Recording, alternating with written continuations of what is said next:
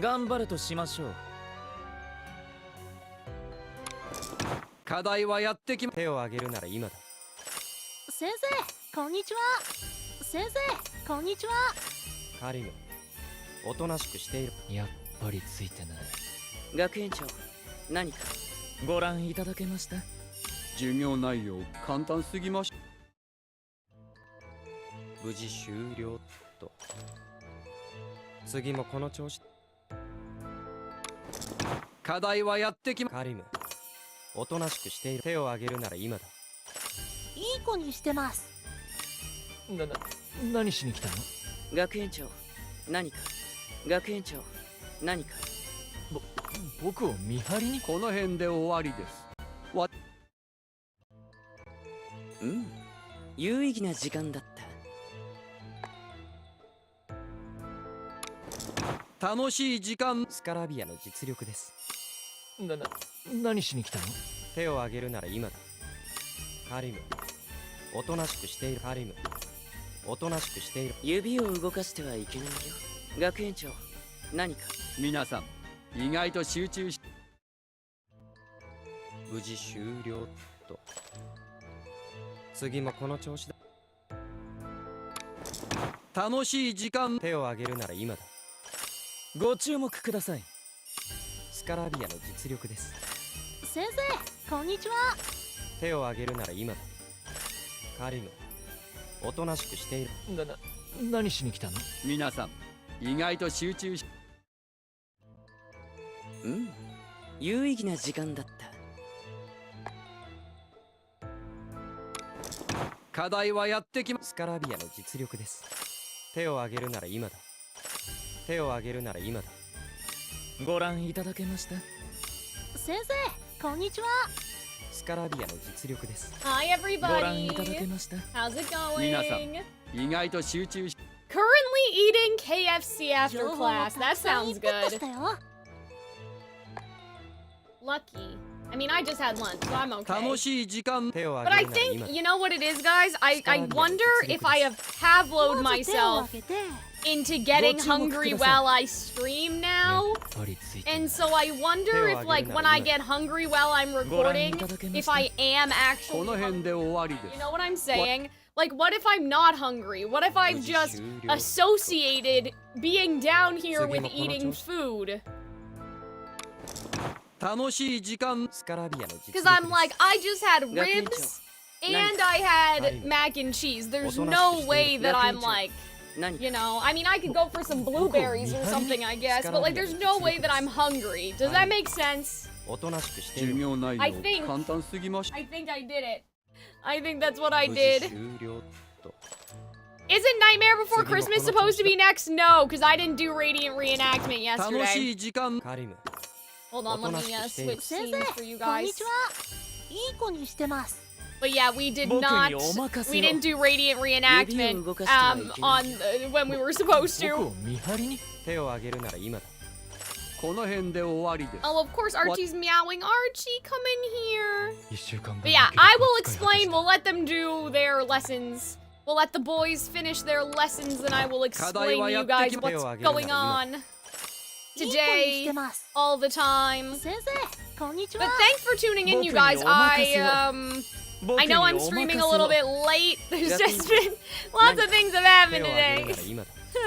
皆さん But you know, we're gonna get through it together. I also have a theory about like how this is all happening now. I finally cracked it. I finally figured it out.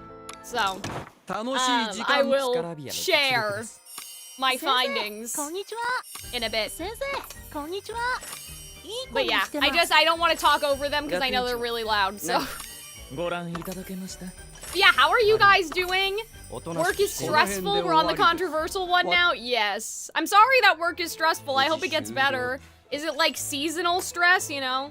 Like some places, like my mom used to work at a toy company, and so Christmas obviously was always one of their crazy ones. She used to be like the head of the website. 全生徒の夢の内容。 Okay.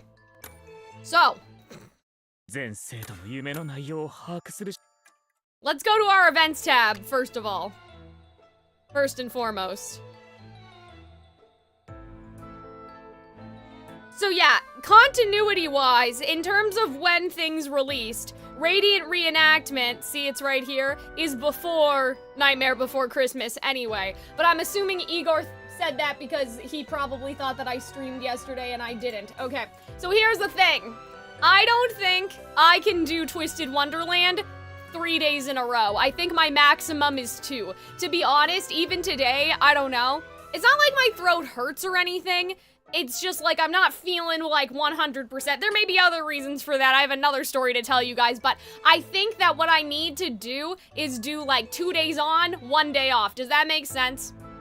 Right? And maybe that 1 day off will be streaming another game, but because I have to do all of the voice acting for all of the boys, it's much different to stream Twisted Wonderland for 4 hours compared to streaming Genshin for 9 hours, when like half the time I'm not even talking, I'm just listening to what the characters are saying. Or like in the case where I'm watching Arnold's videos, I'm listening to what Arnold is saying, right? Basically, I have another voice, and so I don't need to talk the whole time. Whereas Twisted Wonderland is basically talking for 4 hours straight. So, revised schedule is Radiant Reenactment today. What's today, Monday? Radiant Reenactment today, Twisted Chills tomorrow, Wednesday a day off, Thursday, Friday, etc., etc. Do you guys understand what I'm saying? I'll try to post it on Twitter or I'll post it on the community tab. Exactly what we're, doing. I wish I could do like the Nightmare Before Christmas like 3 days in a row, like just so it's, you know, it's fresh and whatever. But just for my voice, I don't think it's happening. Okay. So yesterday I didn't stream because my throat hurt. That's basically what happened. I did my Genshin homework. I did a bunch of like other stuff for the VTuber project. So that's why I wasn't here yesterday. Sorry. But yeah, I woke up and I was like, this ain't happening, Chief. Like, this is not good. And then I went on Lodestar for a bit last night and that was nice. It was nice to be on Lodestar again. So that's what I did yesterday. But yeah, I wasn't, hold on, I'm bringing the humidifier closer to my face. It wasn't because I didn't want to do Rapunzel specifically. It wasn't because of Radiant Reenactment in particular that I ditched yesterday's stream is what I'm trying to say. It's literally just because my throat hurt. And I couldn't do it. I couldn't do it. But now, see, we have the humidifier, I have some tea, hopefully, you know, I still have my cough drops from when I was, like, actually sick, like when my GERD was acting up a couple months ago and I was coughing every other sentence, so, you know, I'm okay. It's just, it's vocally a lot, right, to be doing all of the voices for all of the boys, and this is not how Twisted Wonderland, like, this is not how God intended you to play Twisted Wonderland. First of all, the developers did not imagine that someone would be reading everything aloud. That's the first thing. The second thing is that they also didn't imagine that someone would be crazy enough to basically stream Twisted Wonderland events every single day for 30 days. So, this is a self-made problem. Okay, let's address the second thing. What are your thoughts on Nightmare Before Christmas as a musical? I think I talked about this at the end of the other stream, but I'll say it again. Nightmare Before Christmas has some very strange, like, rhyming stuff where I feel like that the songs sometimes lose their catchiness, but the argument that I've seen is that because Nightmare Before Christmas, like, it's kind of creepy and, like, all of these other things, that, like, the lack of perfect rhymes is supposed to I guess heightened the creepy factor, you know, like it's supposed to make you sort of uneasy compared to like a Disney princess who sings everything with perfect rhymes. I understand, I know what people are saying, but at the same time I don't know if I believe I don't know if that was done with that much thought, right? I like that interpretation. Whether it was done with that thought in mind or not, it doesn't really matter, right? Because it's about what the thing means to us. So I still think that that's valid, but just for me, right? I think that, like, if you asked someone to, like, name a Nightmare Before Christmas lyric, I guarantee you they're going to either be like, this is Halloween, which those lyrics I'm pretty sure do rhyme, most of them, anyway, like, at least the opening ones, or they're going to go like, what's this? What's this? There's magic everywhere. What's this? Right? No one's remembering Jack's Lament, right? I remember how it goes melodically. I don't remember how it goes, like, the lyrics escape me because some of them, like, they don't flow, I guess, how you expect regular, even just musical, whether it's musical theater or even just regular song lyrics to go. Does that make any sense? Do you guys understand what I mean? But, like, here's what I'll say. I think if Nightmare Before Christmas was not about Halloween or Christmas, that no one would remember it. And I know you guys are gonna be like, well, Cal, that's like saying, like, if Rapunzel wasn't, or if Tangled wasn't about Rapunzel, like, but you know what I mean? The reason why it has survived isn't because it's a particularly good musical, but because people associate it with a certain time of year, and it fits into, I don't want to say the aesthetic, but like the tradition.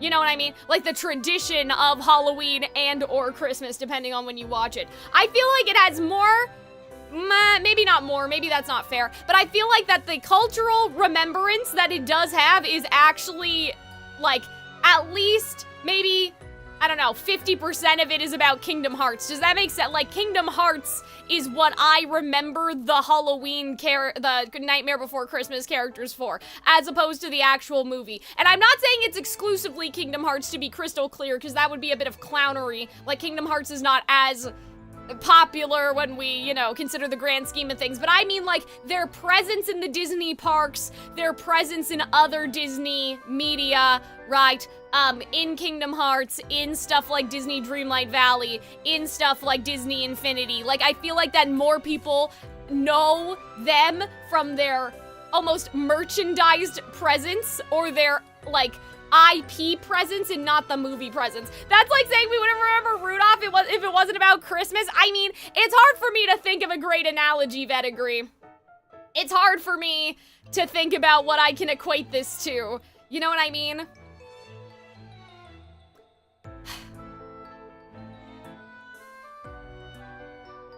Maybe we can do it in the reverse and say that the only reason why people remember the Swan Princess is because it's the Swan Princess. But if it were an original fairy tale musical, no one would remember it because the Swan Princess is bad. So that's kind of what I'm going for, you know what I mean? Like, it's the, I don't want to say aesthetics because that makes it sound like I'm, like, boiling it down to just how it looks. But I guess what I'm trying to say is the setting, more than the story, is what people, I guess I'll say aesthetics, that's fine. The aesthetics is what people remember, in my opinion. You know? And the hot topic, you're right, Vedigree, that's a good point. Like, the one line about Shakespeare feels like it drops afterwards, for a lack of a better word, it doesn't flow anywhere. I have seen, so there was a YouTuber that criticized Nightmare Before Christmas, like, lyrically, kind of like what I do now, but this was like 8 years ago, and I was really surprised to see it. But they got their ass beat, and I was like, they're beating your ass, but you know what, I think you're kind of right. I mean, it's ultimately about people's personal taste, right? Like, I'm a very much a perfect rhyme type person, right? But I also understand that not all songs need it, but I guess the argument I would make is, like, maybe some of these songs did need it because, like, how much do we actually remember them? You know? But I like Jack's Lament, like, in theory, I guess. I like how it goes, I can't remember a single, like, I can't remember anything. I don't know what the Swan Princess is about. I remember Barbie Rapunzel, not Barbie Swan Lake. Well, Swan Princess and Swan Lake are different. Swan Princess is the Don Bluth one. Barbie Swan Lake is the better one. Barbie Swan Lake is better. The Swan Princess is honestly, I find it so frustrating and borderline insulting to the story of the original ballet because it doesn't use any music from the actual anyway. We can't talk about that today. I'm already late.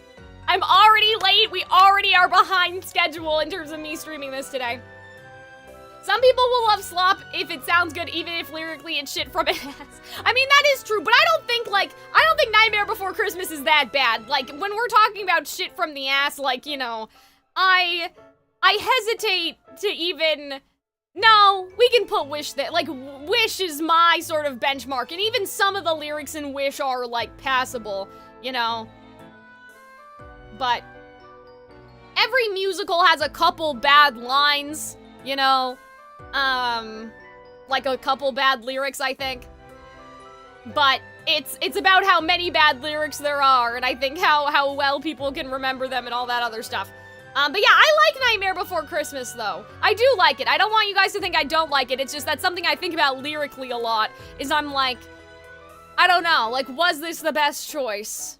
Right? Like, was this the best choice for them to do things this way?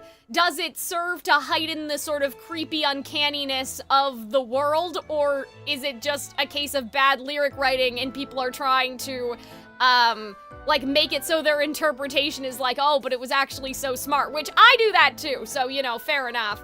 I love, you know, interpreting things and being like, it was intentional all along. You know, that's what we said in musical theater school. They always used to tell us, like, if someone thinks you did something cool, just take credit for it, right? But I think you also have to recognize how widespread your own interpretation is. And if you're the only person in the world that has it, that means that, like, even if you found something cool, and it's not to say, because, you know, sometimes audiences are stupid, so we also can't, like, go with the popular opinion either, but I think that there is something to say about, like, well, if you're the only one who got the genius, if that makes sense, then how effective was the genius really? Because if it's literally just you didn't actually do the job. But yeah, I agree with you, Vedigree. Like, if it stuck with you as not quite right and, like, you know, spooky, unsettling, it worked, I agree with that. The problem is I can't even remember the unsettling lyric. So that's where it doesn't work for me, I guess. You know what I mean? Like, I personally, like, it's, like, through one ear, out the other, whereas other people are like, oh, they did that for the dramatic effect. That's why you can't remember them. And I'm like, is that, though? Is that? But yeah, I mean, other people, though, may remember the lyrics better than I do, right? I don't know. But usually I don't really have that problem with not being able to, you know, remember lyrics. I think the Shakespeare one that Rose is talking about is a great example. Like, some of them just... Speaking of slop, let's start the event! Oh my god, you guys are brutal. Okay. Oh, so here's the other thing. Sorry, this is kind of gross. Warning for gross, I don't know, plug your ears for the next minute. So, okay, the other reason why I'm late today, I don't know if you guys saw my tweet, but at 5 in the morning, I woke up and Pumpkin threw up all over me. And it was very bad. Like, it went through my covers. Like, I was covered by 2 blankets, and it went through the blankets. And that's how I woke up today. So if I seem low energy, if I seem a little tired, I am tired. I'm really tired, and I tried to go back to sleep after throwing everything in the wash and, like, cleaning everything, and it just didn't work. And then I woke up at 11:30 and I had breakfast really late. So basically, like, my whole day, we're not off to a good start right now, is basically what I'm telling you. Like, already yesterday I couldn't stream because vocally, right, the Twisted Wonderland was taking it out of me, and now, like, I had a terrible morning this morning. It was so bad, and Arnold was like, Cal, like, what are you gonna do when we have kids? And I'm like, well, when you have kids, you're awake. Has anyone been thrown up on their, like, by their child while they are asleep? Like, you know what I mean? At least when you're feeding the baby's awake, unless your toddler came over and threw up on you, which that's very unfortunate, but, like, no, it's not the same thing. Anyway, I'm a little traumatized because, like, that's what I woke up to. So anyhow, it's been a long day, and it's about to get longer because we're doing this event. Now, I've given this a lot of thought, okay, and I finally solved it. Alright, so I'm gonna tell you guys what this event actually is, because for the longest time, I had seen photos of them in the library, so I'm thinking, oh, it's another one of those they got lost in the book and that's why everyone's mad. But then you guys said that it's not a lost in the book.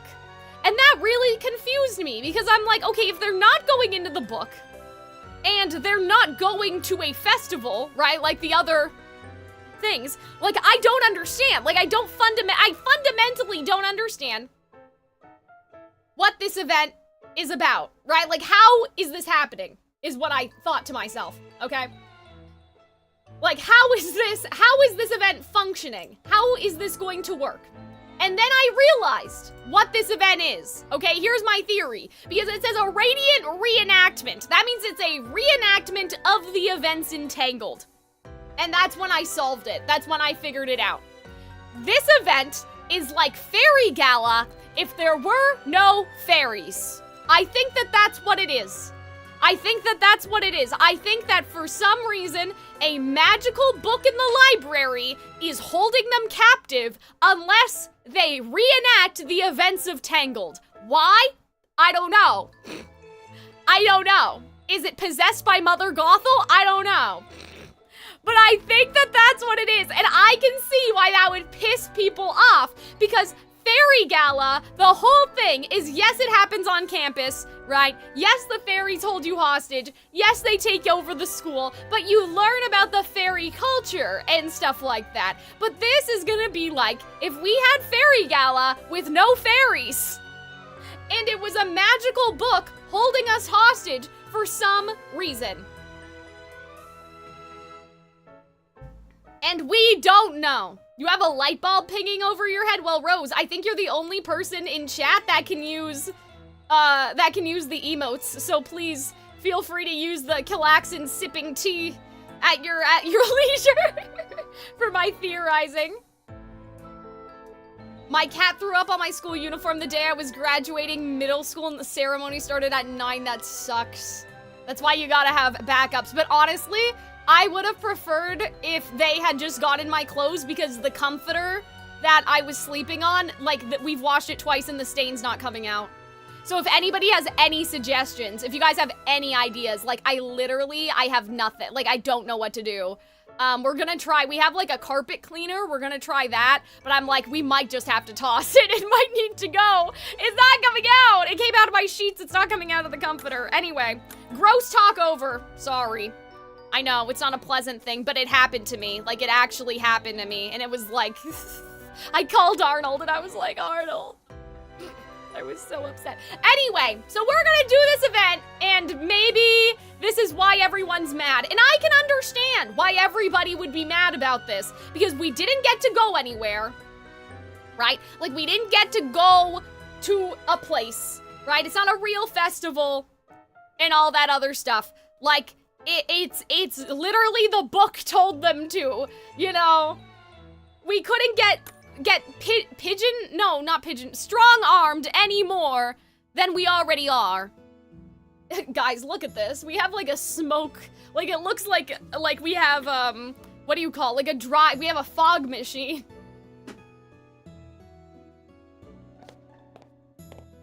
All right, Riddle. How does Riddle sound? Let's remember.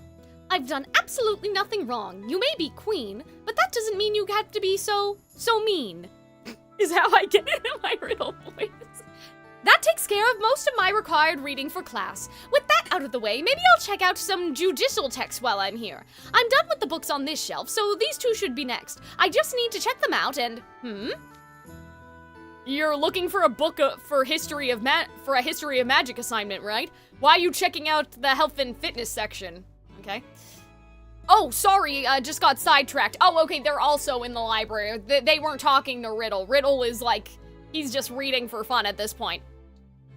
Let's see, where would books about magical history books be? What? Books about the magical history books? Or is that a typo? Like, books about the writing of magical history books? Or just magical history? Can I not read? Am I having a stroke? Where would books about magical history books be? Okay, well, anyway. You'll find most of them in the history and humanities section, though it depends on what you're looking for. House Warden Riddle, hello. Don't speak so loudly, Deuce. You need to keep your voice down in the library. Yes, sir. Sorry, sir. In one ear and out the other. You're both looking for books to check out, I take it? I choose to believe there's books about magical books. Yeah, that would make sense. Or, like, the writing, like, how the books came to be, you know, because maybe things were passed down orally, and so how were things recorded, or, like, how things are recorded and how they differ from, like, Briar Valley to wherever. Like, that's kind of fun, you know? If the two of you came together, I suppose that means that track and field club's morning practice must be over. It is, but we didn't come together. I mentioned I was going to the library before class and he invited himself along. That's funny. It just worked out that way. We both happen to have business at the library, that's all. Wrap up your bickering and pick out your books, you two. Class is about to start. Oh, you're right. Gotta find mine quick. Let's see, where's the history section again? Over there. This was after the translator started not giving a fuck about revising the dialogue. I have seen a couple of mistakes, I'm not gonna lie to you. Like, there was something that was just grammatically, like, in the wrong tense. I've got mine. I got my pick in mine already, and here it is. Better get this checked out quick. I was about to do the same, but I don't see anyone at the counter. Man, really? I thought they were supposed to have someone stationed here while the library's open to handle this sort of thing. You know, why don't we have a Belle character?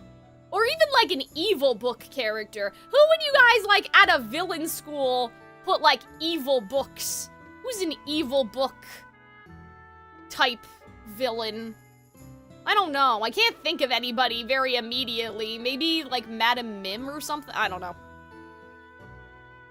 See, guys, Yzma, that's my whole thing. Yzma should have been cruel, and I don't know if I would put Cruel in the library per se, but Cruella did go to fashion school, right? So maybe we could stretch it. I don't know. But yeah, Yzma, I feel like Yzma should have been the potionology teacher. That's my, I don't know, my white way. Like, that's the hill I'll die on. That's like the one that got away. I think about it all the time. Chernobog? Yeah, I'm trying to even think about minor villains, but I don't really know. I mean, I guess Mother Gothel gets Rapunzel a bunch of books, but I feel like that's not really, like, she's not, like, the only villain I think we see reading books is, like, the evil queen, like, to make her potions and stuff. You can't just put a "be right back soon" sign and call it good. Who does that?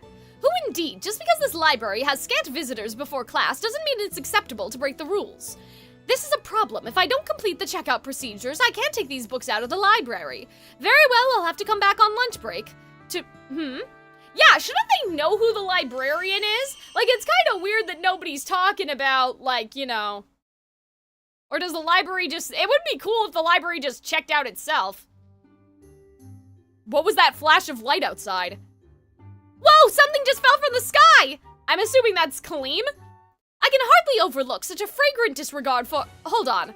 Someone's leaning dangerously far out a window. They're gonna fall. Whoa! Uh-oh. Watch out! Ooh. House Warden Riddle, I heard yelling. Did something happen? What the fuck? Is that just the window? Huh? Wait a minute. That's the tangled window? What? How do 3 teachers manage 800 students unless they have other on-screen, off-screen staff that aren't worth mentioning? I am assuming that is the truth. That is the case. Hi, fireman. How's it going? Ow, landed right on my butt. You should be grateful that's what you landed on. If Riddle hadn't stepped in with his magic, you'd have hit the ground head first. Sorry. This is nothing to laugh about. Everything you just did was a glaring breach of etiquette. Why were you dangling yourself out of the window anyway? There was a flash outside, and when I looked, I saw something weird falling from the sky. I just grabbed it without thinking. What was it? Okay. Sure, the lantern. How's Calxiyn? I've been better in my life, but you know what? It's okay.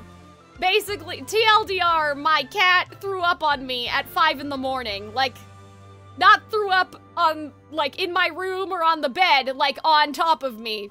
So, I didn't sleep very well. I haven't slept well. I'm kind of cranky, to be perfectly honest. I'm kind of tired. I have my humidifier on because my voice kind of hurts. But you know what? We're gonna get it. We're gonna do it. We're gonna get it done. Is it some kind of container? The music is nice. Okay. Okay. It's cylindrical and there's something near the opened end. Metal fittings? See? Weird, right? Good thing I caught it before it hit the ground. Nothing about what you just did was good. You need to learn from this. House Warden, it's about time for class to start. Could we maybe just let this one go? Yeah, I like the very Celtic sound that we have going on. There's still no one at this counter, huh? If I don't get that book, I won't finish my assignment before it's due tomorrow. What, tomorrow? Are you kidding? Why didn't you start on it sooner? I started on it last week. It's just not coming together very well. I feel that. That happens to me with my video script sometimes. Are you here to check out a book for homework, Deuce? So am I. I have no idea where to find it, but I'm sure it'll all work out. Yeah, for sure. Deuce, I'll help you with your assignment. See that you finish it today. Yes, sir. Now let's hurry to class. Strange, the library door won't open. Huh, you're right. Is it jammed? Okay, we're just breaking and entering. I mean, breaking and exiting, I guess you could say. All that and it still won't budge. Doesn't matter if I push or pull either, it's not moving. Maybe it's locked from the outside? Some people can be so careless. Uh-oh. Oh, that's the warning bell. We're going to be late to class if we don't do something. I like how this is Riddle's most pressing concern. It's very in character. That's very funny. Uh-oh, that wouldn't be good. Hello, is anyone out there? Kalim, are you in the library? Is that you, Jamil? Great, I'm so glad you're here and at the perfect time. The perfect time? Class is about to start. I heard you weren't in your classroom, so I came looking for you. Clearly, seeing you off at the classroom door isn't enough. Do I have to physically walk you into the room? That's funny. Come on, that seems a little overboard. How old do you think Kalim is? To be fair, Jamil's current approach is in fact not enough, as evidenced by current events. I was planning on getting back with plenty of time before class started, but the door to the library seems to be locked from the outside. Please get us out of here. Why would the library be locked during its normal hours? Wait, it's not locked. It's not? What, are they not in here? Are they in like, oh, but it doesn't want to open. How is it? It's not locked, but it doesn't want to open. How does that make sense? Okay, but it really doesn't want to open, does it? Is it stuck on something? This isn't ideal. Kalim, who else is in there with you? Riddle, Deuce, Ace, and Ace. Oh my god, I just made that up. Riddle, Deuce, and Jack. We've been trying to open the door from our side, but no amount of pushing or pulling seems to be doing the trick.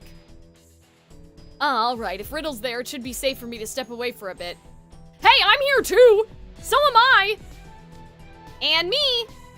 Yes, I know. Wait there, I'll find a teacher. He wants us. You know what they should have done? Wait a second, let me cook. They should have had Flynn Rider be the librarian. Like a Flynn Rider inspired character. Because Flynn Rider gets his name from a storybook, okay? So he likes fairy tales. They could have put his ass in the library. I know he's technically not an antagonist by the time the movie, like, is over, but that kind of would have been interesting, right?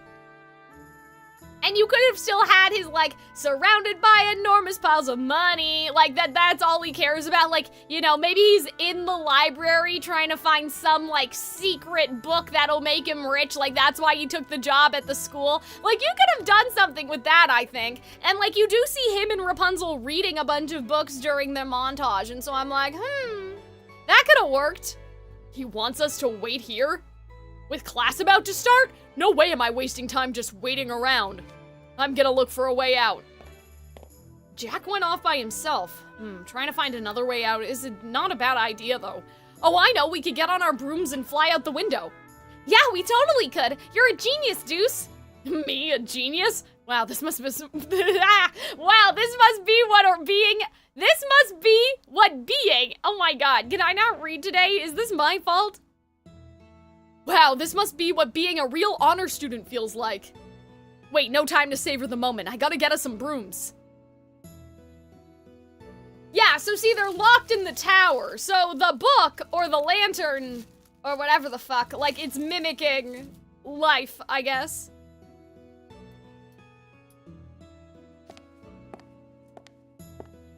There should be a broom closet around here. Ah, is this it? Here we go. They're a little different from the brooms we use in class, but they should be good enough to make it to the ground. Don't. It would be dangerous to fall off a broom from this height. Besides, going out through the window isn't exactly... It'll be fine, Housewarden Riddle, you'll see. Okay, gotta find a window I can fit through. This one should be big enough. Not much of a wind. Yeah, I should be able to make it. Oh, not much of a wind. I thought he was saying there's not much of a window, like the window isn't that big. Ow. Deuce? Are you alright, Deuce? That was one spectacular crash. Yes, sir, the broom smacked into something when I tried to fly out the window. Okay, so there's a barrier over it, just like the Lilo and Stitch event. I don't know, maybe they gotta try a different window? What did it hit? What's going on here? Well, Kalim almost went out a window, so maybe they gotta try that window? Ow, I was gonna take a look outside, but my forehead slammed into something. I had no problem leaning out this window before. Okay, no, he's leaning out the same window, but it's not working. Why can't I do it now? It's like there's an invisible wall here. An invisible wall? You're right, it's like there's a glass partition here now. It's blocking us from putting so much as a hair out the window. The way you're moving your hands reminds me of something. What was it again? Oh yeah, I remember, it's like a pantomime. This is no time for frivolous remarks. Sorry, it doesn't look like a wall's there at all though. How does any of this work? Whoa. Let me guess, no luck on your end either? Jack, I'm guessing it's the same for you? Yeah, nothing's opening. Not the doors, not the windows, not even the access hatch to the roof. Oh man. I've tried every spell I can think of, but nothing's working. What is going on here? Did someone use a powerful spell to trap us in the library? That's absurd. Who would do such a thing and for what reason? Rose Hearts, can you and the other gentlemen hear me? I came running as soon as I heard you were in need of assistance. I'm here too. We came as fast as I could? We came as fast as I could. Oh guys, that's the next ding on the translation. That could be a joke though, that they came as fast as Cal could, which isn't very fast because she can't use magic and she can't fly. You know what I mean?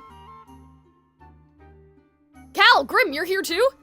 They happened to be with me at the time, so I brought them along. Lucky for me, Jamil showed up right when I was about to get a whole lecture. Why would you be getting a lecture so early in the day? Cal, what did Grim do? You know, the usual. Okay. Head Mage, I'll explain the situation. Here's what's happening. Oh my god, guys, when is the last time we've seen Crowley? It feels like forever. I can't think of when I've last done his voice at all. It couldn't have been book 7. Maybe it could have been, actually.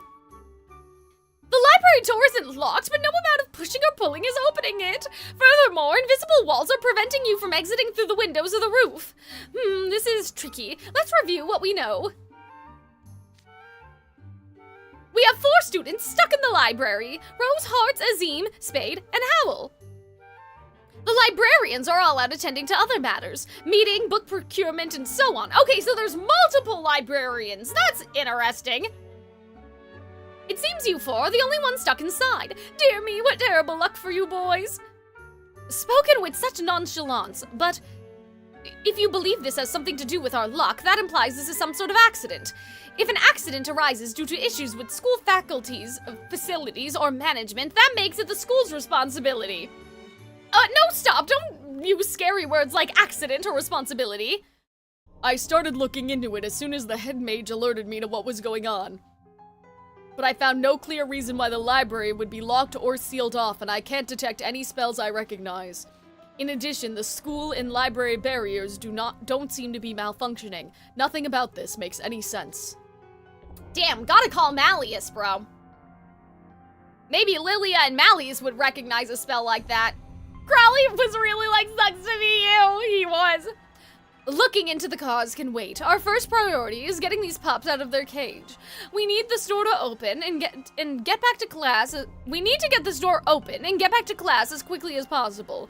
If we don't let these rowdy pups out soon, they might start tearing up the interior and ruining valuable literature. Why would they do that? They've only been locked in here an hour. Professor Cruel, if I may, that concern is hardly... Professor Cruel is absolutely right. We can't just stand idly by. I'll use magic to open the door. It's a trifling enough task for someone of my caliber. You know, for all of the faults of this event, the comedy and characterization is on point. I agree. So far, I do like this setup, and I really hope they draw parallels between Rapunzel and Riddle's, like, situation. Like, you know what I mean? Mother Gothel and Riddle's mom and that sort of thing. We're so lucky that the faculty came. What do you mean you're lucky? This is their job. Okay. We're so lucky that the faculty came. Yeah, we should thank Jamil later. Couldn't they have just called on their phones? I don't like turning to others for help, but the sooner we can get back to our dorms, the better. Being tardy is a grave matter indeed. I must get to class as quickly as possible. Strange. What's wrong, sir? I've been casting a whole variety of spells on this door, but none of them are working. So much for the head mage's caliber. Step aside, I'll burn the door down. Don't be absurd, that door is highly valuable. Head mage, did you just show more concern for a door than your own students? That's hardly an appropriate attitude. You guys hear that? Is there rumbling? I hear like a storm noise. No, not at all. What I meant was, any impact strong enough to break down the door could potentially endanger the students inside. I need you all to sit tight until we figure out a solution to this. And if we can't find one today, prepare yourselves for the possibility that you may have to spend the night in here. What? No writer since the 90s has understood what a phone is, but in the last event they mentioned it, they just said they had no service. What are your thoughts so far? I don't know, Kat. I honestly don't know. I'm gonna be so for real. Are you boiling water? It's the humidifier. It's cold. It's okay. I don't know if you guys will be able to see. Yeah, so YouTube, by the way, this is not smoke. Nothing, no one's being endangered here. It's for my throat. So I can breathe in the fumes or whatever. The moisture, so the moisture goes into my throat.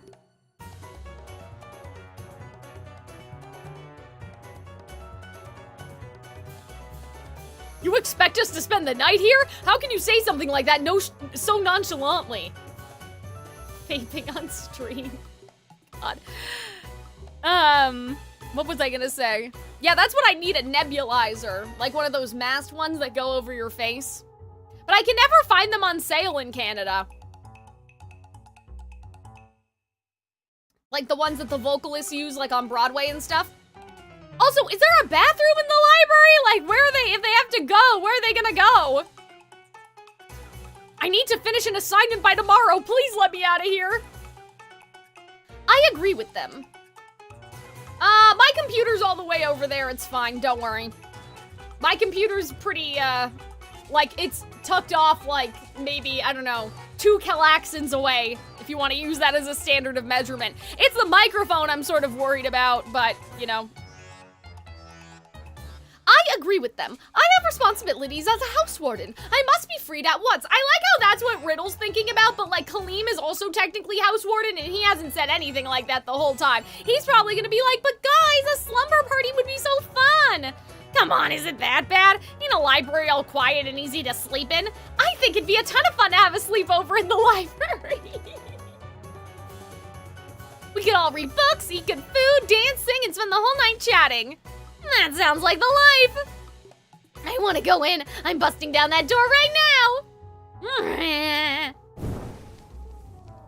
No, my valuable vintage door. Wait, the door isn't burning. Thank goodness for that. Yes, thank goodness indeed. Dear me, my heart's still pounding. I've been running the dehumidifier this summer to get all this dang water out of my air. Yeah, we have a dehumidifier in the other area because the sunroom that we have, like, it floods sometimes if there's heavy rain. But, like, I feel so dry in here, like, my lips are chapped. I don't know why. I'm unmoisturized. Whoa, Twist gameplay, you're so peak, thank you. Is this your first time seeing me stream? Can I ask, are you from the Calxiyn Cares Too Much channel? Is that why? I'm just trying to think of, like, somebody not knowing if I, like, how do I explain this? Someone new that wouldn't know that I stream Twisted Wonderland. I've been streaming it since the day it came out, but I did fall behind when I was in musical theater school, so we are doing kind of a mass catch-up sort of situation here.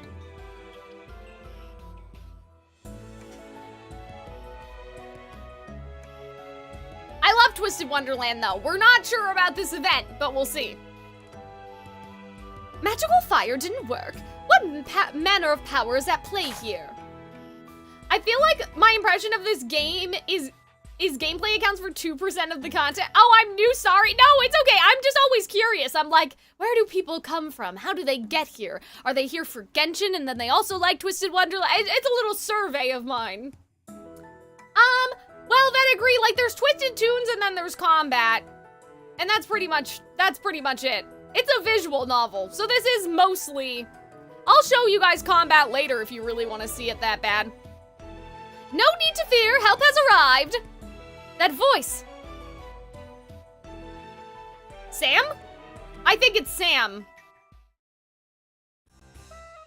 Which in that case, I'm gonna have to redo that line, because that was not Sam's voice at all. Oh!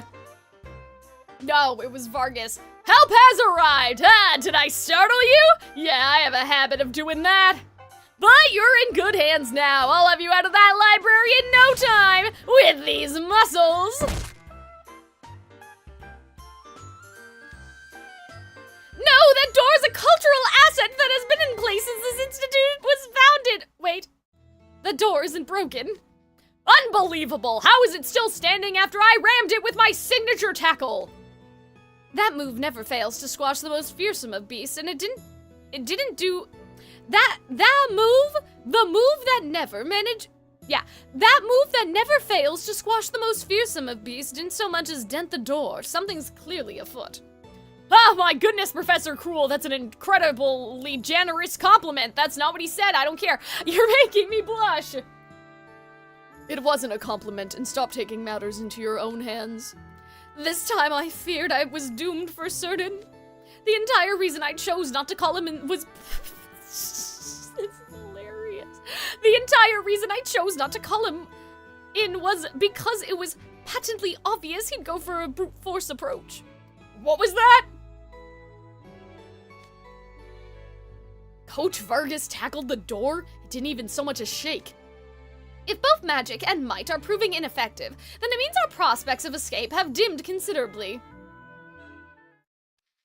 Dear me, the library is the brains of this campus. It houses many rare and one-of-a-kind books, as well as tomes that cost tens of thousands of the marks per volume. It also has many volumes from my own highly valuable collection, which I've combined— Oh! Crowley lore? Okay. Lorekeeper Crowley, which I've compiled by traveling all over the world. The idea of such a treasure trove being left inaccessible is entirely unacceptable. I shall exhaust every possible means to resolve this matter. I'll start by looking up some... Oh. Wait, I can't enter the library. I can only hope what books I have in my office will offer some useful insights. I'll look through them and see. Coach Vargas, I'd like your assistance. You'll need my muscles, huh? I've got biceps to spare. Okay, that's just that's a Beauty and the Beast quote. Professor Cruel, tell the student body to stay away from the library. It's bad enough 4 people are trapped inside. We must head off any other additional trouble. Understood. Rosehearts, you and the other boys sit tight, and whatever you do, do not damage the library or any of the books. Yes, Head Mage. Professor Tren, if you'd please stay here and keep an eye on things. I'm worried these 4 might do something reckless and destroy the library. I mean, they could hurt themselves. All right. Guys, my cough drop is stuck. What about Professor Tren's class? Like... Sorry, guys.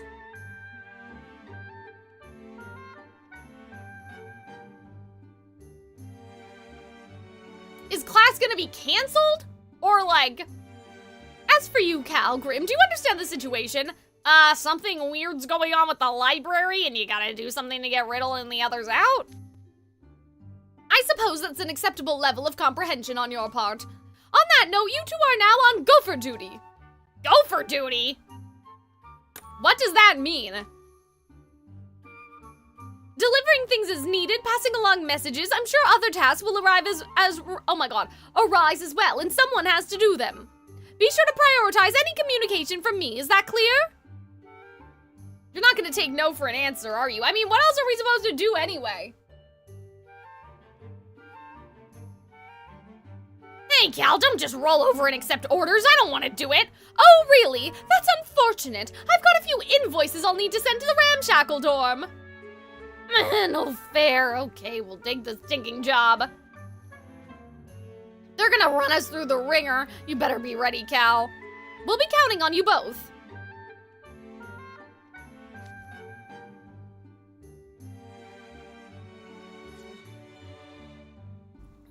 Lucius is gonna teach it. You guys are saying the cat's gonna teach the class. That is kind of funny. Maybe he is. Maybe he's just supervising. It's like independent study time. Like, oh guys, just read quietly to yourselves until Tren gets back. Like something like that. Professor Tren, you're in charge here. Everyone else, do as Professor Tren says. Oh, how terribly busy I am. They can't expect us to sit around doing nothing while the others solve this. Right, we should do what we can inside the library to find a way out. Well said, I fully agree.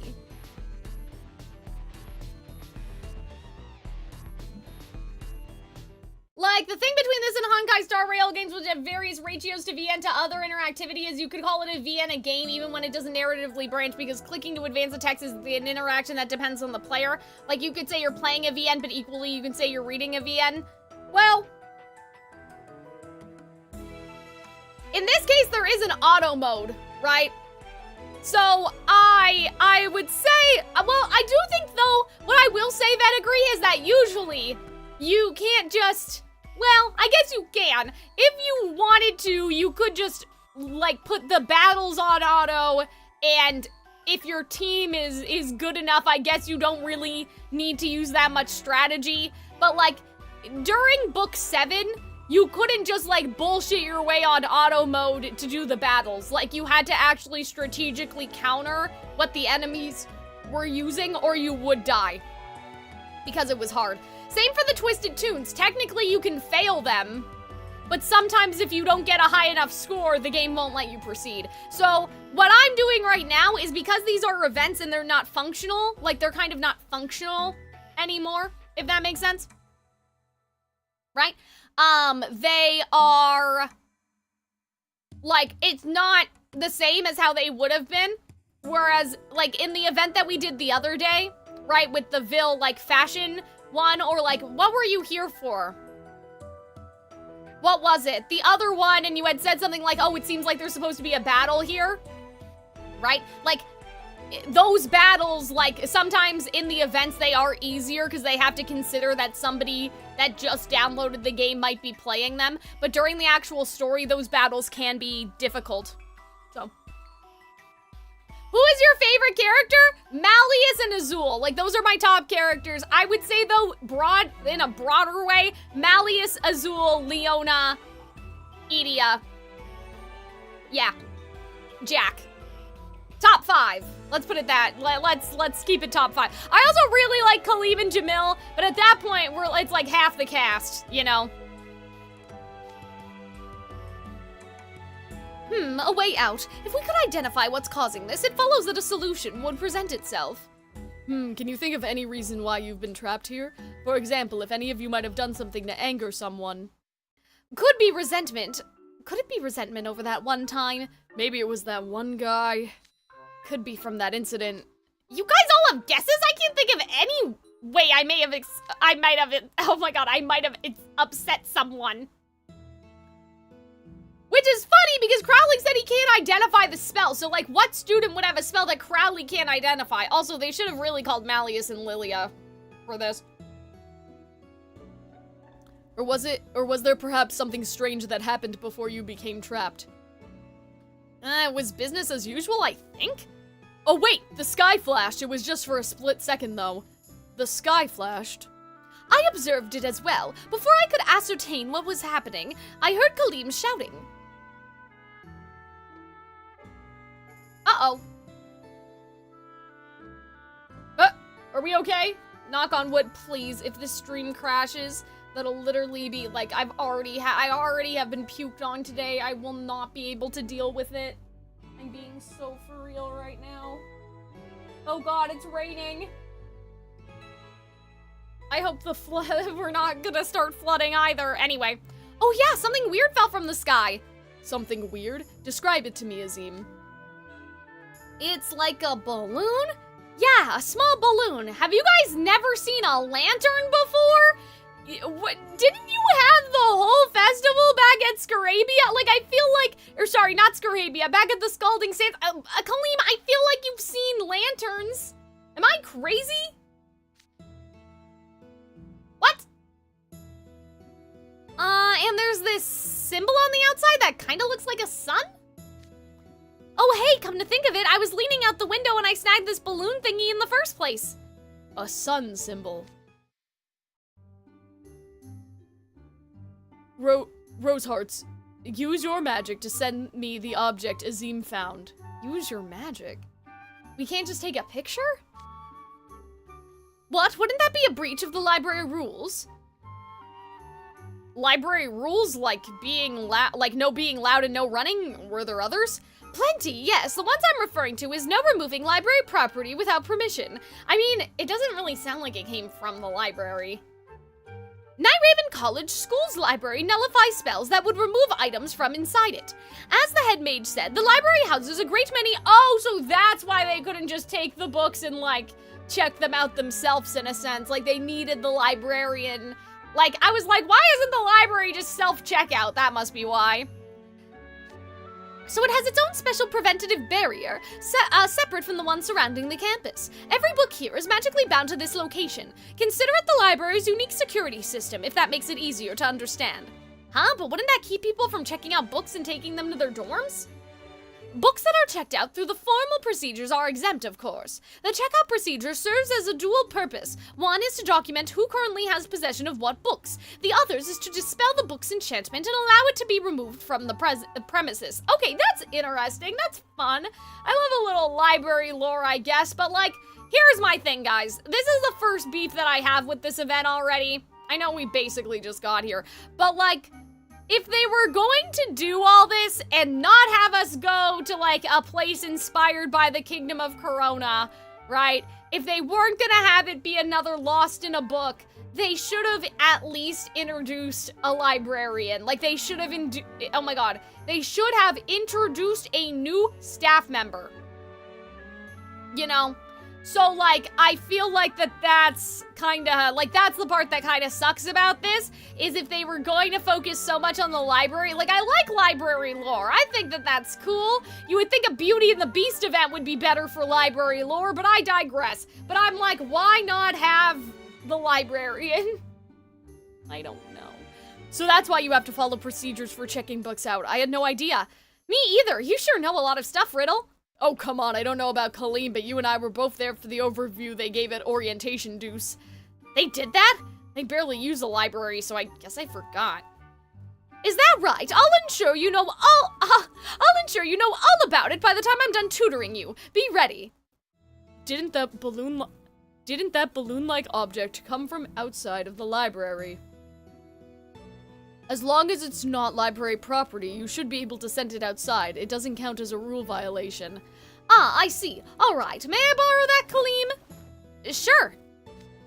Here goes.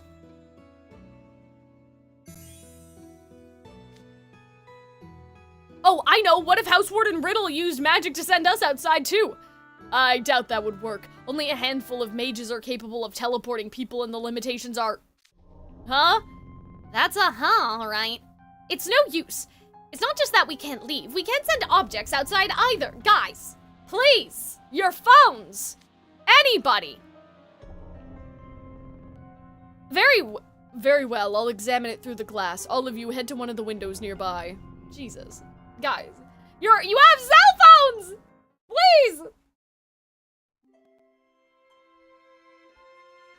Oh, this is nice. This is nice music. I like this. Guys, I should use this for a video essay. I should use Twisted Wonderland music a bit more. They're not as, like, dynamic as Genshin music, but this track is really pretty. I really like it. The object Azim discovered is a lantern. Okay, Kalim, you should know what a lantern looks like. Like, this is a lot even for you, buddy. A lantern? Oh, so those metal fittings are for a candle. Additionally, I believe this is the same sun emblem that appears in the tale of the Princess in the Tower. The Princess in the Tower? As I recall, that's a Chefland's folklore. The one about the princess who lived her whole life in a tower, right? I heard of it when I was a kid.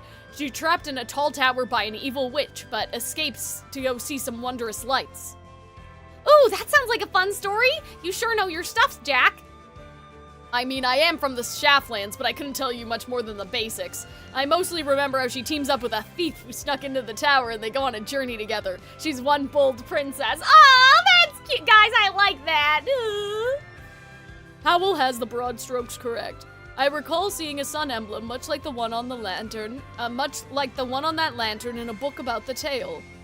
The library could very well have its own such books, wouldn't you think? They might provide us with some insights. I'll go see if I can find any.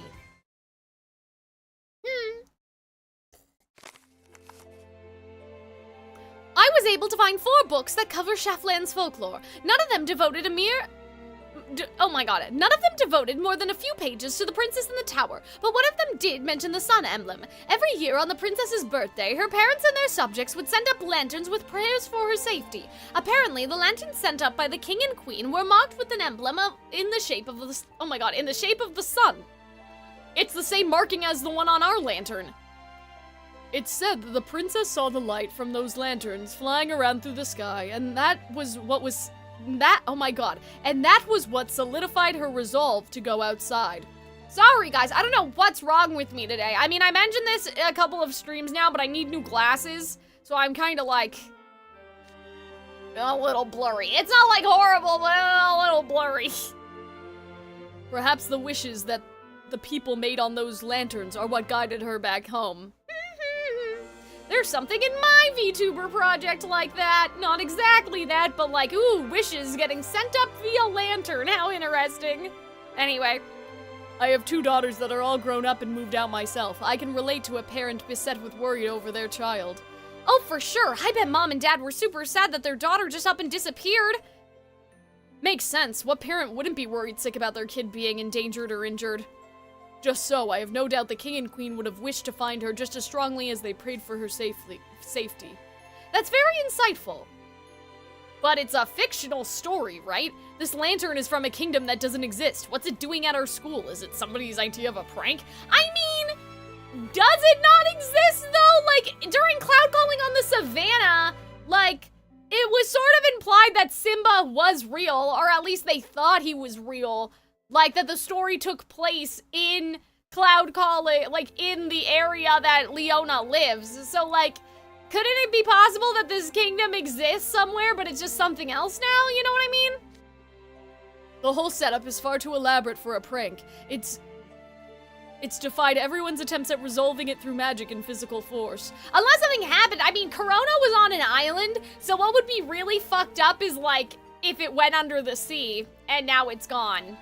You know, because of, like, I don't know, global warming in my Twisted Wonderland, it's more likely than you think. What was I gonna say? I was gonna say something, that's for sure. I mean, I'm sure Twisted Wonderland has some stories that are just stories, right? But, like, for me, thinking about it, like, every story that we've ever heard about was implied to actually happen, so the fact that this would be the exception is kind of weird, you know? I doubt a mere prank could cause what's happening now. Well, it seems on the fantastical side, I find it easier to believe that a lantern imbued with the king and queen's wish arrived at our school for some reason. Okay! Yeah, that's not at all what I was... Okay! I would more think that it just popped out of the book, but okay. What? Are you guys Issaroth? What in the Issaroth? It traveled space and time? Is that what you're saying? Or is this lantern from that time period and it's just been floating? Well, I guess they did do it every year. So you guys know in the movie how Rapunzel like sends out, like she touches the king and queen's lantern and stops it from going on the water, right? I guess they did that every year, right? And like, where did those lanterns go? I'm sure after the ceremony, they didn't just, how do I say? Like, they didn't just clean them up. It's not like they were like, okay, let's fish the lanterns out of the water. There must have been some crazy pollution going on, and you would think that they would dissolve because they're paper. But it's not implausible that they sent off those lanterns and it's like, this lantern is still flying in the sky to this day. That must be what it is, actually. And its influence is created in circumstances similar to what happened in the story. Hooray, literally! You mean to say this is a reenactment of the tale of the princess in the tower? I mean, maybe, but why drag us into it? According to those books I read, hardly anyone in that kingdom... Hardly anyone in the kingdom of that tale had the gift of magic. Perhaps the fact we can use magic means we've been given the role of the princess. If this follows the story, maybe we can escape the library by becoming princess. How can you say that with a straight face? Us as princesses? But how would that even work? I was born and raised in a regular family and don't know the first thing about being a princess. Well, she didn't either. So... we could start by making our hair and outfits more princessy. As it is, we just look like regular students, right? I get it. It makes sense we'd have to start by gearing ourselves up. Genuinely, why? This is hilarious. This is really funny. I understand why you guys are like, why the fuck did they do this? This is so bad. But this is kind of funny. Like, it's kind of... it's circled back around for me that this is so stupid that it's actually really funny. Why are you both considering this like it's a foregone conclusion? We're about as far from princesses as it gets. Like, this is fucking funny. Huh? How so? How not so? The way we carry ourselves, the way we talk, and princesses are supposed to care about the common folk. See, now you're considering it too. It's good to see you all eager to solve this. What? Like, this is really funny. I like my headcanon that the story of Tangled did actually happen. Right? Like, I think that it happened and then Corona fell under the sea. And that's why no one, like, it's, you know, lost to time, and that's why there's no Mother Gothel school and all that stuff. Because Corona was on an island. There's no way, you know, sometimes things happen. I guess.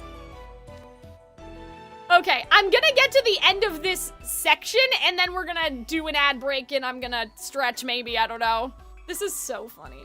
Wow, this sucks so bad it's actually good pipeline. I think, you know what it is, Kat? It's because this is a ridiculous way for them to incorporate Tangled. I think, like, as much as, like, you guys know if you watch Calxiyn Cares Too Much, I have a lot of strong opinions on Tangled. Like, as much as I love Tangled and I love Rapunzel, it's also kind of responsible for the downfall of the Disney movie musical and all of the musicals after that being hybrids, right? So I have a lot of mixed feelings about Tangled, but as mixed as the feelings I have, this is almost like a disrespectful, like, this is almost disrespectful to the movie. Do you know what I mean? Like, okay, so I don't know a lot about the events that are happening in JP, but I know one of them was Great Mouse Detective, and then the other one was, I think Cinderella, because I think I saw Ethel as mice, and I don't know if they actually got turned into mice or if it's another, like, lost in the book or whatever, but, like, those outfits, fuck. I mean, these outfits are okay, but, like, we haven't really seen them yet, but, like, those events seem so, like, cool and well thought out, right? For the fucking Great Mouse Detective. I'm not saying that the Great Mouse Detective is bad, but, like, Tangled is, like, up there with, like, Frozen. You know what I mean? The sheer popularity of Rapunzel is crazy, you know? Like, Moana, Elsa, and Anna are super popular, but Rapunzel is, like, that's the princess that you think of when you think of Disney's 3D, in my opinion. Okay? I know Elsa and Moana, like, they're super popular, but, like, she started the 3D era. Like, that's how, like, it's iconic, in a way. She may not be, like, the most popular like children overall, because I think Moana is like the most popular movie, like Disney movie in the world, I think, or something, right? But like in terms of like, if you think of like the 3D era of Disney in your head, like if I asked you to think about it, you would probably think about either Frozen or Tangled, because they started it, right? So like the fact that they got such a diabolical event is crazy. Now here's what I'm wondering. How popular is Rapunzel, like, is Tangled in Japan, though? Because I remember when I was doing my, what Disney villain songs are most popular around the world or whatever, I had very much trouble. I had a lot of trouble finding Japanese versions of the, Tangled songs. I think they only had Mother Gothel's song in Japanese on the Japanese soundtrack, and I was like, this movie is dubbed in Japanese, right? Like, it was just a weird situation, right? Where it didn't seem like all of the songs in Japanese were easily accessible. So I don't know if, like, Tangled's not as popular, but Tokyo got this, like, fuck-ass Rapunzel. Like, it's such a great Rapunzel. Wait, fuck-ass is bad, isn't it? Anyway, whatever. It fucks. They got such a good Rapunzel ride in Japan at Disneyland Tokyo. It's actually crazy. Like, the animatronics look like they're out of the cartoon. So, I don't even want to say that, like, the reason why they did this is because Rapunzel's not that popular. Because I feel like, first of all, that can't be true. And second of all, like I said, apparently the Great Mouse Detective is getting more flowers than poor Rapunzel is. So I don't understand why they couldn't have done this as somebody's fucking hometown event. Or something. And I'm sad. I'll talk about, I don't want to talk too much about this because obviously, like, we have a lot to go through still and it's a long day, but I already have ideas for how I would make a proper Rapunzel event, so, like, stay tuned, I guess. I'll tell you guys in a minute, like, the galaxy brain, okay? If Trent is right and we're in a situation similar to the events of the Princess in the Tower, then by emulating the princess who escaped said tower, we may be able to do the same. Oh, what I was going to say, though, is, like, the character writing is on point despite this bad situation, like, of how they decided to deliver this event. Does that make sense? Like, it's still very funny, is what I think I was saying 10 minutes ago before I started ranting. Guys, my brain is just so mushy. I'm so tired. The head mage and the other teachers are presently stumped to how to get us out. Wouldn't it be more productive to take action rather than twiddling our thumbs? Okay, fair. It definitely beats sitting around on our tails. I've wanted to make my own way out of this whole time. If we're doing this, I'm going all in. I'll do whatever you say, boss. You can count me in too, of course. All right, I see what you're aiming for. It's clearly worth a try. It's certainly worth a try. The challenge is doing it without being able to transfer objects. Much of what you're doing will require certain items. That's true. Even at a brief glance of these books, there's much that needs to be done. That was a weird sentence. But wait, in the book I just checked. Ah, here it is. Bippity boppity boo. Oh, it says that the princess received all her food, cleaning supplies, and other necessities through a single window. If this truly is following the story, perhaps there's a similar loophole. A single window? That's it, there's one open window here. Professor Tren, I brought lunch for Kalim and the others as per the head mage's request. Oh my god, it's been so long, it's already lunchtime? Ah, perfect timing. Jamil, could you fetch a flight magic broom? Okay, a broom that's specifically for flying. Some of these sentences, guys, are just tripping me up. And I don't know if it's because I need new glasses, because I'm sleep deprived, or because I can't read, or because the translations are bad. I don't know. Huh? It could be all of the above. And it could be none of the above. I don't know. Whee! Alright, I've flown up to the window that Riddle pointed at. I love how he's bobbing up and down. But if there's an invisible barrier, wouldn't that make it impossible to pass objects through? I guess nothing for it but to give it a try. Here, Kalim, take this basket. Thanks! What's on the menu today? Last night you said you wanted meat, so this is spicy chicken sauté for the side dish. The contents of lunch are hardly relevant right now. I just hope this actually works. The basket made it. Yes, now we've got lunch. Ooh, is the invisible wall gone? Maybe we can go outside now. I'll try and see. Kalim, watch out. No. I smacked into something. Guess we're still stuck in here. Ugh, I tried to stop you and bash my face right into what I guess is the invisible wall you mentioned. But the basket Kalim was holding flew outside. Huh? Wait, we couldn't send the lantern outside before. Why can we do it with the basket? I guess the key is the single window. Objects can only get in or out through this window, or through this window and this window alone. Azim, even if that invisible wall hadn't been there, you should never ever jump out a window. Oh man, he's like, my magic carpet will come get me. Light magic or no, you could have suffered grievous bodily harm had you fallen. That goes for the rest of you as well. Don't even consider escaping by jumping from that window. Is that clear? Yes, Professor. Please, for the love of the seven, prioritize your safety at all times. If Kalim remains trapped in the library, that will be a huge, huge problem for me. I may not be able to get inside, but I'll continue providing support from the outside. Let me know if you need anything at all.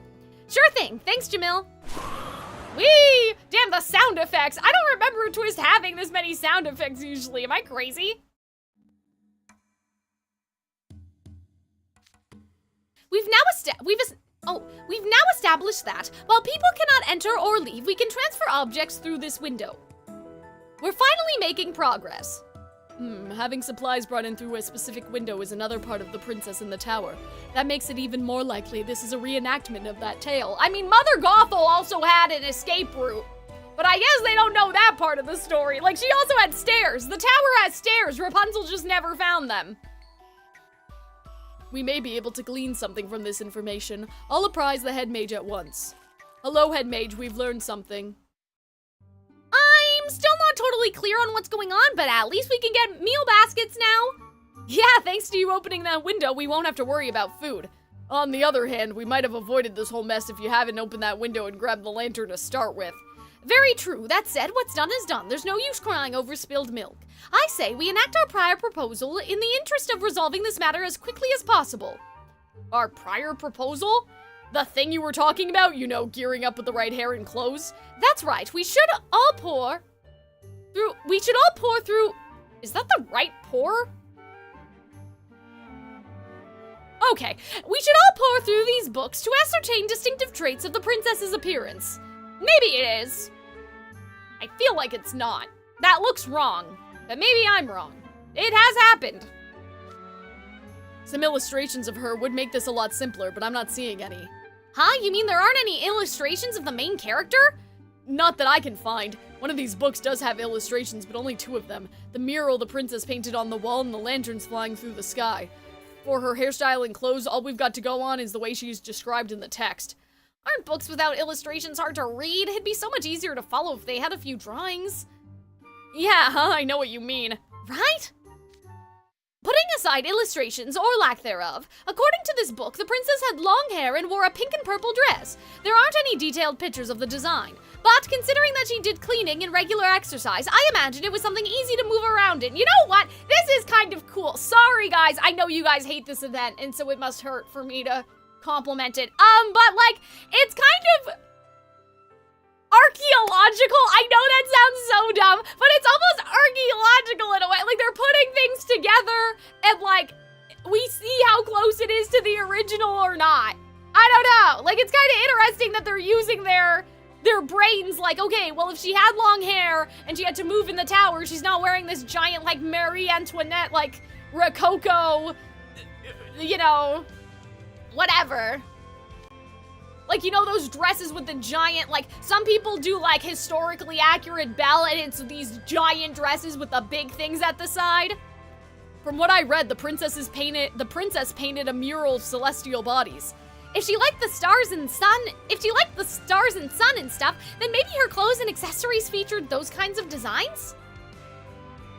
Wait, this book mentions a green figure. I'm guessing that's not the princess. Does that mean someone else besides the princess was stuck in the tower too? That book mentions her having a little friend. He was her constant companion.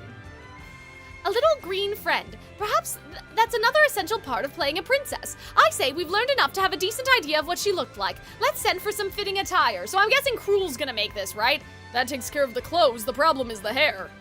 It takes months to grow out your hair.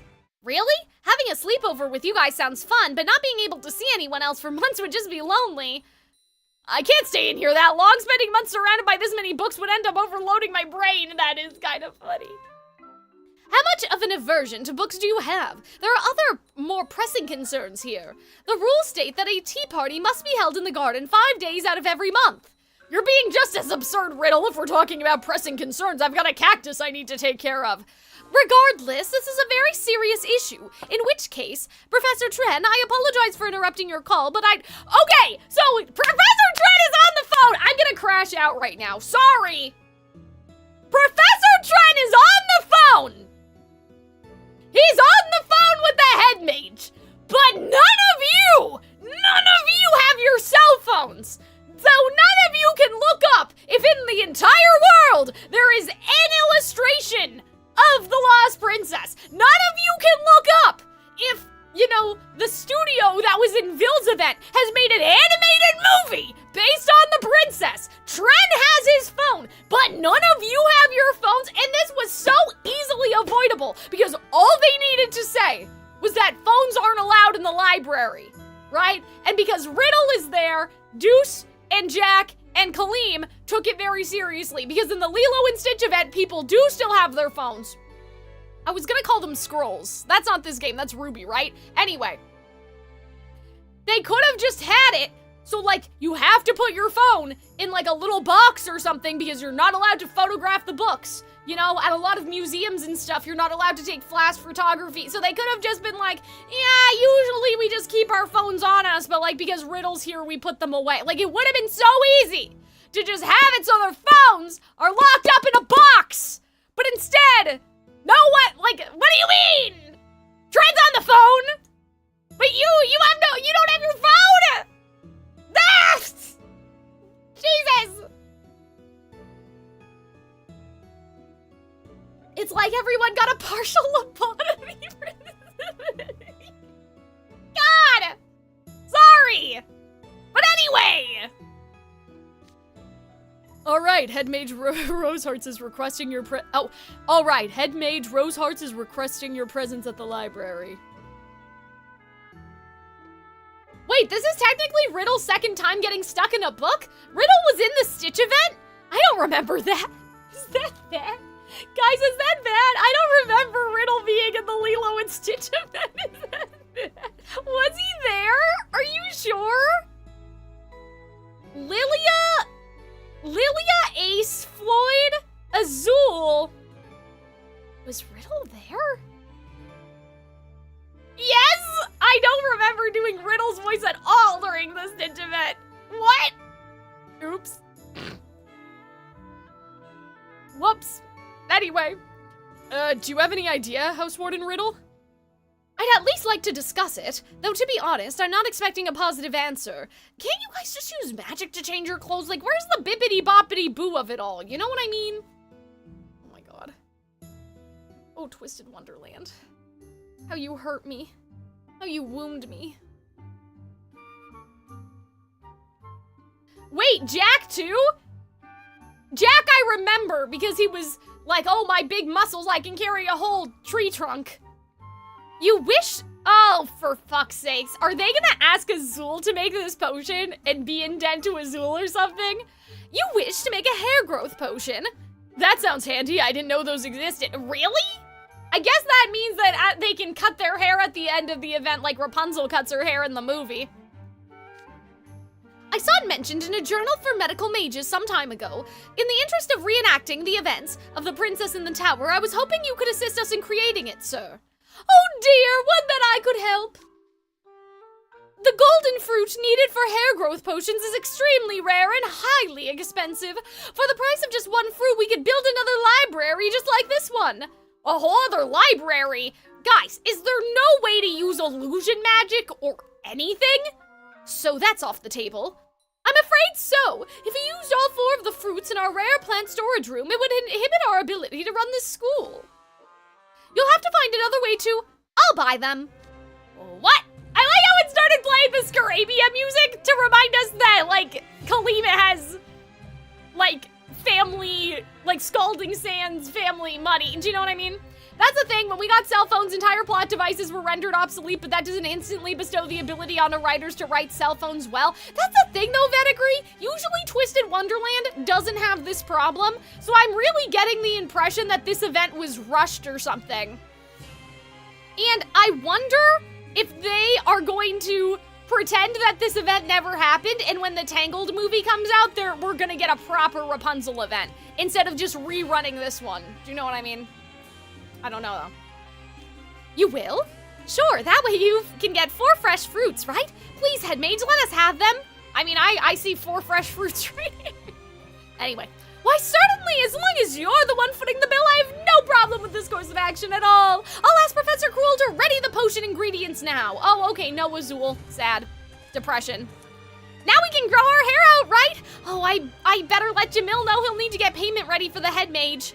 I'm so sorry about this, Kalim, but thank you. This makes a huge difference. If you made a snap decision that involved a tremendous amount of money. I've never been more grateful to have you around than now. For his money? You're basically saying that you're only grateful to him because he has money. I don't know if that's a nice thing to say. Jesus.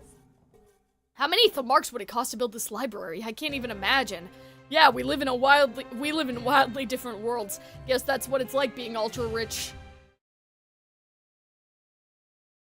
It would have been better, okay, not to complain again, but can I complain about something else? I kind of wish Kalim, instead of being like, I'll pay for it, said, what do you mean? Like, I have like 4 of those potions in my dorm. Like, Jamil uses them all the time. Like, if it was a sort of like thing that they do regularly for like events and stuff, like that Kalim, like sometimes he goes home, has a little hair potion, grows his hair long, cuts it off. Like if it was something that they do as part of like Kalim's like ambassador duties, right? Like it would have been nice if he was like, oh yeah, I have 4 potions, I use them all the time, right? Because I'm sure other characters have had long hair all of a sudden. Like this is not the first time that it's happened. There has been some, like, questionable, like, how did your hair get to that length for this event moments, you know what I mean? I procured all the necessary ingredients for hair growth potions. This potion can only be formulated under the supervision of a licensed alchemist and potionologist, namely me. Okay, so that's why I know Azul. You may learn how to make it, but never brew this on your own. As the head mage has gone over already, golden fruits are extremely rare and expensive. Procurement of ingredients is far by the biggest obstacle to brewing this potion. You'd better not even think of botching this. Oh, talk about nerve-wracking. Consider it my way of impressing the point upon every untrained pup here. Say, couldn't we just have Cruel or Riddle handle the brew? You guys would do a great job of making them, right? Then we could just drink what you make. Huh, points for properly appreciating my chemical aptitude, but your suggestion wouldn't work, pup. This potion only works for the one who brews it. Okay, well, I guess then Kalim can't have 4 of them stored in his room, but they just made that shit up, I don't know. And its effects differ heavily by the level of precision in its formulation. The process of uniformly mixing the ingredient figures heavily into the end result. This means as long as you formulate it with sufficient accuracy, it should work fine regardless of your magic reserves. Isn't it fun having a potion where your skill translates directly to the end result? I'm very much looking forward to seeing it in action. I may be in trouble here. I'm not great with delicate work. Neither am I. I just figure if I throw more ingredients in, it'll work. I'm pretty bad at following multi-step processes. I always get the steps mixed up in the middle. Oh, Deuce, my little ADHD baby. Can't you people do anything? Simply follow the instructions in the textbook and you'll have nothing to worry about. Oh yes, I have one more fun tidbit to share. This potion enhances your hair with a coating of magic. It will take concerted effort to cut it or pull it out. A hair growth potion influences your body's physical growth, and it confers a power one would normally never come by otherwise. Those are the reasons why formulating it is so heavily restricted. This concludes my lecture. Did you get all that, pups? Yes, sir! I didn't. I don't understand. What's he saying? Like, it's altering your body's physical growth, I guess, and that's dangerous? Damn, we're gonna get cancer from the fucking potion event, bro. I said yes, but my palms are all sweaty now. I really can't afford to screw this up.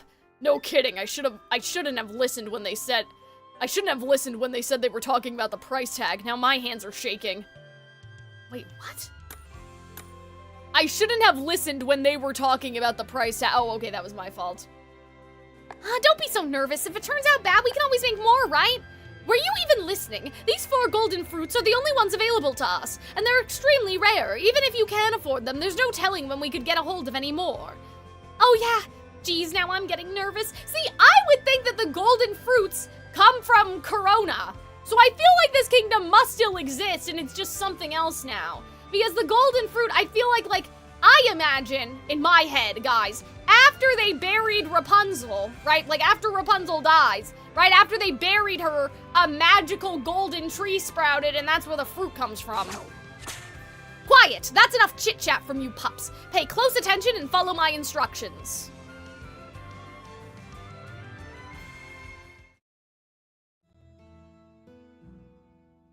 Damn, how long is this first book? I thought we would be done by now. I haven't done my first ad break yet. Now, are you all done mashing up your golden fruit? Are you all done oh, God, shit. Okay, hold on. Let's go back. Oh, it's because we had... No, man, these chapters are just long, I guess. I was gonna say, I think we had, like, 1, 2, 3 chapters at the beginning. No, we're just slow today, I guess. Not really, though, because it's been an hour and a half. That's about right, like... that it would take, you know, when we talked at the beginning of the stream. So, actually, no, we're pretty much on schedule. Are you all done mashing up your golden fruit? Next, add all the ingredients together and mix the solution evenly. Give exactly 10 full stirs. Any more or less, and the effect will be diminished by half. The same logic behind the merman and the human potion and twist all magic alters the body are heavily restricted. Yeah, I guess that makes sense.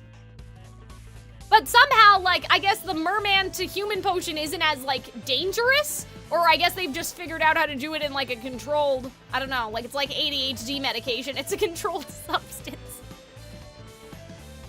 Like, you know, any medication, like, all medications have side effects, right? Like, we could argue that to a point, medication in general is not good for you depending on what side effects it gives you, right? Like, for example, my Concerta. I mean, I used to do this before the Concerta, but my Concerta makes it worse. Like, I literally wake up like this, like with my fist clenched and my teeth clenched, and now I have, like, my enamel is being worn down, so I have to wear a night guard. So, like, even the medications that help you have side effects, but I guess probably with the merman to human stuff, they've just decided that, like, the side effects are worth the... like, giving people the chance to live on land, right? Just like, it's like your ADHD med.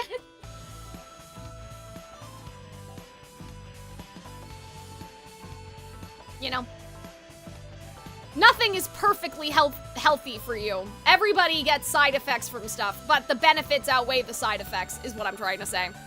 Exactly 10 stirs. Got it. Nice and even. Which number was I on again? 7. Stop after you stir it 3 more times. Wow, you kept count. Thanks. That's a big help.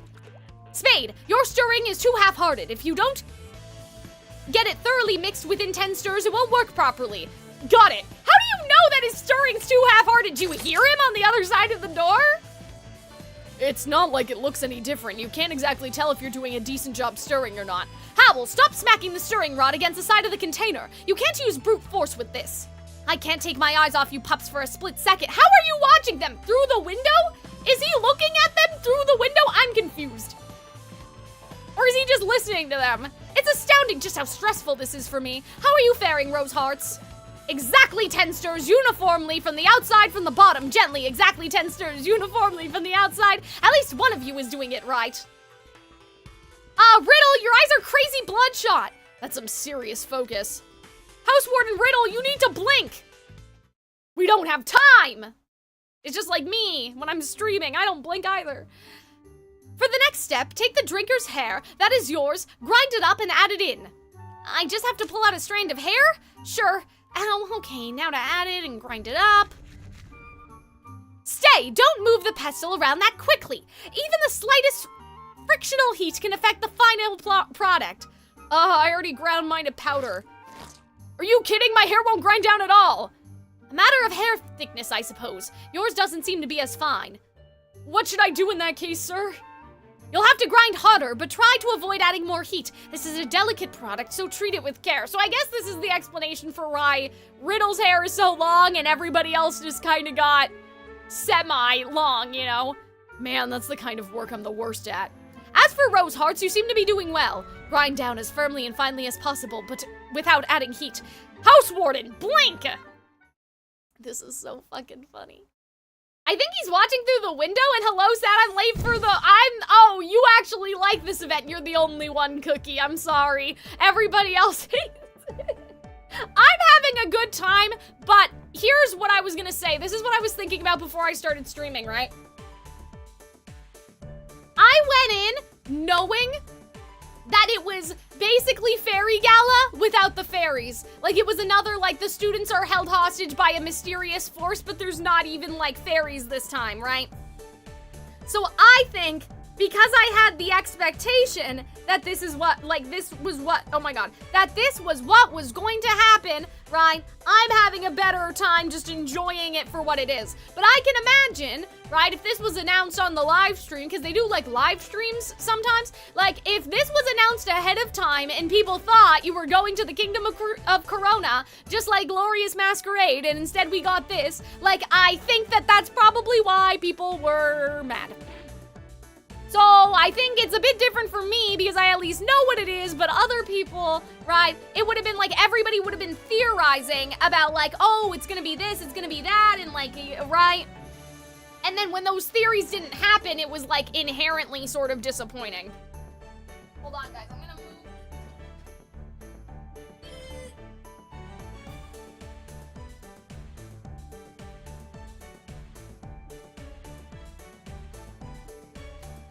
Oh, oops.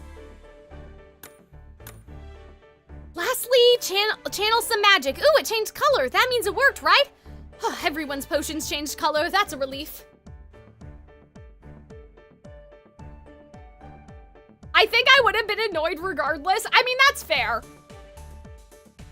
But I think it's even more disappointing, though, like, if you thought it was going to be a full, like, we're going somewhere, like a field trip event, and then it wasn't.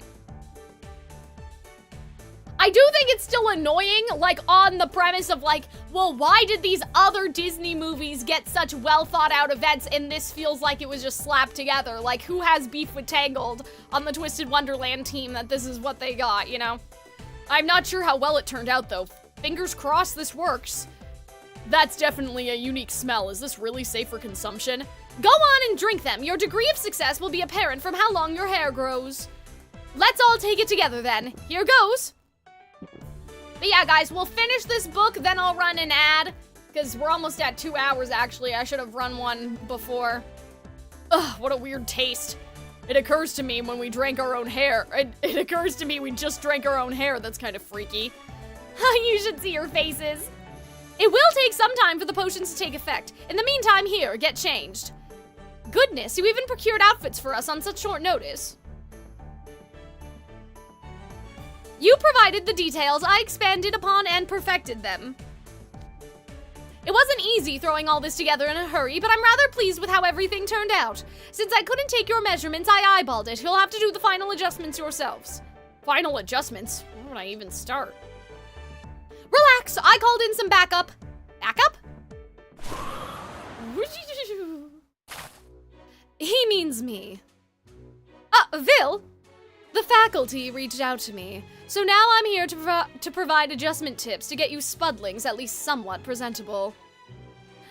Also, I brought suitable makeup to go with those outfits. Here, take it. Sewing kits and makeup kits? Thanks a ton, Vil. Indeed, you should all consider yourselves lucky to receive lessons from yours truly. I expect proper gratitude. These adjustments will take time. All of you get to work. So what's the rest of the school doing right now? Are people in class? Like, what's going on? Because Cruel's out here. Dren's still here. Like, you know what I mean? Yes, sir. I agree with your theory. For me, it's just boring, like locked in the library reading vaguely about something instead of experiencing it. Yeah, I agree. I know exactly what you mean.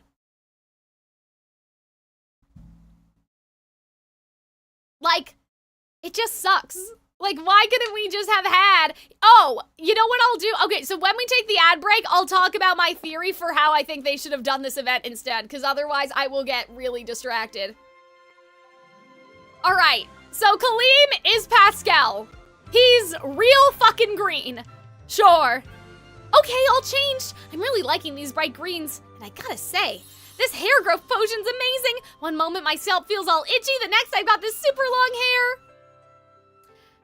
With it being Rapunzel, them being locked somewhere makes sense to me. You know what, Cookie? You got a good point, but I have an idea. I'm gonna fix it. Everyone will be happy.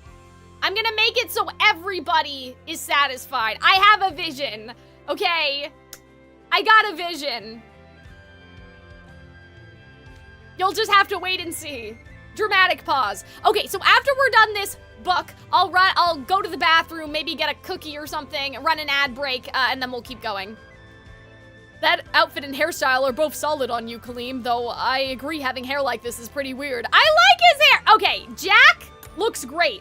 I also like how even though they're supposed to be going for Rapunzel, like, Jack looks like Flynn Rider. Like, that looks like Flynn Rider's jacket, if I remember. So I like how they took fashion inspiration from both. I do think, like, obviously, they didn't have a lot, you know, of time to put these outfits together, so I wish that, you know, ironically, I guess, I wish they did something more with Jack's hair compared to just putting some flowers. Like, I wish we got some jewelry, almost. Like, maybe they could have added some beads or something. Even a Kalim's hair, that would have been cute. Like, or, like, some sort of, like, hair decoration, you know? Or glitter. I love glitter. But, like, I love this outfit. Like, I think this is really cool, and I like the sun and all that stuff. Like, this is a nice silhouette. I generally trim it short, so this just doesn't feel right. It was a pain getting this outfit on with all these decorative elements. I couldn't make heads or tails of what this bit of cloth was for, or how was I supposed to know it goes over my shoulder like a sash? And I like how Jack has, I like how Jack has a, the sash looks like the star, like, you know, like the night sky, like the sunset or the sunrise, right? Oh, Jack is Maximus, you guys think. Well, the outfits all look very Flynn Rider-y. No kidding, so many parts of this outfit were totally unfamiliar to me. My hair kept getting in the way while I was trying to wrap this shawl. So what's Deuce supposed to be? It threw me for a loop when I was told it was supposed to go around my waist and not my neck. Cause, like, I don't know, his collar looks sort of, like, Asian looking, I guess? I don't know how to explain it, sorry. I don't know my, like, fashion terms like that. So I'm like, who's Deuce supposed to be? Is he supposed to be Flynn? Because to me, Jack's outfit looks a bit more like Flynn's outfit, but maybe I don't have a photographic memory of Flynn Rider at the moment. Vil, thank you for explaining so much about where these accessories go and how we're supposed to wear them. At least, guys, we're not getting 4 chapters of them getting dressed. Professor Cruel put these ensembles together personally. Wearing them improperly would be entirely unacceptable. I thought he would be Maximus because his hair's like a mane. Okay, yeah, I see what you're saying. I see what we're getting at here. Okay, yeah, you guys are right, I think. So Pascal, Maximus, I just don't buy that Deuce is Flynn Rider, though. Because, like, doesn't Flynn Rider, like, the whole thing for Flynn Rider is he comes from outside of the tower. So, I don't think Deuce should be Flynn Rider. I feel like Flynn Rider in this scenario should be another character. So I'm like, what are you supposed to be? The paint? He's wearing gloves, though, so it might be Flynn. I don't know. I mean, I guess Deuce used to be a delinquent, but I don't think... Anyway, you know what I mean? Flynn has a ponytail, right? So maybe he is supposed to be Flynn? I'm just not... I don't know.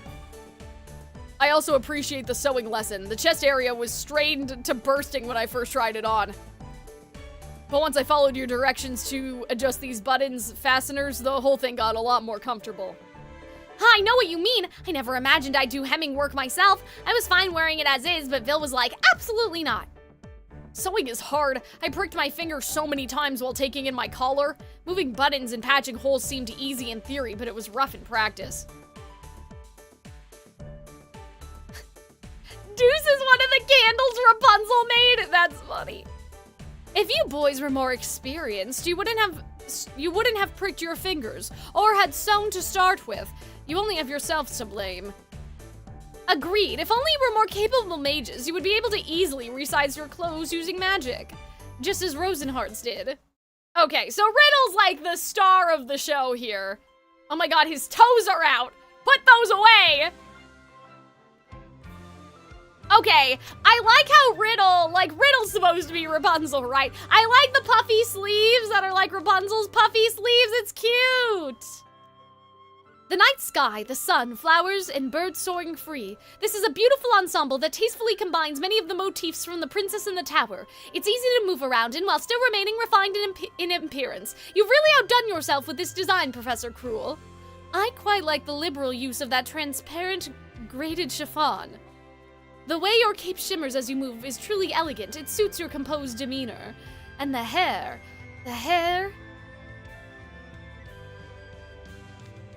is absurdly long. What happened there? Why is your hair so excessively long while no one else is? That all comes down to their potions. Roseheart's brewed his to complete perfection. Good boy, that was a superb performance. Thank you, Professor. That said, this hair this long makes it very hard to move around in, though Deuce and the others braiding it for me made it a lot easier. But it's still touching the floor. Sorry, I couldn't do a better job with the braid. What are you apologizing for? If one of those books hadn't included a passage about the princess using magic to do her hair— What? If one of those books hadn't included a passage about the princess using magic to do her hair, I was prepared to simply carry my hair around as needed. I'm grateful you suggested putting it in a braid. I don't understand.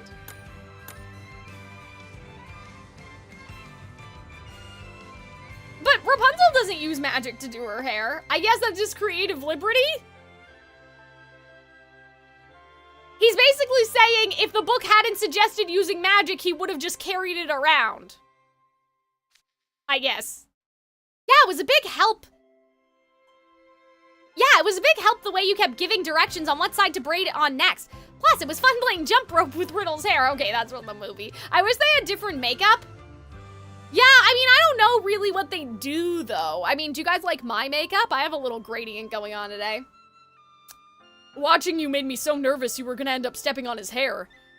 We bumped into each other a lot while weaving in and out, too. It luckily turned out as well as it did. It's lucky it turned out as well as it did. Guys, I really can't read today. Everything's a disaster. This event is cursed! Personally, I'm surprised you knew how to braid hair, Deuce. You even placed the hair accessories at aesthetically pleasing intervals. Is hairstyling a skill of yours? Aw, it'd be cute if he does his mom's hair. I wouldn't call it a skill, really, but I dabbled in a lot of different styles back in middle school. Oh, okay, just in school. Thanks for doing my hair too, Deuce, and you even wound my headscarf just right. Not to mention how quickly you got a handle on your own hair. I was surprised you were so good at it.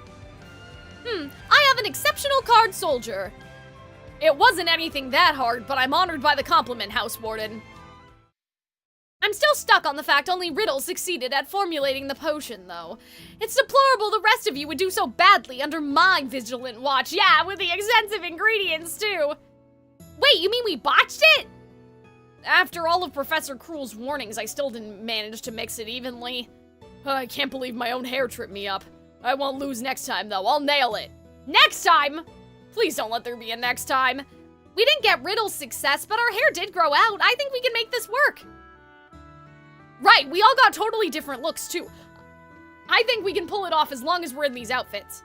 Yeah, I should hope that this long hair and pink and purple outfit puts me a little closer to being a princess.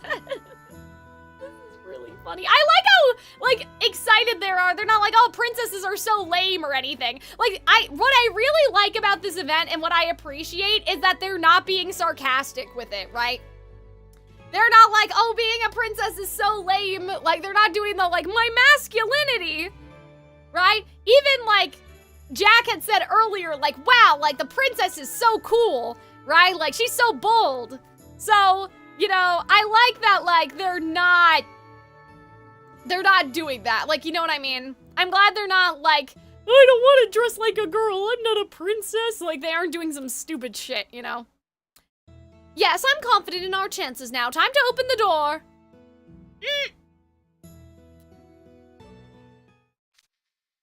It's still not working. Who would be Flynn Rider in this scenario, though, if it's not Deuce.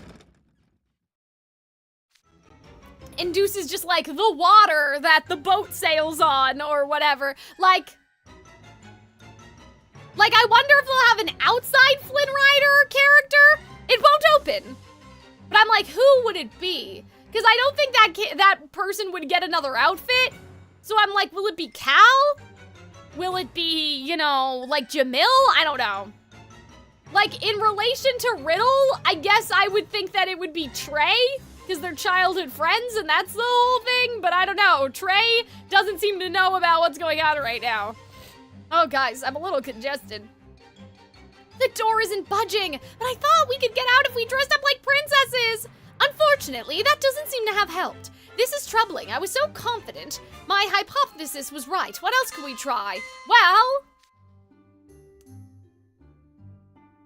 like, oh god, I totally blanked. What was I saying? Well, like, Flynn Rider needs to climb up the tower, bro. Ugh, there's the bell. It must be lunchtime. No wonder I'm getting hungry. Then let's have the meal Jamil made for us. We can talk about our next steps while we eat. Actually, is Deuce supposed to be one of the thugs?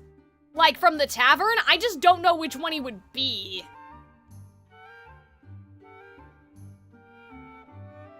I don't know. Great, Professor Cruel and Vil both went to eat already and I'm famished. The faculty may have made an exception and granted us permission, but that doesn't change the fact that eating and drinking in the library is against the rules. I'll pass on the meal. Huh? But it's lunchtime. Aren't you hungry at all, Riddle? Still, he's got a point. Eating in the library isn't exactly honor student behavior. I'd better pass too. I like to think Deuce and Jack are just Flynn Rider collectively. Okay, sure. Like how in Red Carpet they're all the huntsmen? Okay. It'd be fun if Flynn was a woman. I mean, it could be Cal, I guess. Like, or you, the player. Just because Riddle says he doesn't want any doesn't mean you gotta follow his lead. It's up to each of us whether or not we eat, but I don't want anyone making our jobs harder because we're too hungry to act. Jack, don't be rude to House Warden Riddle. Come on now, no fighting. Don't worry, if you get hungry again, I can always ask Jamil to whip up more food for us. Here's your lunch. Eat up. Jamil's cooking is absolutely the best. Thanks, but still. Don't worry about me. Just make certain to leave the table no more than 15 minutes after you're done eating. Yes, sir. Sheesh, I can't believe you're being a stickler for the rules at a time like this. Guys, these chapters are long. Am I crazy? They're kind of long. We may not get through all this today. It's been 2 hours. I mean, I know at the beginning of the stream we were talking, so maybe I don't have a good grasp on when we actually, like, started, but we're only on we're, like, barely, like, on chapter 14. I don't know. Like, we're, like, a third of the way through, but we've been streaming for 2 hours? That doesn't sound right. That was good. See what I mean? Isn't Jamil's cooking fantastic? Absolutely. That spicy seasoned chicken was amazing. I wish I could have had more. The dessert was incredible, too. All those different nuts gave it a nice crunch. What was that called? What was it again? You'll have to ask Jamil later. All right, all of you, if you're done eating, leave the table now. We've received no word of any solutions from the head maid, so we'll have to figure out what to try next ourselves. Yes, sir. Let's move that table over there.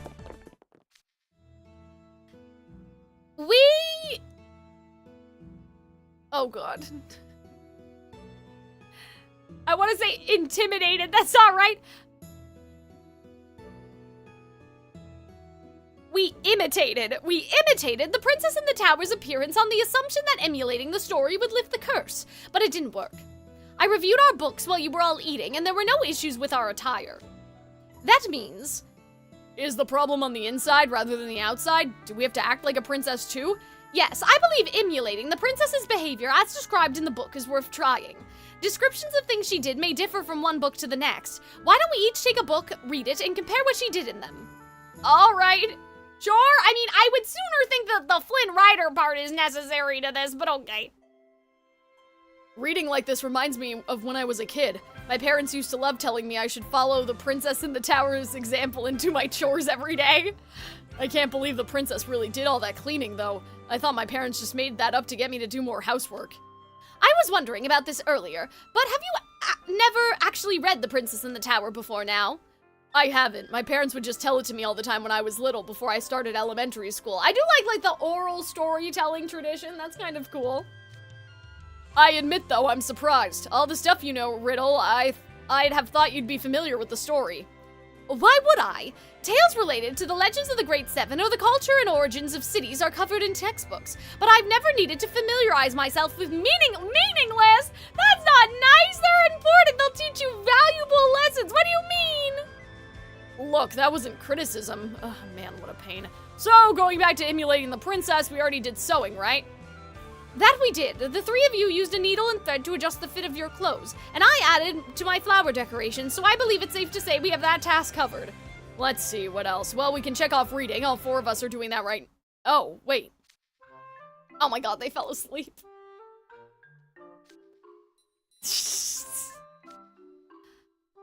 Jack, I am truly glad you're one of the people I am stuck in the library with. If not for your diligence, I don't know what state I would be in right now. I was just thinking the same thing. If you weren't in our group, I'd have flown off the handle by now. Deuce Spade! Kalim Alazim! You dare sleep on the job? Have you finished reading your books? Sorry, House Warden. I read some of it, but I didn't get very far. Sorry about that. I was feeling so full I just dozed off. Really now?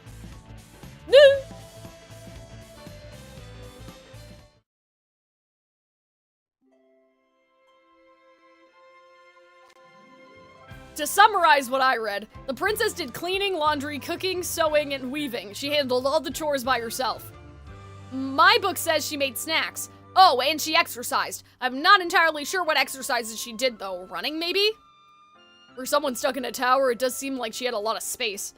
But I doubt she had a gymnasium or a coliseum's worth of floor space. Judging from the mentions of her doing ballet and yoga, I'd guess her tower was as wide as Pothmore's ballroom at most, though she could still do weight training without much room.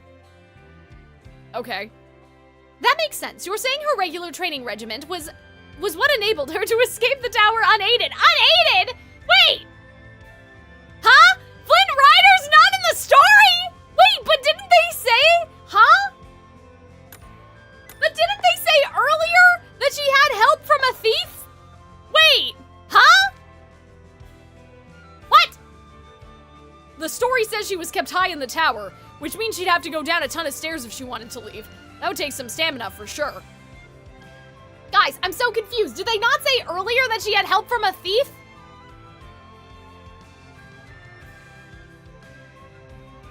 She liked games too. My book mentions she loved puzzles, darts, and chess. She even enjoyed playing tricks. What kind of tricks did she play? That's what I want to know. Guys, after this is done, I gotta warm up my tea again too. Her routine's only described in broad strokes, like everything else. We'll have to use our imaginations when considering how she engaged in her activities. My book also mentioned she played the guitar, painted pictures, and made candles and pottery. Yeah, she strikes me as a highly creative type. The book also had a passage about how often she liked to sing to herself. Oh, she liked singing and playing the guitar? The story also says she enjoyed dancing with people in her town after she escaped the tower and went to her birthplace.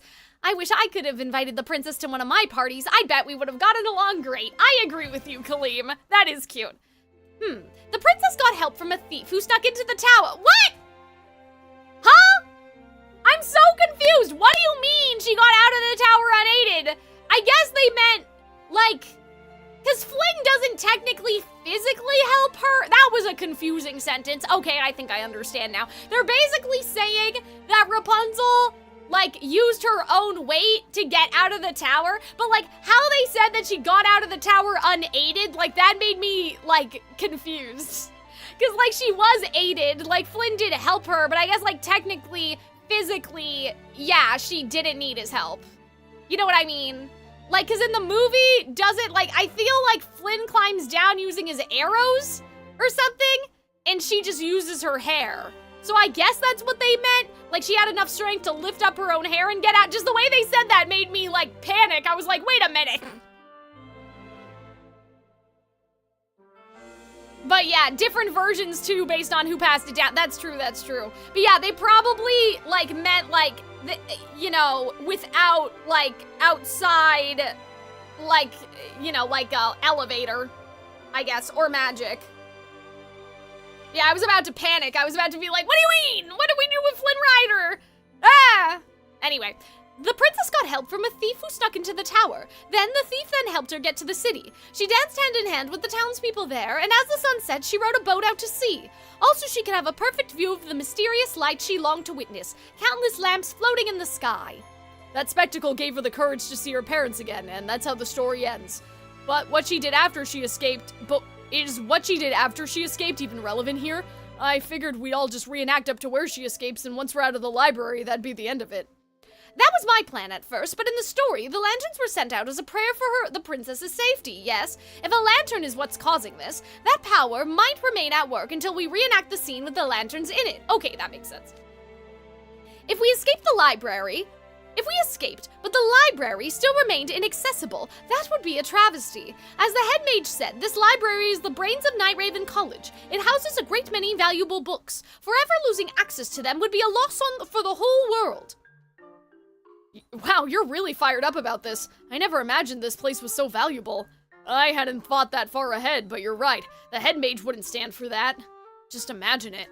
He'd be like, "You can issue books through the window, yes?" And he'd send us back in and make us work at the checkout desk forever. What? That's so ridiculous, but he'd totally do that, wouldn't he? It's difficult to rule out entirely, and that's the trouble. I don't want to spend the rest of my life stuck in a library. Likewise, for the sake of both the library and ourselves, it would be safest to reenact the whole story to the end. In that case, do we have a rowboat? Do we have to row a boat out? Oh my god. In that case, do we have to row a boat out to sea and watch the lanterns as well? Those lanterns were sent up by the princess's parents and the townspeople, right? Then it probably wouldn't be a proper reenactment if we set them up ourselves, would it? Oh no! In the story, the lanterns floated through the sky every year on the princess's birthday. Considering the fact that a lantern similar to the ones in the story appeared before us this morning, then, we have to escape the library, dance, take a boat from the harbor, gaze at the floating lanterns, and do all of that today, before the day changes at midnight. Before midnight? And the lunch hour just ended. That gives us plenty of time before midnight, right? No? It would if all we were gonna do is imitate the princess going out to sea. But the problem is the lanterns. We can't make a scant handful if we want to have countless lights. Oh, right, this is gonna be hard getting a whole bunch of lanterns ready to float while doing everything else, huh? I mean, that's what everyone else has to do. But hey, couldn't we just ask the rest of the dorm for help? The students of Hartslable?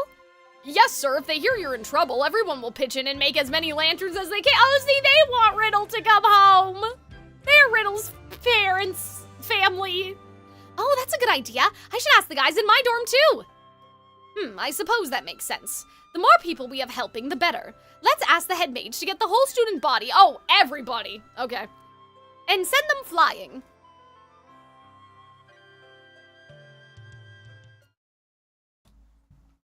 Okay.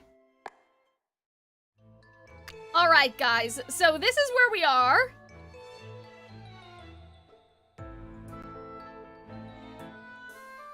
We have 18 chapters to go. Okay. I'm not gonna lie to you guys, my throat kinda hurts. But, like, we're kind of halfway through? Kinda? What's 32 divided by 2? 11? No. Shit. 21? No. Hold on, guys. Please don't clip this. I'm sorry. I'm stupid. 16. Jesus. Okay, we're about halfway through, or we will be in a minute. Anyway, yeah, my throat kind of hurts, but I do want to finish this today. I do not want to. I mean, well, we're 2 hours and we're halfway through, so this book was just deceptively long and made it so that we couldn't, like, go take a break. So we can definitely finish this today. It'll just be 4 hours, just like red carpet madness. That doesn't sound right. Anyway. I don't remember this event being so long. I mean, we did talk at the beginning of the stream, so maybe that had something to do with it, but yeah, I'm like, these chapters are fucking long, bro. All right, let me run an ad and go fill up my tea and go to the bathroom, and I'll be right back. Should I do my lessons? Okay, yeah, my lessons are kind of full. I'll do that while I'm gone. Yeah, I'm like, guys, my throat. I'm tired.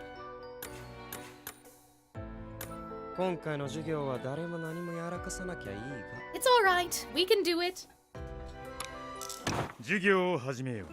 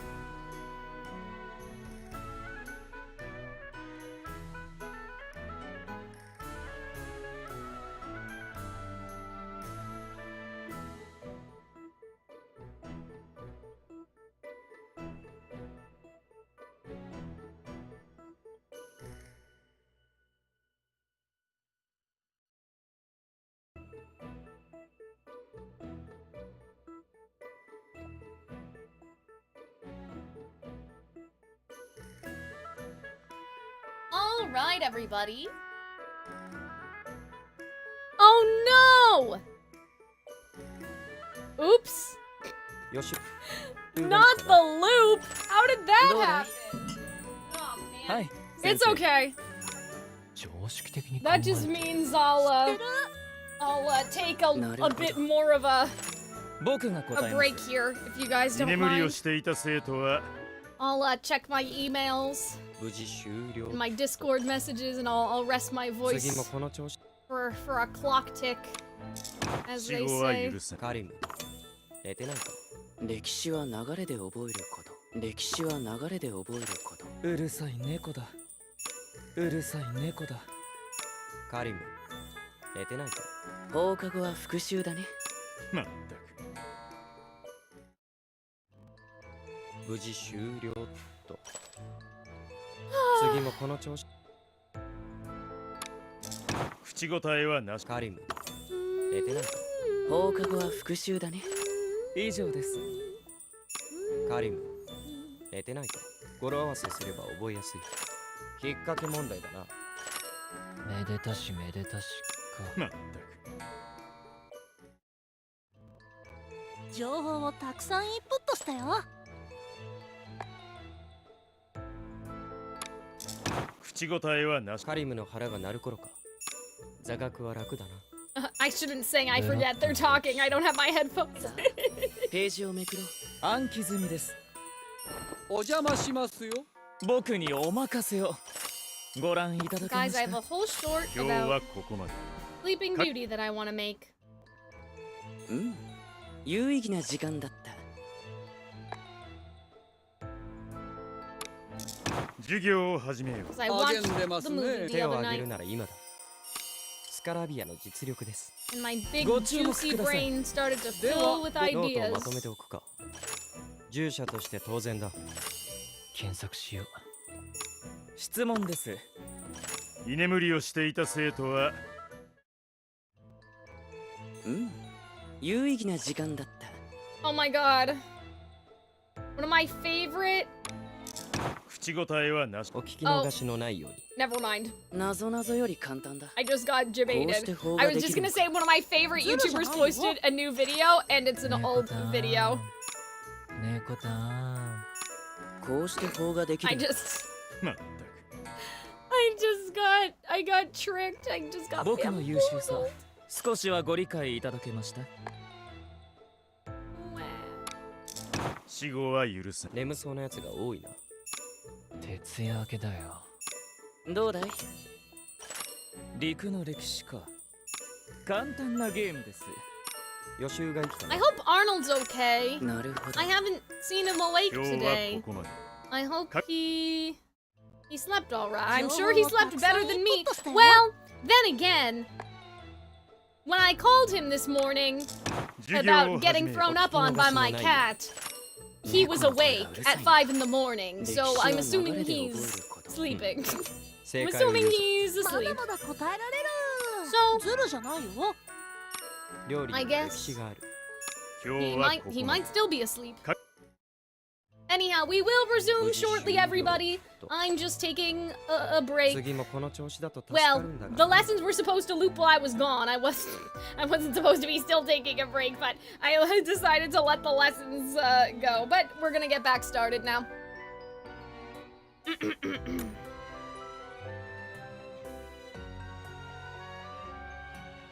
Oh boy.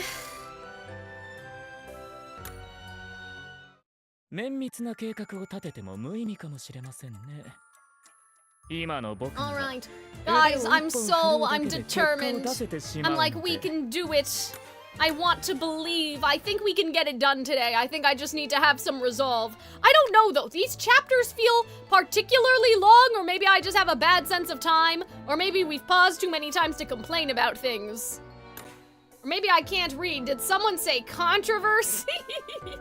Yeah, David. Basically, the TLDR is that this event is... So Twisted Wonderland has 2 different event types. Go to field trip, basically. Like, go on field trip. And that was like Glorious Masquerade We went to the Hunchback of Notre Dame location, right? Cloud Calling on the Savannah. We went to Lion King City. So that's one of them. The second one is you go inside of book and do story, basically, right? Simulanka, if you will. I guess the third type, but this has only really happened a handful of times, is bullshit happens at the school. But usually when bullshit happens at the school, there is an outside force entering the school. So for Fairy Gala, it was the fairies took over the school for their, like, coming of spring celebration. For Ghost Bride, a literal ghost bride comes, like, through the passage of the dead or whatever and thinks that Edea would make her perfect husband. So, the reason why this event is not very beloved in the Twisted Wonderland community is because it's basically like Fairy Gala and Ghost Bride, but without any interesting new characters to look at. Basically, a book has trapped them in the library and is forcing them to reenact the story of Rapunzel. And people did not like that because, like, they're like, oh, really? We went to the fucking Alice in Wonderland town, right? Like, we've been to these other towns for characters or for movies that are a little bit more like, you know, it's Alice in Wonderland or whatever. And, like, you couldn't have given Tangled a full... So people, this one is very divisive. I will say it is funny so far, I guess, but I feel like, here's my opinion right now being halfway through. Here's my problem, okay? We're trapped in the library, and they could have introduced a librarian character, but they didn't. Is my thing. Like, we're spending time in the library, and that's a new character that we could have incorporated here, and then they didn't do that. So if they were going to do it this way, at the very least, have a new character for us to interact with, right? So that's my thing. I think that there are a lot of other ways, though, that they could have done this, but I think we'll talk about that at the end of the stream, just so we can keep going and, like, make sure we actually get this done today. But I have a rewrite in mind. I'm like, I know how I would fix this event to make everyone happy. Okay, that's still too hot. Never mind. But yeah, so unfortunately, because, you know, in the other events, right, for example, they introduced, Rolo. Yeah, it's my humidifier. Oh yeah, so in, like, Hunchback, they introduced Rolo, right? In Playful Land, they introduced Fellow Honest, who was based off of Honest John, right? So, like, you know, if we're having a Rapunzel event, people want to see Rapunzel, they want to see Rapunzel not here. You know, and it's not the first time, like, that the character that the event is, well, it might be actually, hold on. It might be the first time, because Ghost Bride wasn't based off of anything. Fairy Gala was based off of Tinkerbell, and the fairies were there. Like, Tinkerbell herself wasn't there, but a character that, like, could have been, like, Queen Clarion was there, basically, like, the, you know, from the Tinkerbell movies. Like, every time there's been an event that is based off of, like, the big stuff, I think that we've gotten a new character. Am I crazy? Maybe. Is that true? I don't know. You guys can correct me if there's something. I mean, in the Lilo and Stitch event, they literally brought out, like, the real Stitch. You know? The Nightmare Before Christmas event has an Oogie Boogie character and a Jack Skellington character. So, like, we kind of got robbed. We kind of got robbed blind a little bit. But anyway, let's continue. And nice to see you, David. How's your Uma Musume going? I think, mine's not. I don't think I have time to train a new Uma. I mean, if there's time tonight, if it's not gonna be over by 6 o'clock, like, you know when they do that one that puts you in your final placement, like, I feel like that I always suck at the first round, and then by the second round, I actually place, you know what I mean? So maybe it's possible. But, I'm like, I don't have time. And like, Snezhnaya, yeah, round 2, exactly. So maybe I can make a round 2 Uma, but my round 1 is cooked, bestie. My goose is cooked. What was I saying? Oh, and Snezhnaya's coming out in like 2 days. Like, we don't have time. I mean, not that that applies to me, but I'm sure everybody else is like, yeah, we don't really care about Uma Musume right now. Sneznaga's coming out, you know? So your next plan is to replicate the actions of the princess in the tower. Yes, sir. We'll carry out the princess's routine based on depictions of her life in the tower. If the library's access points remain sealed when we escape, we're also prepared to reenact the story's lantern scene. We'll take a boat out to sea and look at countless lanterns in the sky. I see, you could conduct... What? I see, you would conduct a complete reenactment of the tale. Yeah, pull save for Odette. Yeah, I'm gonna pull. I will. I can't wait. I'm so excited. I'm a year behind on Genshin. Oh no! How did that happen? Oh dear.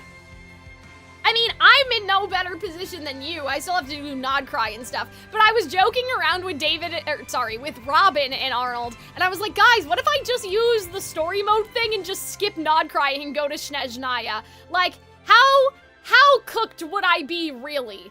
Like, you know, how much, like, cause you know, in Fontaine, it's not like they talk about Sumeru that much. Like, I feel like if you skipped to Fontaine, you would only be cooked if you didn't do Leeway, because then you don't know who Child is, you know what I mean? But I'm like, you know, Natlin, it's not like in Natlin they brought up, like, oh yeah, that thing we did in Inazuma that one time. Like, they're really isolated sometimes. Cooked? Okay.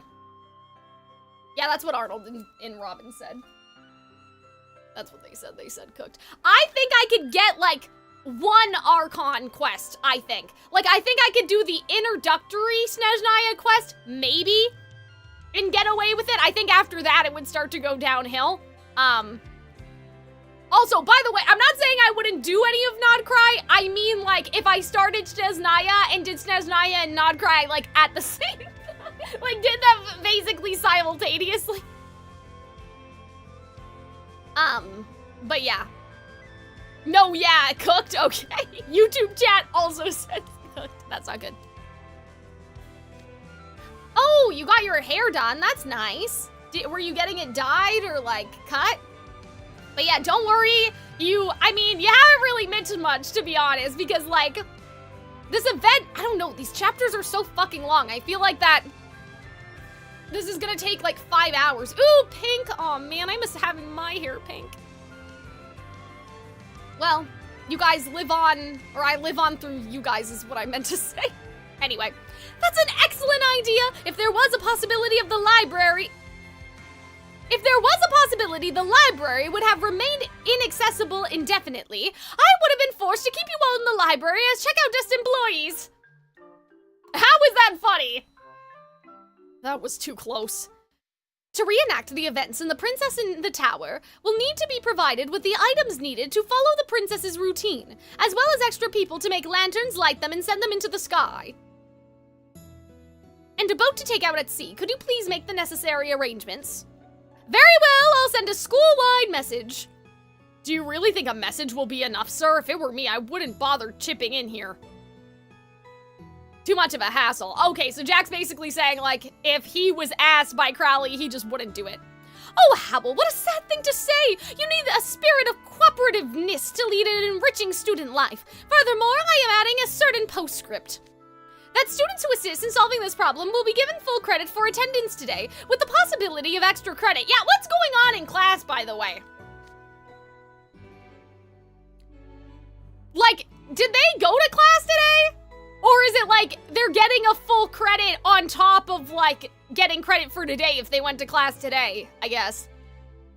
Students with a dangerous number of absences and those wanting better grades will surely jump at this chance.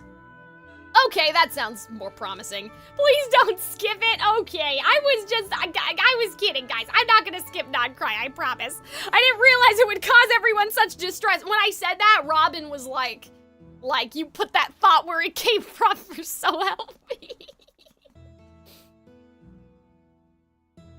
Don't worry, we'll get there eventually. Hunter just has to come back so we can record Genshin Guessing, and then it'll be full steam ahead on Nod Cry instead of Twisted Wonderland, but it looks good for us to get Twisted Wonderland squared away. Kind of, even though, like I said, I'm like, we have to finish this event today. It cannot bleed into tomorrow, I refuse.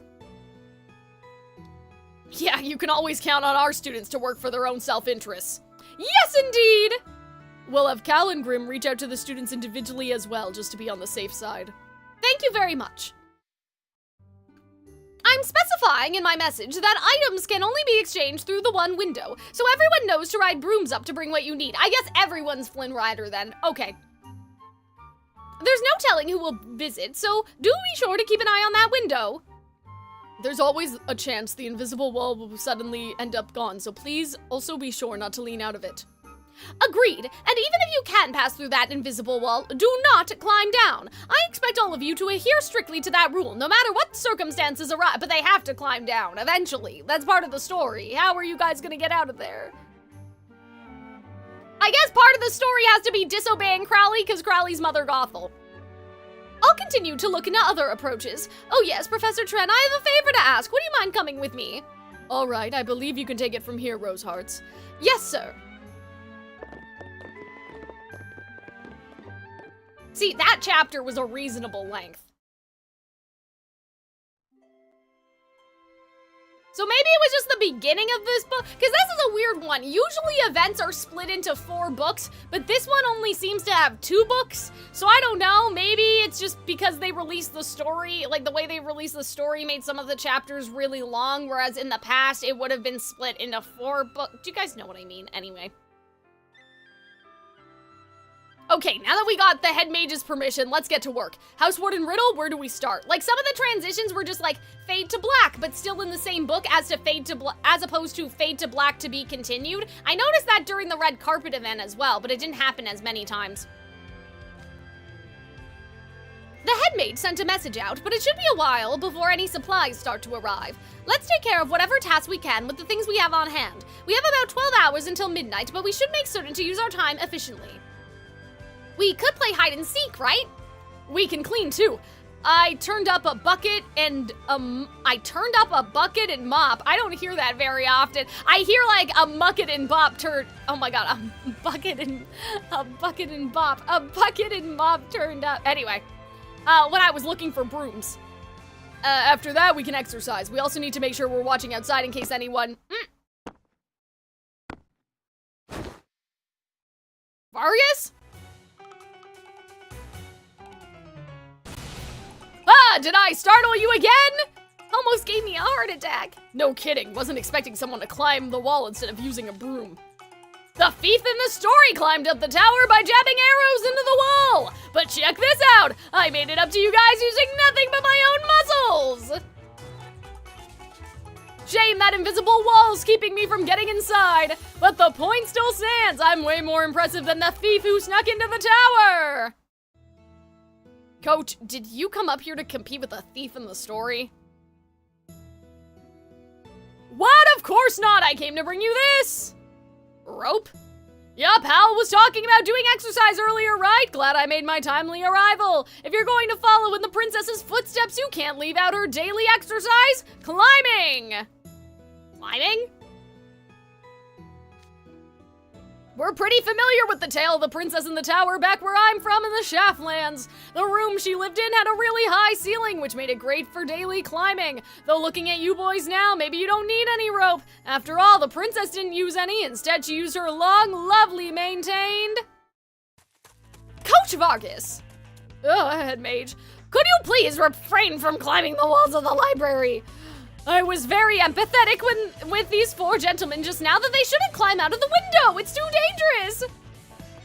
How can a teacher do something even more dangerous? What if some impressionable student tries to imitate you? Somehow, I doubt anyone could possibly imitate Coach Vargas. Besides, there's still a great deal of work to be done. Get down there now, quickly. Whoa, careful, it's even more dangerous if you tug at me. No, seriously. Remember, kids, climbing, and make sure you warm up first. Whee! Okay, that was kind of funny. Guys, this book's kind of funny. What was that about? That was exciting. Exercise is pretty vague on its own. He shared some useful specifics there. The rope Coach Vargas brought seems strong enough to me. Once we're done with hide and seek and cleaning, let's try some climbing. Okay, guys, now we're getting somewhere. Go, go, go, go!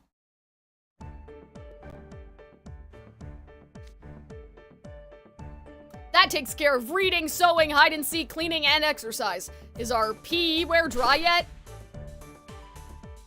Sure is, see? House Warden Riddle's magic came in clutch. Everything's all soft and fresh now. Okay, that's the laundry done. All thanks to my dorm's card soldiers delivering supplies promptly under Trey's direction. This event is low-key hilarious. The story just isn't super great. I agree with you, Cloud. I do think it is really funny. I wasn't expecting the first thing they'd bring to be laundry detergent. We always have plenty on hand in our dorm to deal with the aftermath of the rose painting. Speaking of which, they brought us paint as well. We can start painting whenever we're ready. I still can't believe the head mage gave us permission to paint in the library. I'm amazed you talked him into it. I mean, technically Rapunzel also painted on the walls, so. He gave us a bunch of warnings though. We can't mess up the books and we have to wash off everything we painted once we get out. Those are perfectly reasonable measures to take in the library. We shouldn't risk damaging any books if we paint this section of the wall. Oh, okay, they are painting the wall. Oh, that's cute. It's been a long time since I painted a wall. I feel kind of tense. I feel like at this point, guys, I feel like Deuce is not Flynn Rider. I feel like he's the painting. I feel like he's the painting on the wall, and that's why he's purple. Or he's like the cloth that Rapunzel holds up when she realizes she's the lost princess. Oh, you've done this before? Yeah, I use spray paint. Never mind. I paint the roses a lot, so I'm used to working with a brush. You can count on me. Our books had an illustration of the princess's wall mural. We should probably use that for a reference, right? Yes, if it's much more expedient to use a reference than think up of a composition from scratch. It's also a sound way to ensure that all four of us are on the same page as we work. Deuce, would you mind painting this section of the wall the color of the night sky? Yeah, see, guys, I'm cooking. Yes, House Warden. Once that's done, we can use it as a backdrop and add a lot of lanterns. Yes, sir.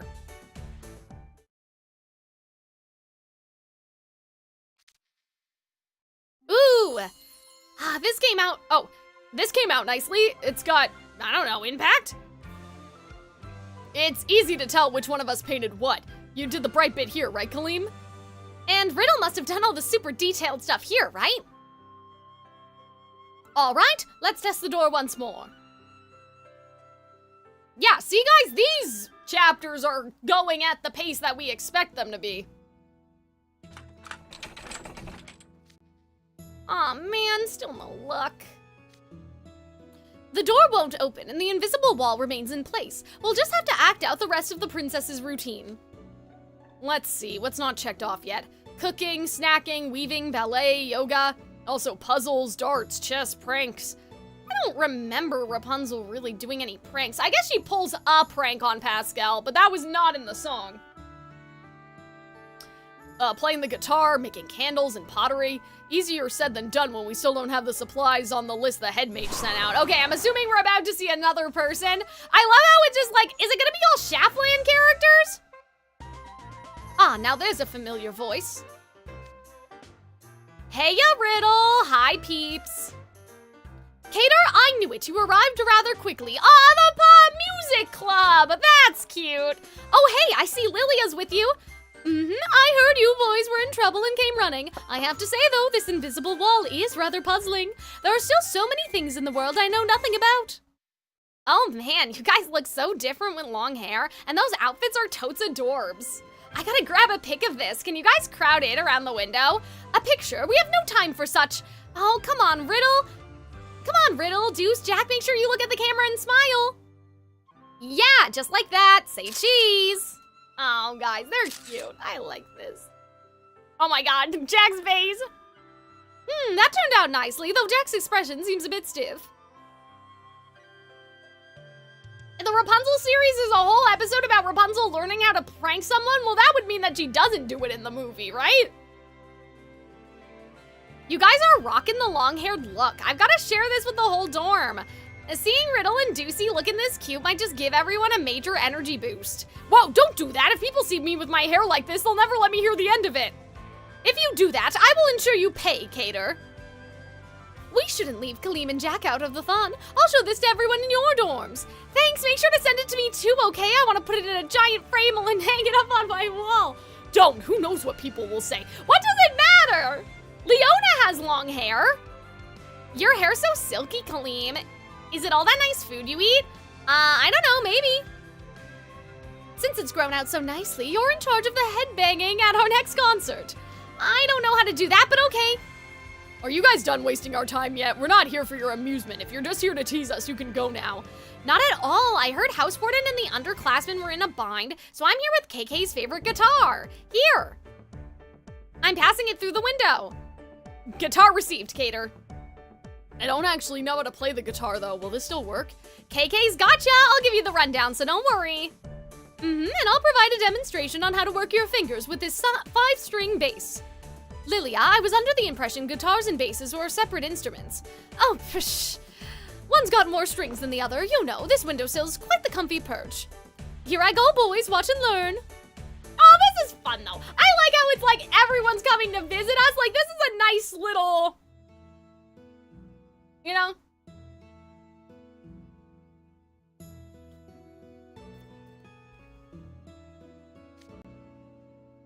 Okay, that's the guitar playing done. How frustrating. I missed a note in the last performance, too. Really? I couldn't tell at all. It was really fun getting to play with you guys. It took a whole hour just to pick up enough of the basics to play. We're burning daylight here. We gotta get ready for our next task. Looks like we came at a good time. I don't know who this is. Oh, looks like we came at a good time. Oh, hey Ortho, you came too, huh? Oh my god. Everyone's showing up in this event, which means I need to do even more voices. Yeah, I brought my brother with me. Here we go. Oh jeez, you weren't kidding. Is this a penalty game where the punishment is to be locked in close quarters with other people indefinitely? You're going out of your way to prove you're here. Having Ortho heft you up to the window like that. What are you trying to get out of this? Oh, what do you think? I heard if I came here and chipped in, I'd get full attendance credit in my classes today. Attendance credit? Oh yeah. The head mage mentioned he was offering that to anyone who pitched in to help us. Yeah, exactly. Edia's got PD today, his least favorite class. Getting attendance credit puts him that much closer to passing. It's a huge help, huh, Edia? Yep. Yes, that's sufficient reason to explain you making the trek out here. Not sure if it counts as making the trek when Ortho's the one carrying you around. That's like a hilarious mental image. I kinda love that, guys. TBH, I'd be happy letting a task taker like Riddle stay locked in the a taskmaster. TBH, I'd be perfectly happy letting a taskmaster like Riddle stay locked in the library forever, but the benefit of attendance credit outweighed the alternative by a hair, so here I am. You just have to get a dig in, don't you? Come on, Edia. They're already grumpy over the mess they're in. No need to kick them while they're down. Anyway, we brought support material. Catch! What's this book? Crossword puzzles? Whoa, it says these are super difficult. Crossword puzzles are the thing where you use hints to fill in words in horizontal and vertical spaces, right? Yeah, puzzles is a very broad term, and the list didn't name any specific types. So, here's the hardest kind we could think of. It's no fun if it's too easy to solve, right? I mean, they should have also gotten a visual puzzle maybe, but okay. Whoa, no kidding, this looks really hard. I can't make sense of the hints at all. Oh god, Riddle's gonna have to do it. I'm not sure I can do much better. I could probably fill in some of these, but all of them? Oh dear, did we make it too hard for you? Come in here and say that! Don't mock us! Dude, those glowers. If you don't think you can solve it, wouldn't it be smarter to ask nicely for another puzzle? Right, we came prepared for this. We've got puzzles for grade school! Oh my god, if you really want. That's the whole reason you gave us a hard puzzle to start with, isn't it? What a jerk move. You two should have done your research. Rapid crossword solving happens to be a specialty of mine. I'll have this finished in no time. Damn, that was funny. Guys, okay, listen. I understand why we all hate this event, but it's a little funny. It's a little funny, okay? You're incredible, Riddle. You just dashed off those solutions like they were nothing. No kidding. Didn't even take you a half an hour to finish the whole book. As I said, it's a specialty of mine. I wasn't expecting one of the solutions to be a name for a strength training exercise, though. You pulled through for me on that one, Jack. Did you see the looks of vexation on their faces? Sure did. It was great. I'm glad we got through it, but my head hurts after all those crosswords. Oh god, who is this now, Azul? Or is it Ace? Well, maybe if you... Or it could be Leona. Well, maybe if you put it to use a bit more, it wouldn't get worn out so easily. Oh, it was Ace. Damn it, that's not Ace's voice. Well, maybe if you put it to use a bit more, it wouldn't get worn out so easily. Huh? Oh, Ace. The rumors weren't exaggerating. You really did grow your hair out. You and Jack look so goofy like that. Shut up! Did you come here just to mock us or what? What? I've got better things to do. You sure you want to talk to me like that? Considering I borrowed this to bring? Oh, hey, isn't that the dart set we use in our dorm room? Yep, got a food delivery from Jamil too, but I'd be happy to send it back if you don't want it. Ace, if you take this joke any farther... Whoa, Ace, that's enough of that. Guys, Trey's facial expression, so sorry to go off topic for a second, but so yesterday I was getting a bunch of stuff ready for my VTuber models, because basically I need to find a new person to rig the models. So I was looking for, because I don't know how the facial expressions on the VTubers work. I know that sounds kind of dumb, right? But like, I know you get like angry, sad, whatever, but I really wanted like that particular face. So I just have a folder and it's Trey making that like the one eyebrow down, the one eyebrow, and I have it called like Udine what? Or like Soliana what? Like I have Soliana angry and I have like Riddle and Epal's eyebrows because I like the angle of their brows when they're mad, like how they're just straight down. But like I have Trey because I just love Trey's face is so funny. He's one of the only characters that their eyebrows do that like uneven thing. Whoa, that's enough of that. Ah, Trey, I see you're visiting as well. Yeah, don't worry about Heartslable. You guys focus on getting out of there. I'm pretty amazed at the long hair looks though. I almost didn't recognize you guys for a sec. You have a food delivery from Jamil? He didn't come with you? He seemed pretty busy handling other arrangements. By the way, this basket's got ingredients for kebabs. Oh man, I want kebabs. He said, stuff the ingredients in the pita bread and add some sauce. That should count as cooking. Does it? Okay. Jamil had cooking in mind. I did too. The head maid's list of items included ingredients for confectionery. I figured that meant you guys would bake sweets, but you can't bring anything too big into the library, right? Oh my god, is he giving them an easy bake oven? Oh. You can spread chocolate or jam to finish that. Okay, so we're not cooking. It's a technicality thing. That would count as us making our own cookies? That's what I think anyway. You're tired, right? I also brought a tea set so you can enjoy some warm tea. And of course, I brought everything you need to brush your teeth after eating, so don't bring anything. That is funny. Thank you. We'll be sure to do just that. Oh, and if you're not using the heat for your cooking, I guess you won't need this. Trey asked me to bring it from the dorm kitchen. No, we'll need that for something else. Rest assured we'll be making good use of it, along with the dart set you brought. Good to hear. Your hair's long like Deuce's. Wait, isn't yours way longer than everyone else's? Impressed with House Warden Riddle? You should be. Why are you bragging about it? Am I missing something here? Wouldn't it be hard to do other things with hair that long? Yes, but I can bear with it when I remind myself it will only be like this until we escape. It feels like a shame to cut it after you grew it so long and neat, but it's for the best, I guess. Well, Trey, Ace, take care of things for me. Sure thing. Yeah, like, I do like this, guys. I like how we're getting all these little moments with them all, like, coming in to help and stuff like that. It's really cute. Also, the pacing of this event has gotten much better now, so there's also that. Tea is served, everyone. Here you are, lemon tea with 2 cubes of sugar. Very well, this will honor Rule 339. The post-meal beverage is to be lemon tea with 2 sugar cubes. Do we have to follow these rules too? Not that I mind, I guess. These cookies are so nice and crunchy, and they go great with jam and chocolate, and they're light enough to eat even after having the meal Jamil set. Guys, I really need new glasses. Holy fuck. Reading, painting, playing guitar, eating good food. We've got all the things we need now. We can try all kinds of hobbies, right? The story says the witch who trapped the princess in the tower was evil, but that's almost hard to believe. That's understandable. After all, the princess lived her life completely unaware she'd been abducted. Wow, really? Yes, the princess was kidnapped before she was old enough to form memories. The witch raised her as her own daughter. According to the tale, her groceries, cleaning supplies, and various hobbies, accoutrements were all provided by the witch.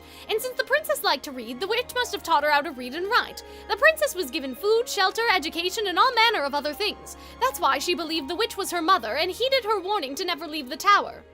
Crunchy cookie? No thanks. No crunchy cookie? Why not? You guys don't have pizzelli? Despite her boredom with her day-to-day life and her yearning for the outside world. Oh, despite her yearning for everyday life and her yearning for the outside world. I see.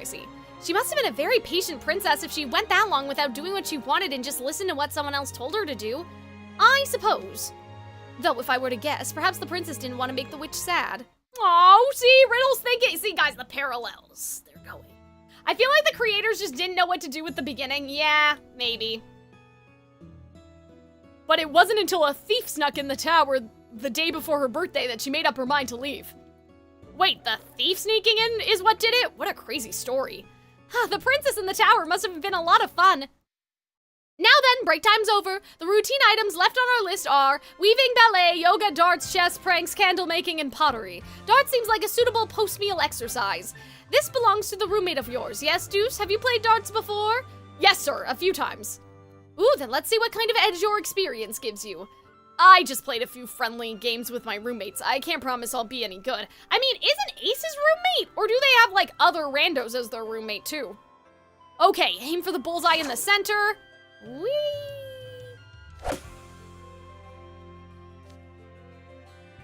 Ooh, you hit the dartboard. Very impressive. I missed the bullseye, though. Now you try, House Warden Riddle. Me? Well, if I must, just this once. Aim and... here goes. I'm assuming he's gonna lose. 4 people for freshmen? Oh, okay, so they have 2 randos. I didn't realize that.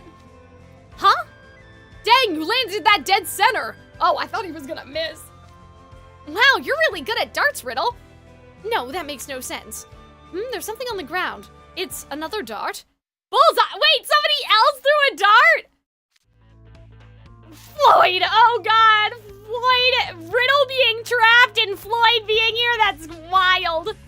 You were so bad at darts, I got a bullseye before you, Goldfishy. Before him? Ah, you're holding darts in your hand. Did you throw one from outside the window? That's crazy. That's really funny. Jesus Christ. Yup, I felt so sorry for Goldfishy since his form was disastrously bad. After all, that hair looks so heavy, so I figured I'd help out. Ain't I a nice guy? Feel free to thank me. Who would ever thank someone like you? Leave at once. What happened? Are you certain that's what you want him to do?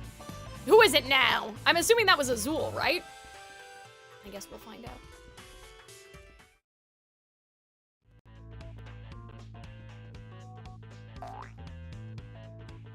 What?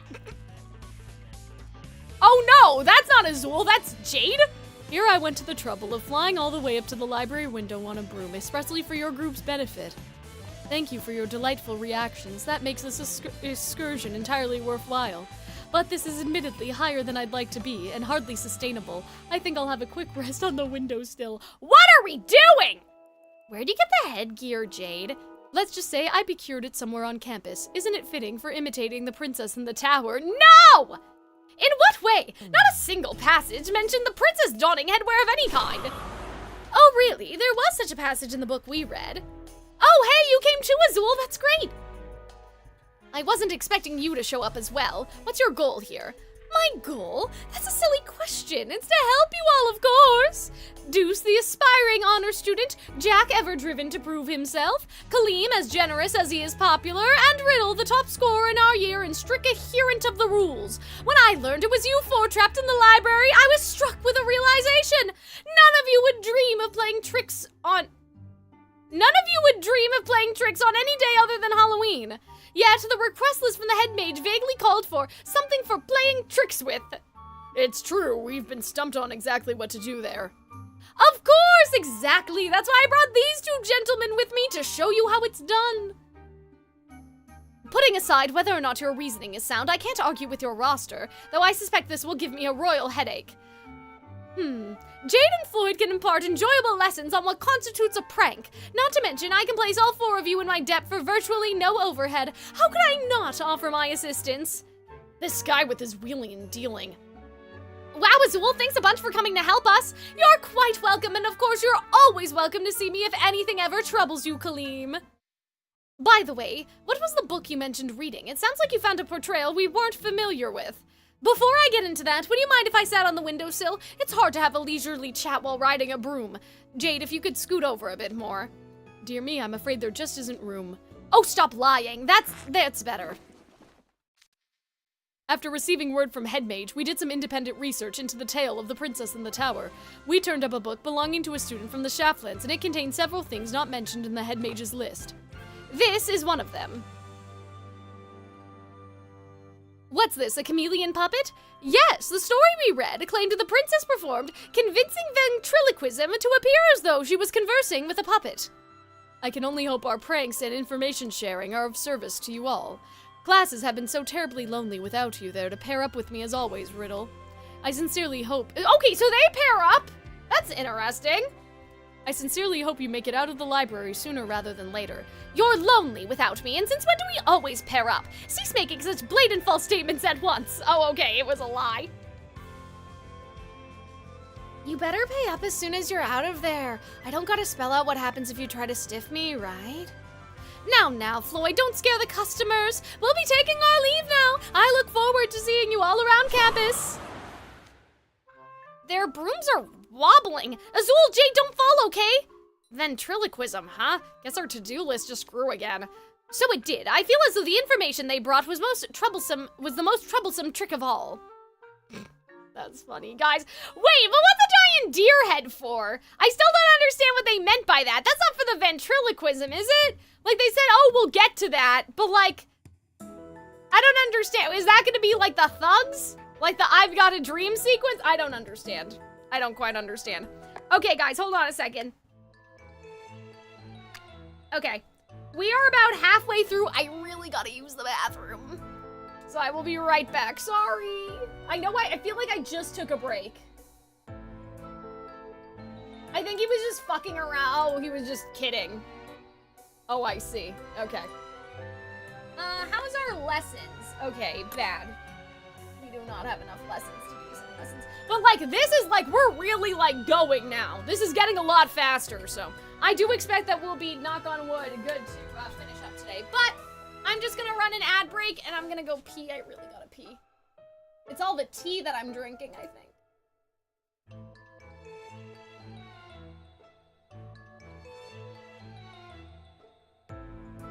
All right, don't go anywhere.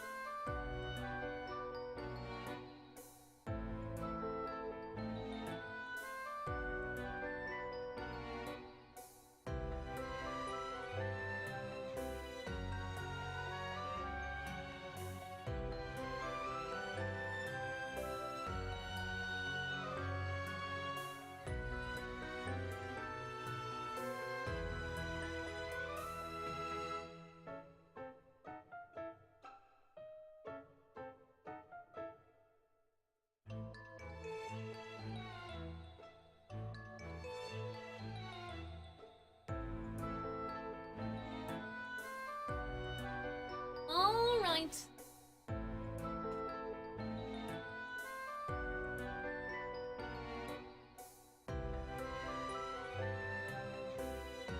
Just give me a second, guys.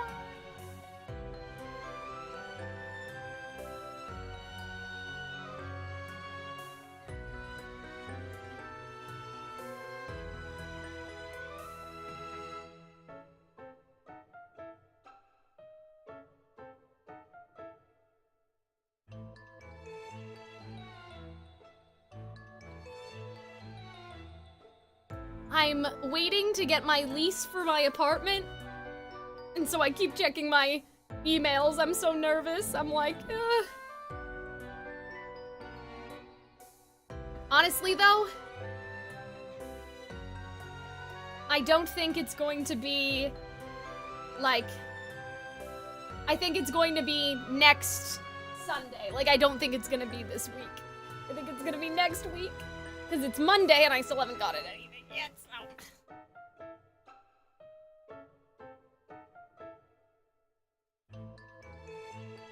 But yeah, I keep having to make sure.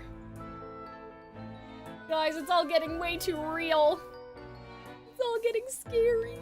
Getting scary. Like, I can't believe it. Like, it's gonna be less than 30 days this week. So I'm like, ah! Alright, let's get back to it. But yeah, it's gonna be less, like, today's what? We have 34 days? We have 34 days left. Like, I'm gonna start having a crisis, I'm pretty sure. I mean, we're making great progress with Genshin and Twisted Wonderland. Like, I'm very happy with how much I've been streaming. I just wish that I could have done this back in, like, March. Like, you know, when I was really sick. Like, I can only imagine how much in a better position I would have been if I could have streamed every single day back then like I am now. I mean, obviously I was working on Calxiyn Cares Too Much stuff too, but like, I took such a big break because I was coughing literally constantly. So I'm like, imagine how far ahead we could have been now.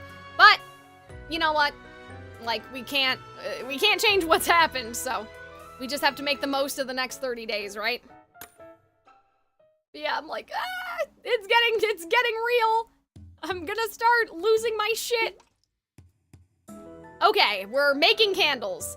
I've got the wax poured into the candle mold. Now we just have to let it harden.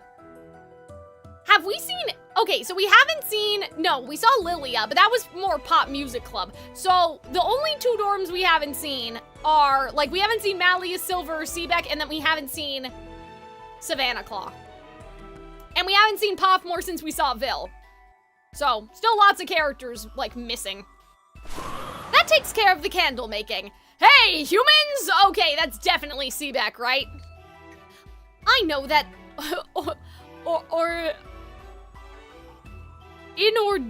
Ordainedly loud voice? I have to look that up later. Anyway.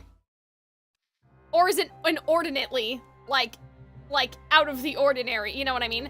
While you may be trapped in the library, feeble and helpless to escape under your own power, the great Malleus has seen fit to visit and provide his aid personally!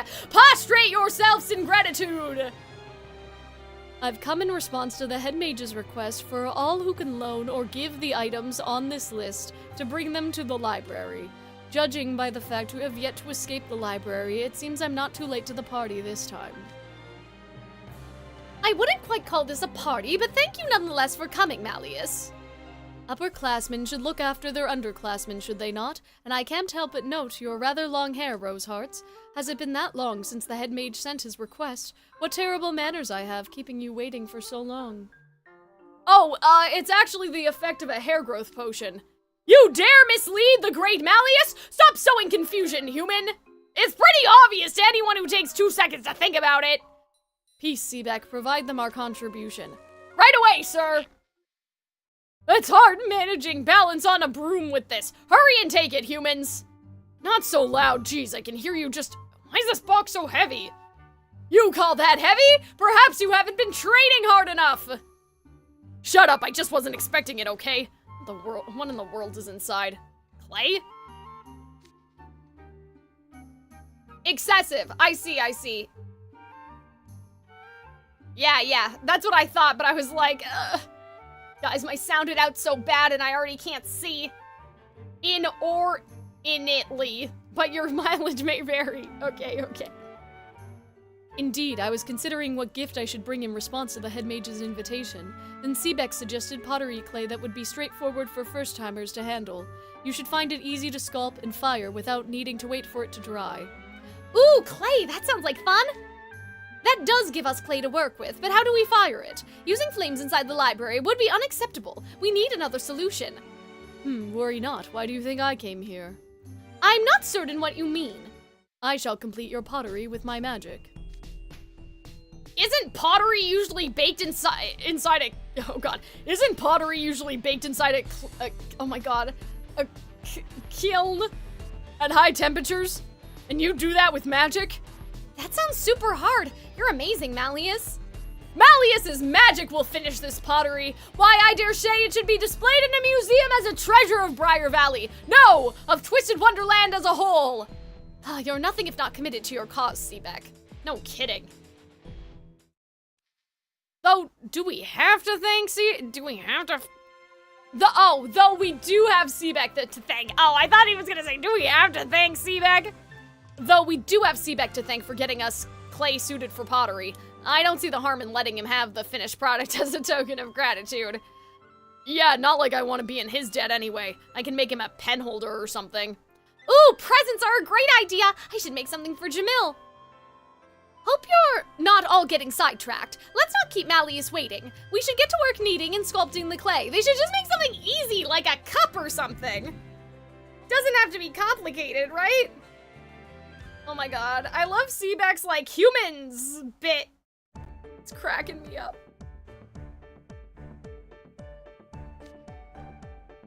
All done, I made a mug. Yeah, see, that's what I said. I made a pot to be fired unglazed. This could be used for growing roses. I meant to make a bookend, but I think it turned out more like a simple paperweight. Mine's kind of misshapen, but it could still hold pens in it. All right, Malleus, if you would, please. Of course, hand me your creations. I suggest you all keep a safe distance from the window. Here goes. Whee! Whoa, it's pretty hot even back here. I should think so! No clay is a match for my liege's flames! Perhaps this was a bit too hot? They're pitch black now. It's worse than that. They've crumbled away into Guys, what was their fucking problem? I mean, technically they still did the pottery. Oh, my choice of beginner-friendly sculpting clay must have backfired. My deepest apologies, my liege! I'll provide something else right away! We have to do it again. The sun's gotten rather low in the sky. We can't afford another failure. Why the long faces? Who is this, Ruggy? I want to guess, yeah! Guys, I'm so good! But this kind of proves, like, how the characters have their own distinct ways of speaking, because, like, I could tell that was Ruggy immediately. Hey, guys, why the long faces? Hey, Jack. Whoa, Malleus? Oh, crud, talk about the world's worst timing. I'll say, maybe we should come back later. Oh, you're here as well, King Scholar. I can't believe my own house warden is flying up here on a broom. Thank you, sir. You can skip the gratitude. Thanks to your screw-up, all I have to do is put in a quick appearance and I get full credit for the day. Besides, I thought I'd come see for myself who in my dorm would be doofus enough to get himself trapped in a cage. Yeah. Gotta say, Jack, this is one hilarious mess. Hopefully you learn more from it than just how to grow out your hair. I appreciate you coming to help, but I really didn't want you to see me like this. Come on, Jack, you're all glued and fluffy.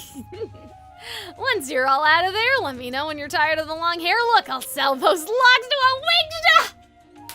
That's actually kinda smart. They're kinda cooking. Bro. That makes a lot of sense. Like, that's probably why the hair potions are, like, highly regulated. So you don't have, like, illegal wig, like, you know what I mean?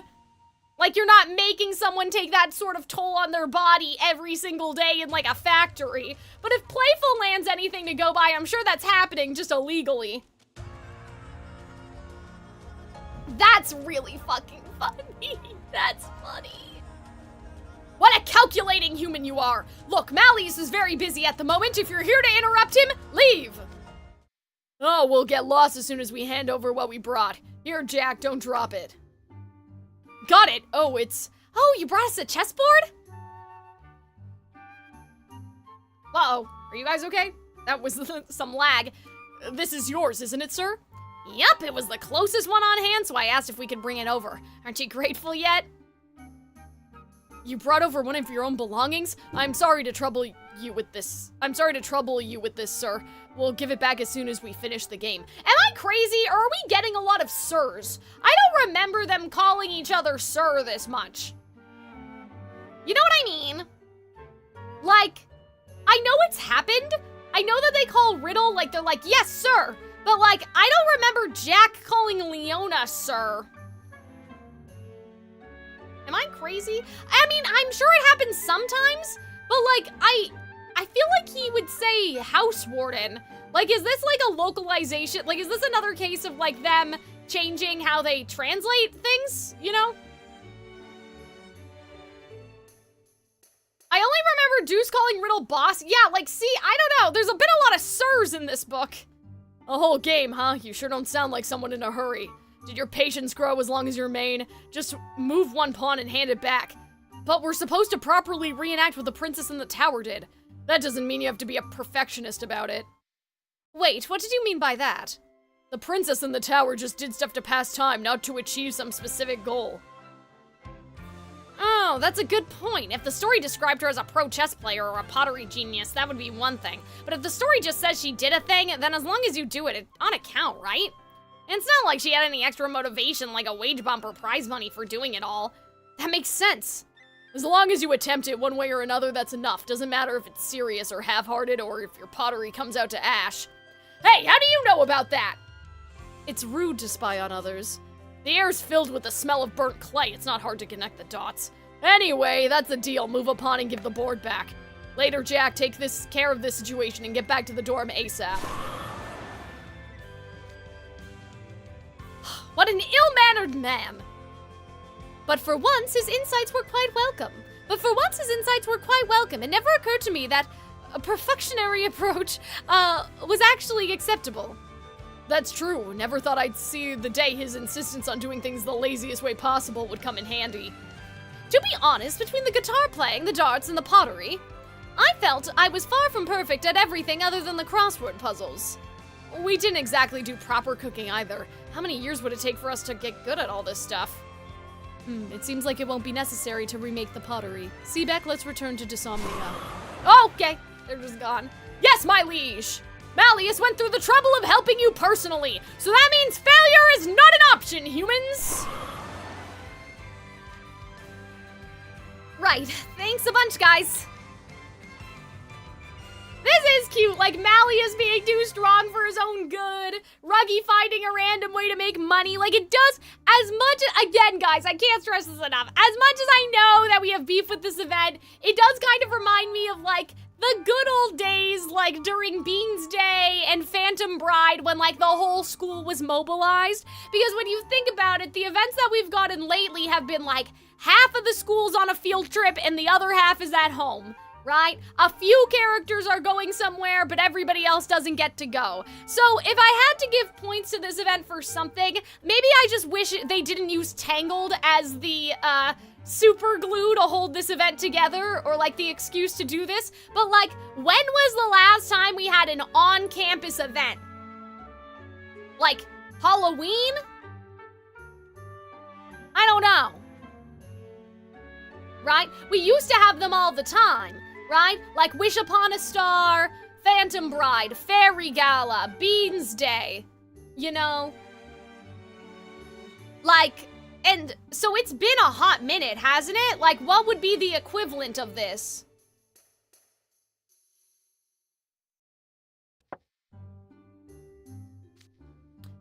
I hear knocking.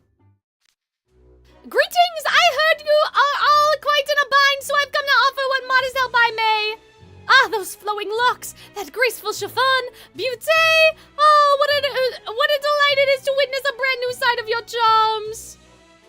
You're right, their hair is so long. You can quit staring now. What cause have you to feel embarrassed? You all look positively fantastique. Kalim, your beautiful hair shines like silver moonlight shimmering across the desert sands. Jack, yours brims with vitality and exudes a supple raw power that makes me shiver. Deuce, your sleek style is not a hair out of place is so dignified. The mature, refined aura you give off makes my heart skip a beat. And Roy de Rose, I feel as though I'm dreaming when I behold your beauty with that bountiful hair hanging so elegantly over your shoulder. Its color is more noble than any flame or sun, and the rose that makes all others pale in comparison. What a true display of beauty. That's some very passionate praise. Did you both come here just to tell us that? Of course not. I never embarrass myself by talking like that. Here, we came to bring you yarn and needles. Feel free to use them for knitting. Oh, it's soft and colorful. Is it okay for us to take the whole skein? Shin? I don't know. I'm guessing they mean the whole thing of the yarn. Sure, my family made me bring it, but I've never oh god. Arista was about to come out. What in tarnation? Sure, my family made me bring it, but I've never touched. I mean, I've got plenty to spare. God, doing Eppel's voice has become so difficult ever since I started doing Lodestar RP. The southern accent has just like disappeared. I just want to do Arista all the time. I don't know what the problem is. I mean, I guess we could change Eppel's voice at this late date. We could make him sound like Arista. It's not, you know, but I'd rather not. It's appreciated. So what's the trick to knitting? I don't know the first thing about it. What in tarnation? I'm not exactly great at it myself, but you could probably look up videos on Magicam. Then wait! What? Are you fucking for real right now? What do you mean?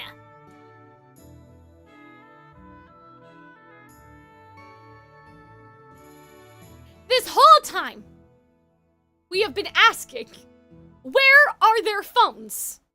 And you're telling me you had them the whole time! What? Guys, what the fuck is wrong with them? What's going on? You could have used that to research the story. You could have used that to do anything. Then I'll look up some beginner tutorials. Thank you, Epal. Of course. Oh, we got something else to share with you guys. Vil gave us these yoga mats. He also sent a link to a video. What do you mean?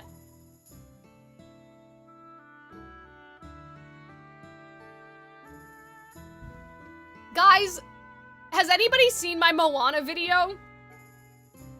I had a running joke in that video of the, like, what are you even talking about from Has Been Hotel, which I cannot sing to my fullest capacity right now because I've been playing all of these boys.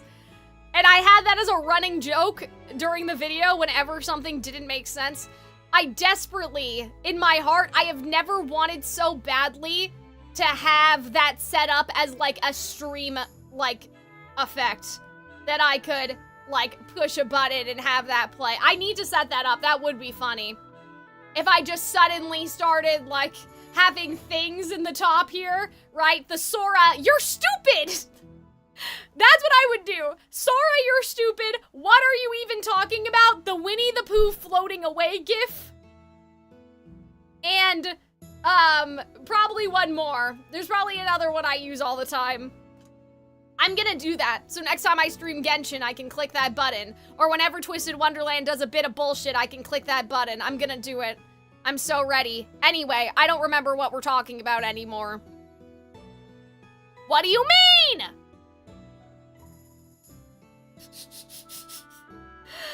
What's their fucking problem? And this is something from me. What's this? Ballet shoes? Thank you. I also have an instructional video I used when I first started out along with the necessary equipment to play it. I have no doubt the four of you will dance beautifully. Go on now. 1, 2, 3.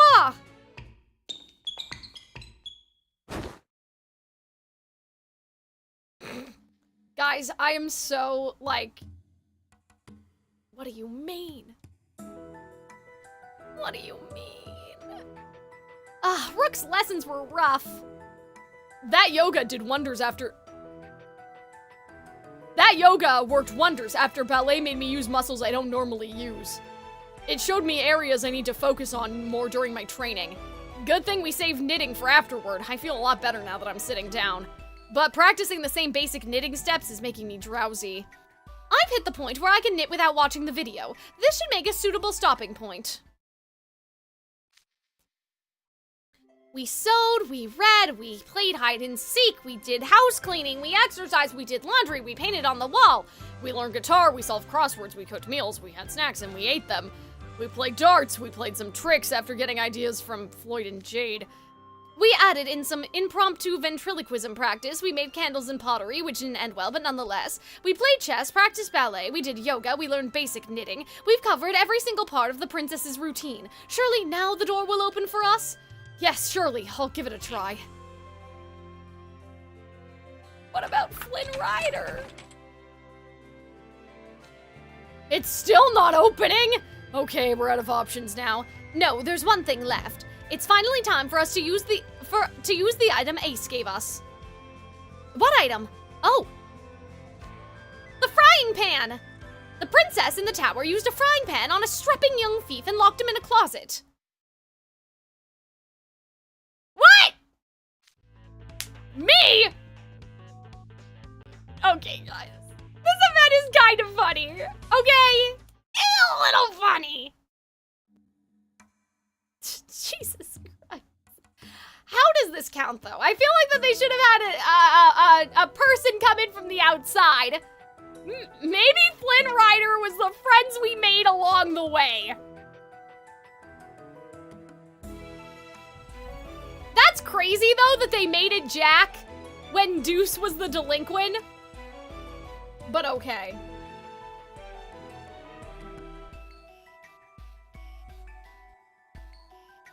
Oh, that's weird.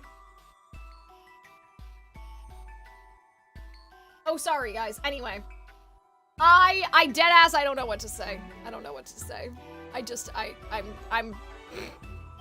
Man, that sucked. I wasn't expecting to get locked in the library's cramped broom closet. Sorry, Jack, but you're the tallest guy out of all of us. That's the excuse? Okay. Nothing seems different, but we've done everything we possibly can in the story now. Now the door's gotta open. Here goes.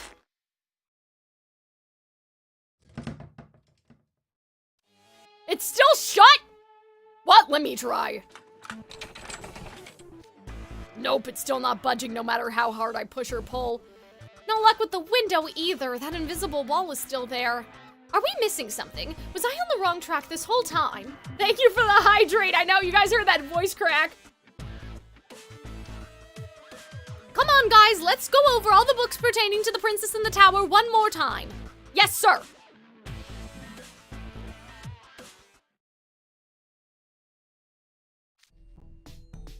We took Leona's advice to get through the princess's entire routine, but perhaps the bare minimum wasn't enough. Should we cook something more properly? I'm still stuck on the pottery. Not only did we botch it, we botched it so badly it was gone without a trace. I think, is it like the fight with Mother Gothel that they need to do? Like the argument, I mean. Maybe they just need to express that they want to see the floating lights. You know, they haven't done that yet. We botched it so badly it was gone without a trace. If we start dwelling on what we could have done better, we'll be here all day. Deuce, Kalim, are you finding anything? You know, I've had a lot of fun trying all that different stuff, but the book says the princess was sick and tired of it all. Maybe we have to do all that stuff until we get totally bored of it? That's a scary idea to say so casually. What's even scarier is the fact that as things stand, I can't rule out that idea. What about you, Deuce? What does this phrase in the book mean again? Let me see. Are you okay, House Warden? Yes, thank you for catching me. It's hard to see where I'm walking with my hair in the way. I seem to have tripped on something. What was it? Oh, the roach from the rope from Coach Vargas. Rope. It feels like ages ago we used this rope for exercise. I was shocked when Coach Vargas climbed the tower to one-up the thief from the story. What is it, Riddle? Coach Vargas put the thief to shame by not using the arrows to climb up the window, because the window is how the thief entered the tower. Of course, that means... Yeah, it means the princess must have been really freaked out when some stranger climbed through her window. What a jerk. I get it, so the thief was a really bad person? Ugh, Jack! No, guys, the point is the door wasn't the only... No, guys, the point is the door wasn't the only access point into or out of the tower. Exactly! I genuinely have trouble believing this, but perhaps the princess escaped the tower. Oh! They've been trying the door the entire time! They haven't been trying to go out the window. When they've been trying to I thought they were shaking the latches on the window and the window wasn't letting them out. They've been trying the door? The window? Come to think of it, she did do climbing exercises. It makes sense she'd be able to safely exit out that window. Yes, and Coach Vargas also said... Yeah, the climbing.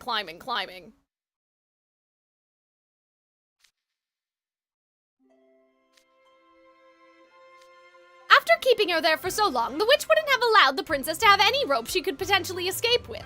But a proper tether would be necessary to climb down from the tower so high, so the princess used her own hair instead. I get it now, sounds wild, but considering it's a fictional story, I can see it. Oh yeah, the story also mentions the princess would help the witch get down from the tower too. I remember it so well because I was struck by how nice the princess was. She helped the witch get down from the tower, so she would have used her hair for that too, huh? Yeah, okay, so it's time for Riddle to stick his hair out the window. Fine, first let's test this hypothesis out. Can my hair pass through the invisible wall? Ah. Housewarden Riddle's hair in the hand he's holding it with. Both made it out the window! We got a plan. Take it away, Riddle! Ready when you are, Housewarden Riddle. Please let down your hair. Yeah, all we have to do is hold on to your hair and we can get out the window. I still think they should have made a wish to see the lights, but okay. Yes! Hold it! Oh no, Riddle's gonna say that Crowley put it against the rules! Have you forgotten? The headmaid told us repeatedly not to go through the window. I can't honor your request until we get permission from the faculty. What kind of teacher would go, yeah, sure, when a student asks to leave through a window? We've got a viable escape plan. Are you just gonna stay cooped up here instead? We've been locked in here since this morning and the sun's close to setting. Soon enough, it'll be dark and midnight will roll around. Housewarden Riddle, we have to fly those lanterns before midnight. Please, Riddle, we won't be the only ones in trouble. Well, we won't be the only ones in trouble if we don't. This affects everyone.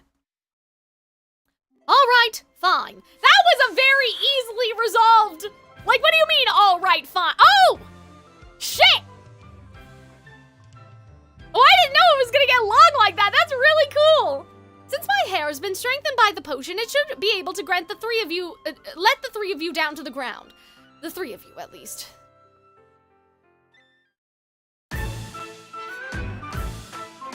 Wait, that is such a thin strand, Deuce. Oh, guys, I love how much this sounds like the Kingdom Dance. My conspiracy theory is the Kingdom Dance is how Alan Menken wanted the entire movie to sound and they didn't let him, and so he put all his energy into the Kingdom Dance. You know what I mean? It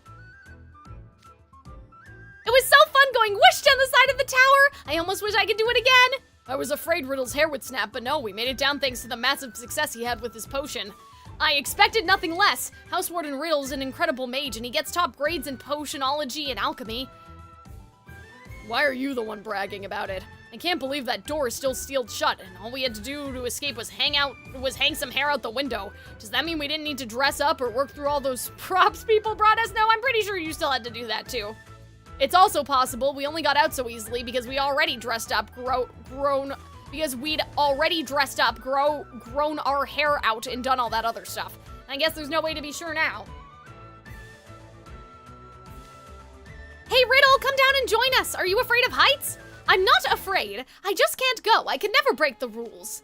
What? Are you still hung up on the headmaid telling us not to go out the window? It's almost like that was the whole point of the story. Do they not know that?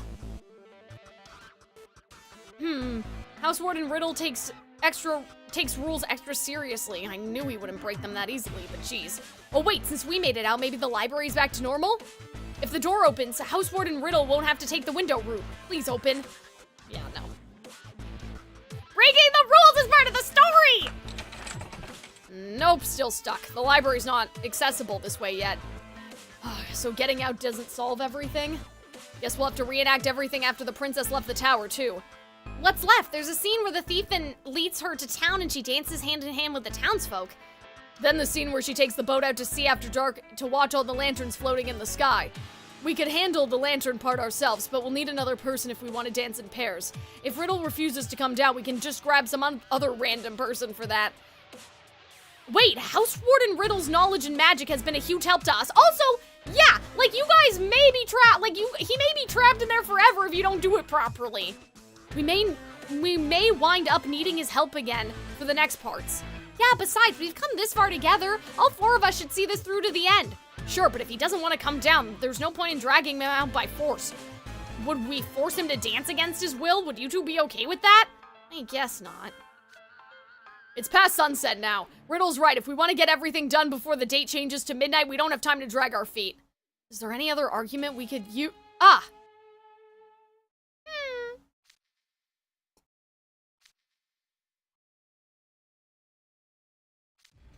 The rules.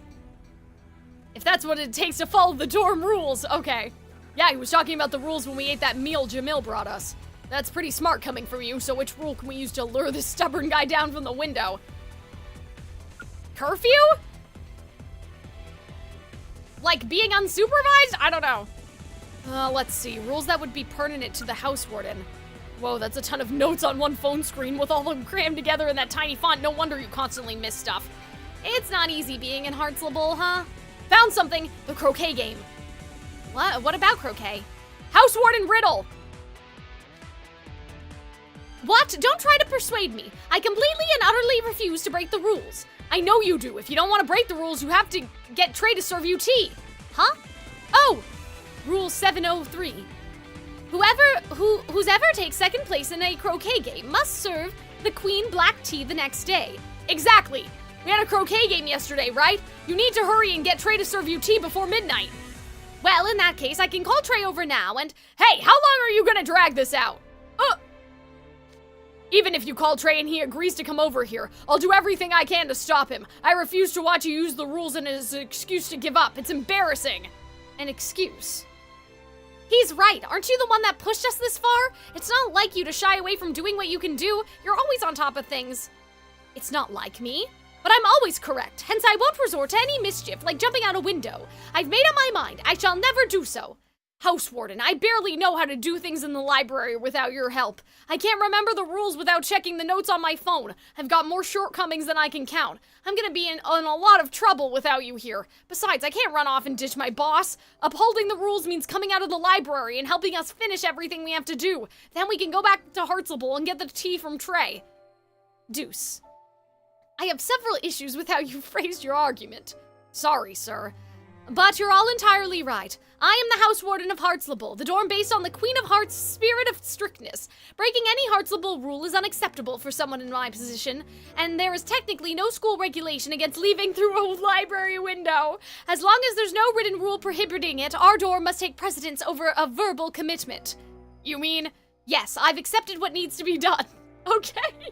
I guess it was that easy, but it makes sense. Because it was just Crowley. It's not an actual rule written in stone. He said he accepted it, then he withdrew inside. Let's be patient and have some faith. I'm sure he's just summoning up his courage. That takes care of the preparations. Oh, that was Riddle. Oops. That takes care of the preparations. Still, I never thought I'd jump out a window. I've been determined to never do that again after... Oh! That's what it's been about! I didn't even think about that! I don't even remember that he left through the window. Oh!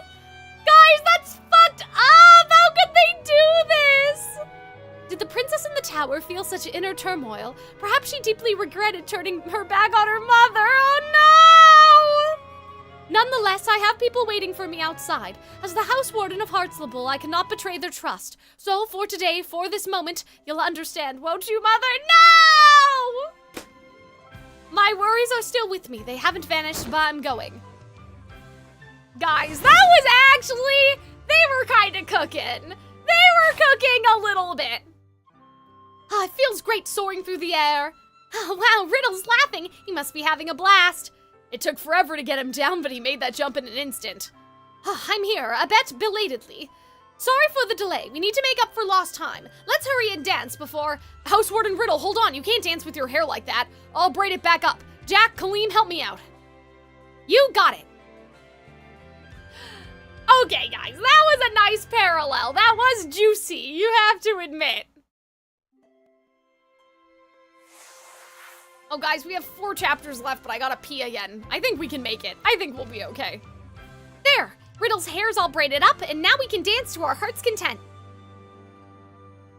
So, we gather in a circle, perform the dance steps, then pair up arm in arm with someone and spin around, I'm sure the 4 of us can manage. Let's line up and hold hands for... Hey! Cater? It looks like we got another visitor. Oh, that was Grim. Hey! Oh, hey Grim, what are you doing here? We came to check on you guys while we were hauling stuff. I heard your hair grew out, but I never thought it'd be that long. It looks amazing.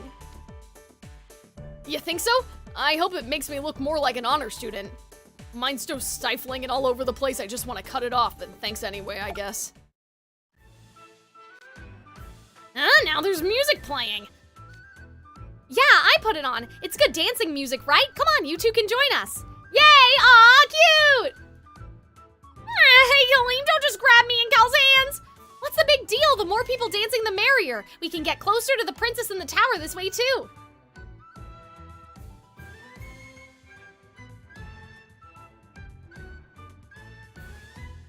That's true. What do you say, Cal? Dance with us? Sure. I don't see why not. Excellent. It's appreciated. I'm glad you came. I was just in the mood for some festivities. So the steps go like this. I like how they've been bobbing them up and down. I don't remember them doing this much, like this as much before. Your movements are too exaggerated, Jack. Relax and smooth them out. Smooth. I get what you're trying to describe, but it's hard to actually move like that. Deuce, were you not in book 5 with Vil? Did you not get Vil's dance training? Don't worry, you're all doing great. Now let's pair off and dance. Oh, look at that. Wow. Guys, the shoe noises, which I'm pretty sure are from book 5, they're just recycled. Guys, I love this music. I really like it. I can't wait to use this for a video. I just need an occasion. I just don't know what I'm gonna use it for yet.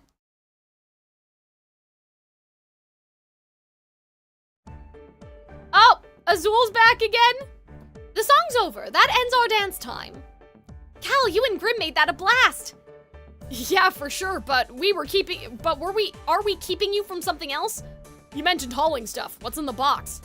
Lanterns you asked for. We're hauling over all the ones people made at their dorms to the main building. It would have been really cool if they made the lanterns all have the dorm signias on them and like all different colors, but I doubt that they did that. See this one here? The biggest and coolest one? My henchman and I made it. I wish... Where did they put the big lantern? That the queen... Like, where did they put the queen's lantern? And the platformer guys sent these aroma candle things in their lanterns. They smelled sweet, like flowers and fruits and stuff. Makes me want to eat them. That's all well and good, but is that single box worth of lanterns all that people made? The princess saw countless lights floating in the sky. This won't be anywhere near enough to replicate that. No need to worry, we have plenty of lanterns. Head mage, the students of Hartzlebel were especially proactive in lantern making. Were they now? That's my card soldiers. I wish he said that's my card soldiers for you. That's what I would have said. Yeah, everyone got real into it. Plus... Is that all you need, little imps of clubs? Materials to make lanterns, candles to put them in. Yeah, that should be enough for now. Thank you kindly. You're always welcome to come back for more if you need it. Thank you. I'll be sure to buy extra of anything we don't have enough of. This is about what's happening at the library, right? You Hartzlebel imps are so industrious. I'll be rooting for you. Sam, I'd like to check out. Sure thing, be right there. Oh, you're buying sweets in a notebook? Yeah, that's right. Goodness, you must not have seen the message from the head mage. He requested all who can loan or give items on this list bring items to the library. And the Hartzlebel imps are making more lanterns than any other dorm. They're making the most lanterns. So That was... Oh! So that was about a lantern making competition? A competition?! I was ignoring it since there was nothing in it for me, but if it's a competition with no other dorms, that changes things. In that case, Pockmore should take part as well. It would be unbecoming to forfeit by default. We can crank out a whole boatload of lanterns easy peasy with Hingenheim technology. Technology, in case you need a reminder, we're in an arcane academy. We can easily whip up lanterns with magic. Oh, so this is why our vice house warden messaged us to report to the dorm immediately. I figured if there was trouble, he'd have things well in hand, but if the other dorms are competing— Oh man, they really had to make everyone compete to get them to help? That's crazy. All right, thanks for your purchases, little imps. And that's what happened. I see, so Sam fanned the flames of dorm competition. He's certainly a slick businessman. Who knew the same competitive spirit that usually causes so many problems would actually come in handy for once? Yes, everyone was quite motivated. Though it ultimately... funny. It ultimately deteriorated into students so determined to fly the most lanterns, they started stealing ones from other dorms. Hence why Cal and Grim are hauling them into the main building. Geez, you two get all the messes to clean up. Yeah, tell me about it.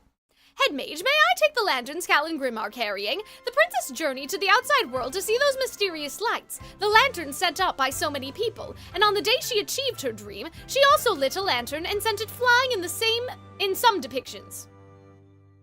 Ah, so you wish for your group to take part in lighting the lanterns as well? Yes, sir. We'll still need to get the rest of the school to send lanterns up to properly reenact the story, of course. Cal, Grim, will you help us? Yeah, sure. I'll show you what a future great mage can do. I'll handle the matches and lighters. Thank you both. That takes care of the lanterns, I suppose? Oh yes, you asked me to secure you a boat, right? Yes, sir. Were you able to? You can rest easy. I went around begging and pleading, and I finally found someone willing to loan us. That's funny. You have to beg? It's the latest, greatest, and most comfortable of classy craft. Goodness me, is all the good karma for my kindness paying off? It could be. What a relief. Now we can reenact the final scene of the story. The boat's docked at the wharf on this map. Let's see, that must be it circled in red. That's pretty far from school. Buses aren't running this time of night either. We'd better hurry. Oh my god, is Jack gonna turn into a wolf and they're all gonna ride on his back or something? Oh, what if we take my magic carpet? We could use brooms too. None of the books made any mention of the princess in the tower flying. I don't want to botch the plan after coming this far, so perhaps we travel by land as she did. Wait, by land?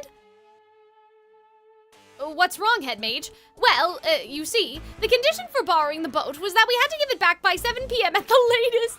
7 p.m.? That's just an hour from now. Huh? They really couldn't have magicked up a boat? Like, you don't have a boat, like, anywhere else? Like, there's no other boats on school property anywhere? Alright, guys, 3 chapters left. I do have to use the bathroom, but I think we can make it. I think we can do it. Actually, 3 more chapters might be a half an hour. Why don't I just go quickly now? Because I do want to talk to you guys after. I don't want to have to run away.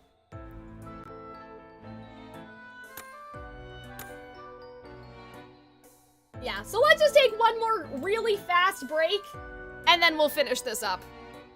And then I'll tell you about my rewrite idea for what I would have done if I was... Oops. For what I would have done if I was in charge of, like, quote-unquote, fixing the book.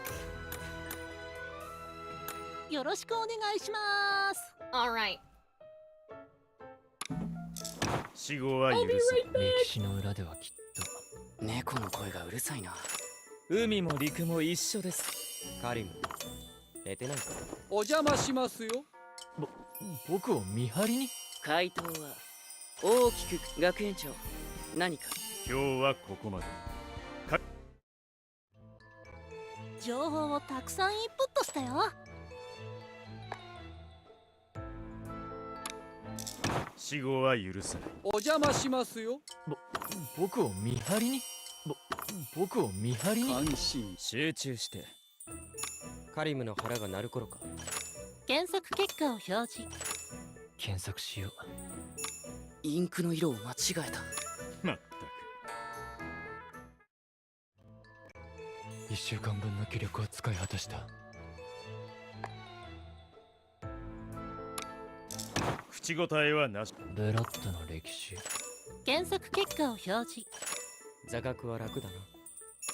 尊敬できる偉人だ。暗記済みです。カリムの腹が鳴る頃か。インクの色を間違えた。今日はここまで。1週間分の気力を使い果たした。授業を始めよう。暗記なんて時間の無駄では。陸の歴史か。陸の歴史か。インプット済み。猫たん。勉強にコツはないよ。知ってる。まったく。情報をたくさんインプットしたよ。死後は許さない。知ってる。当然では。僕が答えます。早く終わらせよなるほど。トレイン先生は信頼できる。予習が生きたな。今日はここまで。1週間分の気力を使い果たした。死後は許さない。歴史の裏ではきっとごもっとも。暗記済みです。以上です。僕が答えます。お邪魔しますよ。いい子にしてます。回答は大きく口を開けて。Oh my god, 1週間 guys. 分の気 You 力を guys 使い果たした。 have to see this.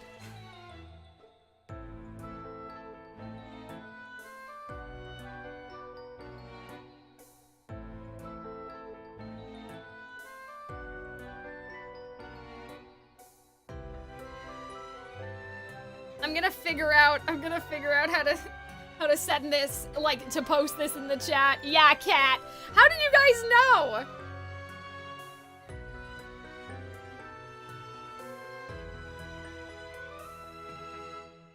Oh, hi, Pumpkin. You're here too.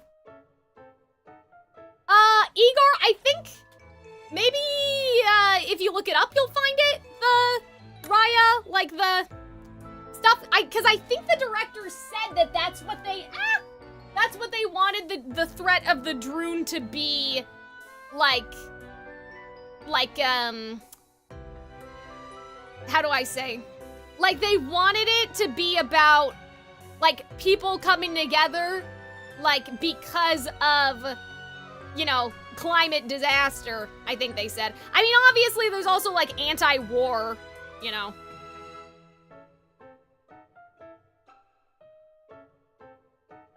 So, there's that, like, that's, you know.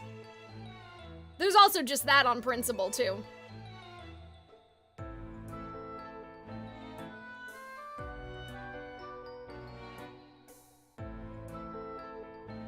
Okay. What I'm going to do is...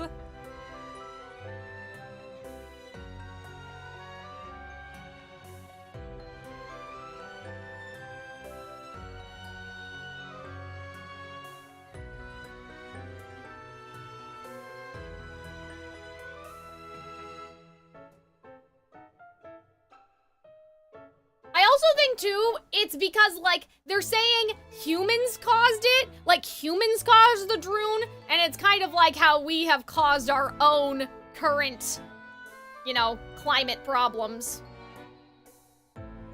Like, I wouldn't necessarily say the message is about climate change, but, like, the threat is supposed to be analogous, like, you know, it was supposed to be allegorical to climate change. The message is definitely about the unity. But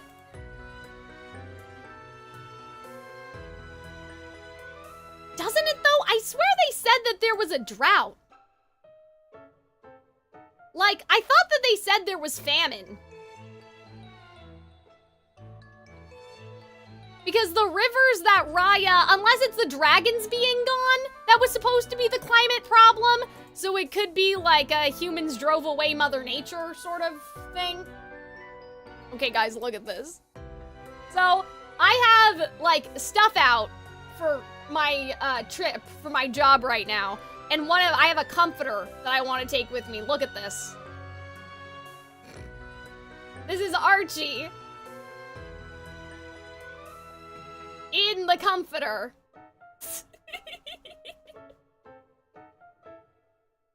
He's so silly. He's so silly. Look at him. Oh, oops. I'm resizing the wrong one. Look at this. Like, he's like literally like in... He's in... He's like like a little clam. Oh my god, he's so silly. It makes me so sad.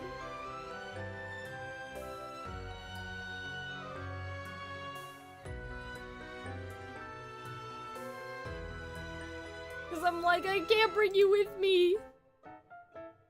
The dragons have been gone 500 years before the movie started. That's true, but we hear about, like, that in Fang, they don't have any rice or something like that. And so I think, like, it's been bad even before, like, this is what I think, like, was, confusing, right? Like, at the beginning of the movie, things were already bad before the stone broke into pieces. It just got worse. And so it seemed like without the dragons, only Heart was really doing okay. Because everybody else seems to be kinda not...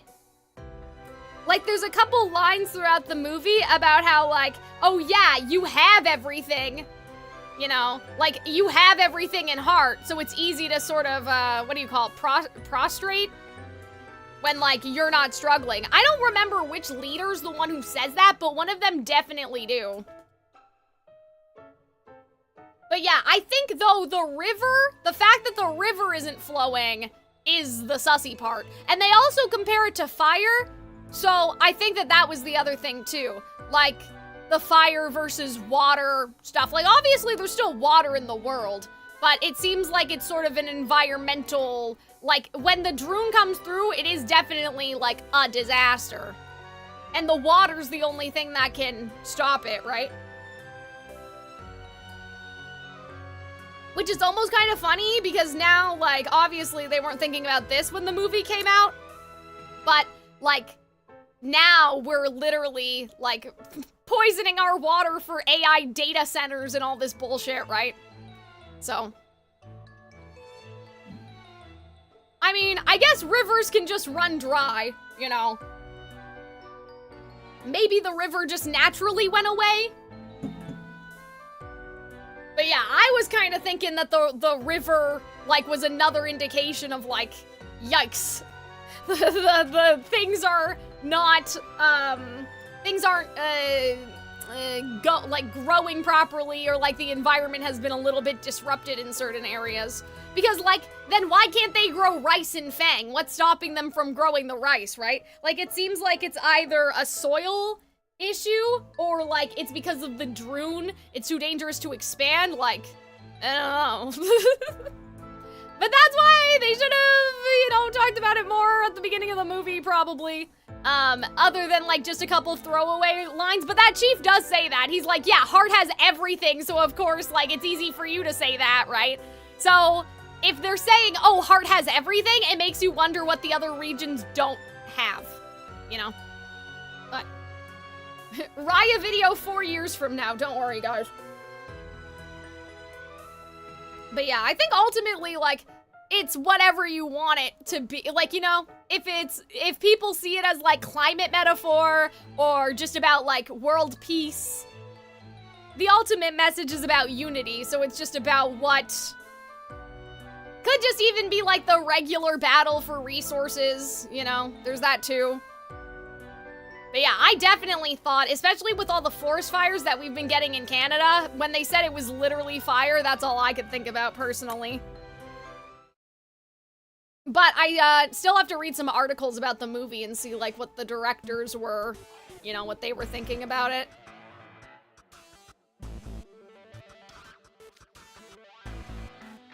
If we want to reach the wharf, take the boat out, watch the lanterns, and take the boat back to the wharf.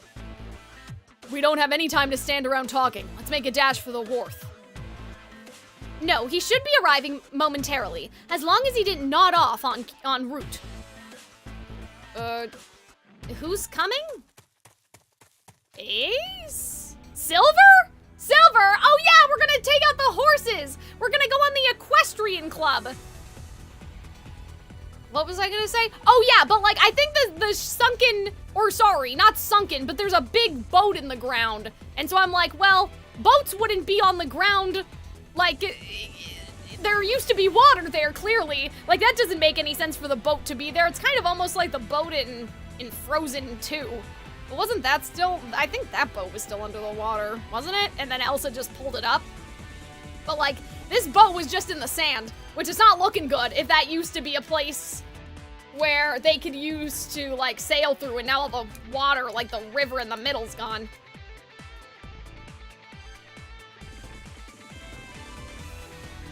But yeah, don't worry, the Raya video, it'll all make sense. You know, the threat of the Droon is only one, like, piece of it. But I think the message of unity is the important thing, which you said, obviously. Here's my thing, I guess, and this is what I said. I think I said this last time. People also forget that Raya is in a position of power, and so it's not the same as having interpersonal beef with people, right? Most of us are never going to be in that position. So when we think about applying this message to our own lives, it's more so like sometimes we need to do things with people that we don't get along with for the greater good of doing them.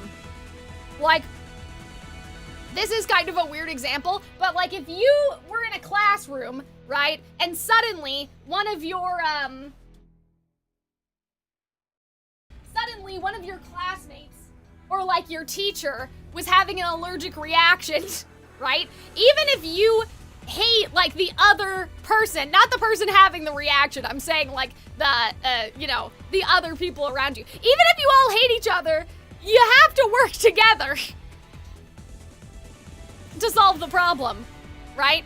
And so I think that ultimately, like, people are too focused on applying the trust issues thing with Raya to, like, their own personal, like, interactions in terms of, like, oh, I was bullied as a kid or whatever, but, like, that's not really what the movie is focusing, like, that's not really what the movie's focusing on or what it's about. It's not telling you to forgive the people that bullied you or anything like that. It's like just a reality in life that you're going to be around people that you don't like and maybe you don't even trust. Maybe, you know, you work in an office with somebody who's like stolen your ideas, right? Maybe you're in a class with other people and your group mates have taken credit for like the group project or whatever. And like totally kind of threw you under the bus, right? It does happen, but you know, in an emergency scenario, we have to put the beef aside. That's what I get from the Raya stuff anyway. Obviously, it's a lot more complicated and a bit too complicated to talk about like in a live stream. But I think when you realize that all of these people are in positions of power and the trust issues are kind of like, I don't want to say allegorical, that might not be the right word, but the trust issues they have are like an extension of how all of the tribes feel about each other. Like, it's almost like a, like it's almost sort of like a xenophobic type thing, right?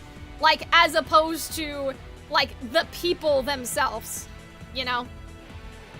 Or rather, like, I don't know. I don't know what a good comparison would be, and I don't want to make a real world one because I feel like, you know, whatever. But, like, you know, think about, like, after World Wars and stuff, how people from the countries on the different sides, like, treated each other. You know, even now, right? Some of that stuff from back then has still persisted to this day in the relationship between, like, those countries, you know?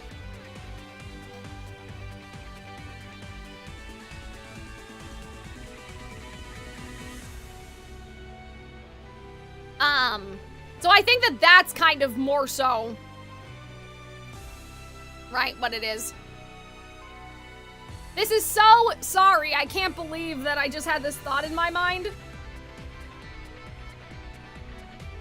But, like, I saw this clip on Twitter, and it was of Trump or whatever, and, like, he was like, oh yeah, Japan's been very nice to us, except for Pearl Harbor, obviously, and I was like, why are we doing this? Why are we saying this? What the fuck do you mean?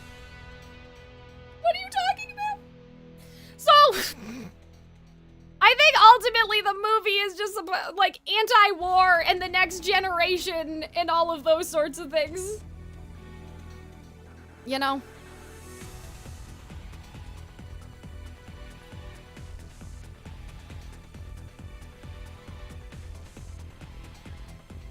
But yeah, I mean, maybe it's also the fact that, like, with Namari and Raya, it's recent versus, like, I don't know, like 3 generations have passed. Maybe it would have been better if it was like, your grandfather did this to my grandfather. Like, you know, maybe it would have been better if they went for that route, because there would have been a further,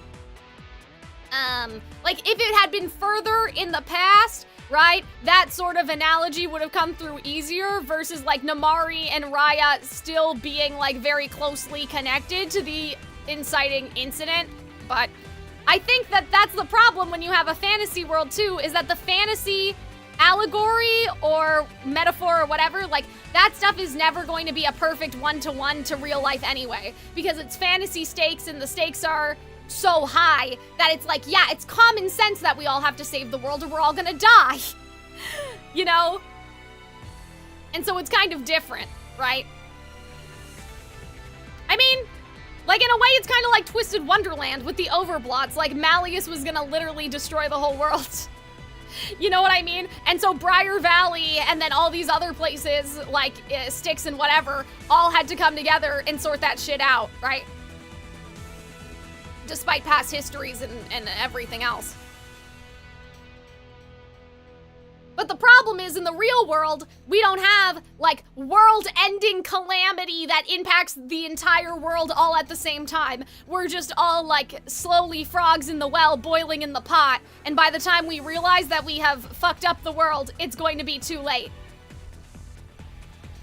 Right? So that's the thing. In a movie, of course, right? It all just, you know, at the end of it, it all works out, and then everybody acts as they're, like, the heroes act as they're eventually supposed to, because the whole world's gonna fucking end, you know?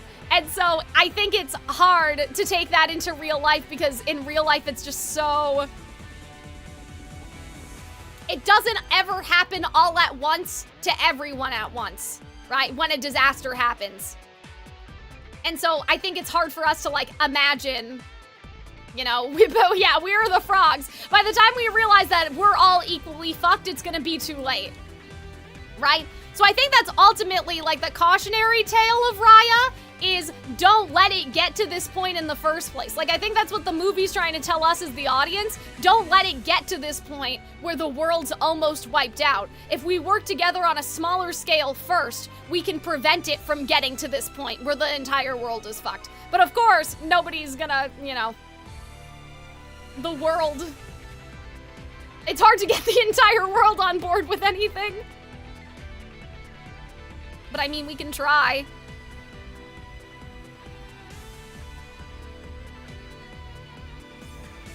We can still try, but yeah.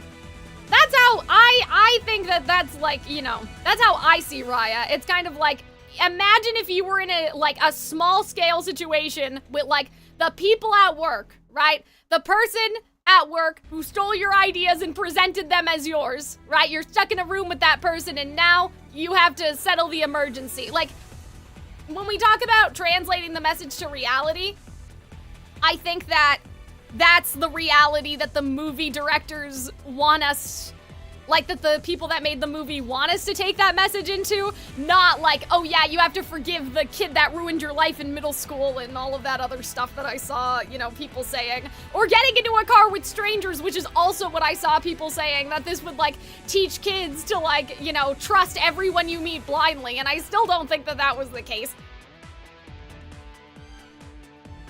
Because Raya is ultimately, like, she's a princess. None of us are princesses, right? Even if your kid had some weird takeaway from the movie, it's your responsibility to sit them down and be like, okay, well, here's the thing, though. Raya's a princess, and so, like, she's in a different position than you, right? In real life, like, you don't need to be making these big choices. Like, these are the choices you make instead, right? To some extent, you know, and I'm not trying to say that you guys can't just like the movie. If you don't like it, it's still okay, you know? But I think that people have taken it very wrong. And it's almost like the Ariel, oh, you're telling kids that Ariel gave up her voice for a man, like, you know, giving up your voice for a man is okay. And I'm like, okay, well, the movie didn't say that. Yeah, I guess your kid could think that, but it's probably your responsibility to tell your kid that's not what they're saying, actually. They're saying that sometimes in order to, you know, take that next step forward into adulthood, you need to leave the past behind. That's how I would, you know, that's what I would say to my kids about The Little Mermaid. So I think Raya's the same thing, where, like, again, I don't think that they did it perfectly, and I think that there's a lot they could have improved upon, but I think people need to kind of think about the message outside of their personal relationships. Because there's nothing really personal about Raya and Namari. Like, yeah, it was like, oh, we could have been friends, but, like, it's not like they were in an actual, like, relationship with each other. It's not about friendship. Like, it's basically, like, if you imagine each land as a different country, it's basically a bunch of ambassadors of the country, you know, sorting out the disaster. And most of us aren't gonna be that, you know? We just need to embody the spirit of it. How would you change it? I don't think I would change that much, just clarify some things.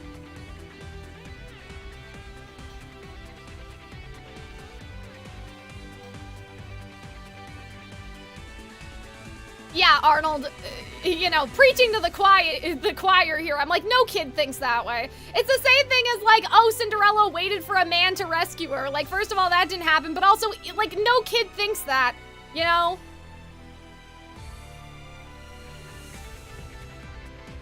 I've talked about this before, but, like, my favorite, like, the thing I remember from Cinderella the most is from the Disney Cruise musical, and how Cinderella goes, oh gosh. Like, she says, he fell in love with me for me, and suddenly all the world shone bright like the moon and the stars on a clear summer night. Did you send that Archie pic during a break? I actually sent it here. I sent it there so I could show it to them, is what happened. We're almost done this event. We just got distracted. See, I think that that's one of the scenes, Igor, that's where I was like, I'm like, yeah, that probably needed the clarity, because I thought that Namari only shot because Raya spooked her. There's a lot of people that have differing opinions. I think that what that scene could have used after is Raya, like, if it was ambiguous on purpose, what the scene could have used after was Raya thinking back in her own thoughts and realizing that that was true. But I also think the problem that they run into is that the stipulation of the magic was that Namari had to be fundamentally untrustworthy, or else it wouldn't work.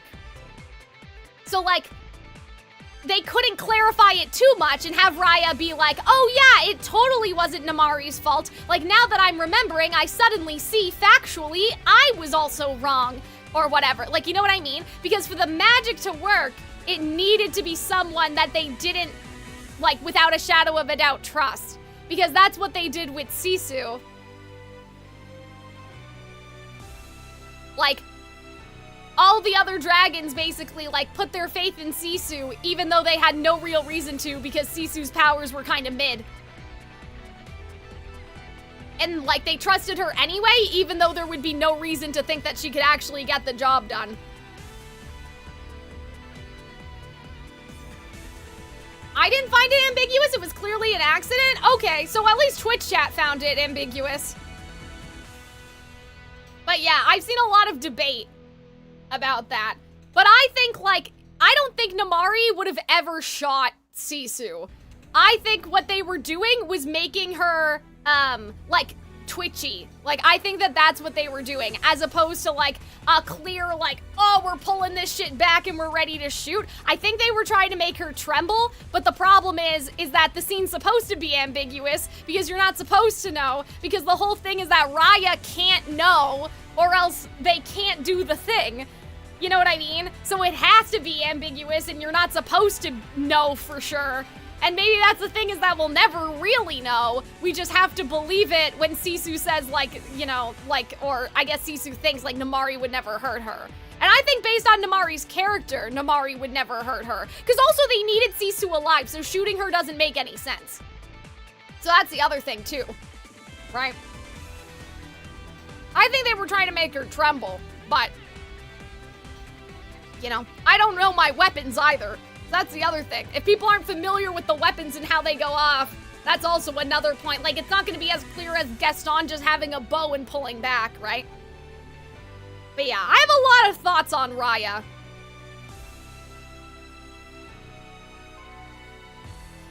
I think it could have been done better, but I'm surprised by how, like, people are willing to die on the hill, I guess.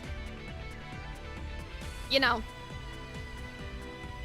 Because I think, like, and maybe this is an intention versus result thing, but I feel like I can give them a little pass because I'm like, they intended it to be ambiguous. Maybe they kind of fucked up and maybe it wasn't as ambiguous as they wanted. But I would say then the criticism in that case is that it didn't seem ambiguous, or it should have been more ambiguous, as opposed to like, oh no, it definitely wasn't. Like, they clearly knew that they wanted to make it that way. I think that they just, I don't know, maybe they, like, could have used it to be more clear, you know?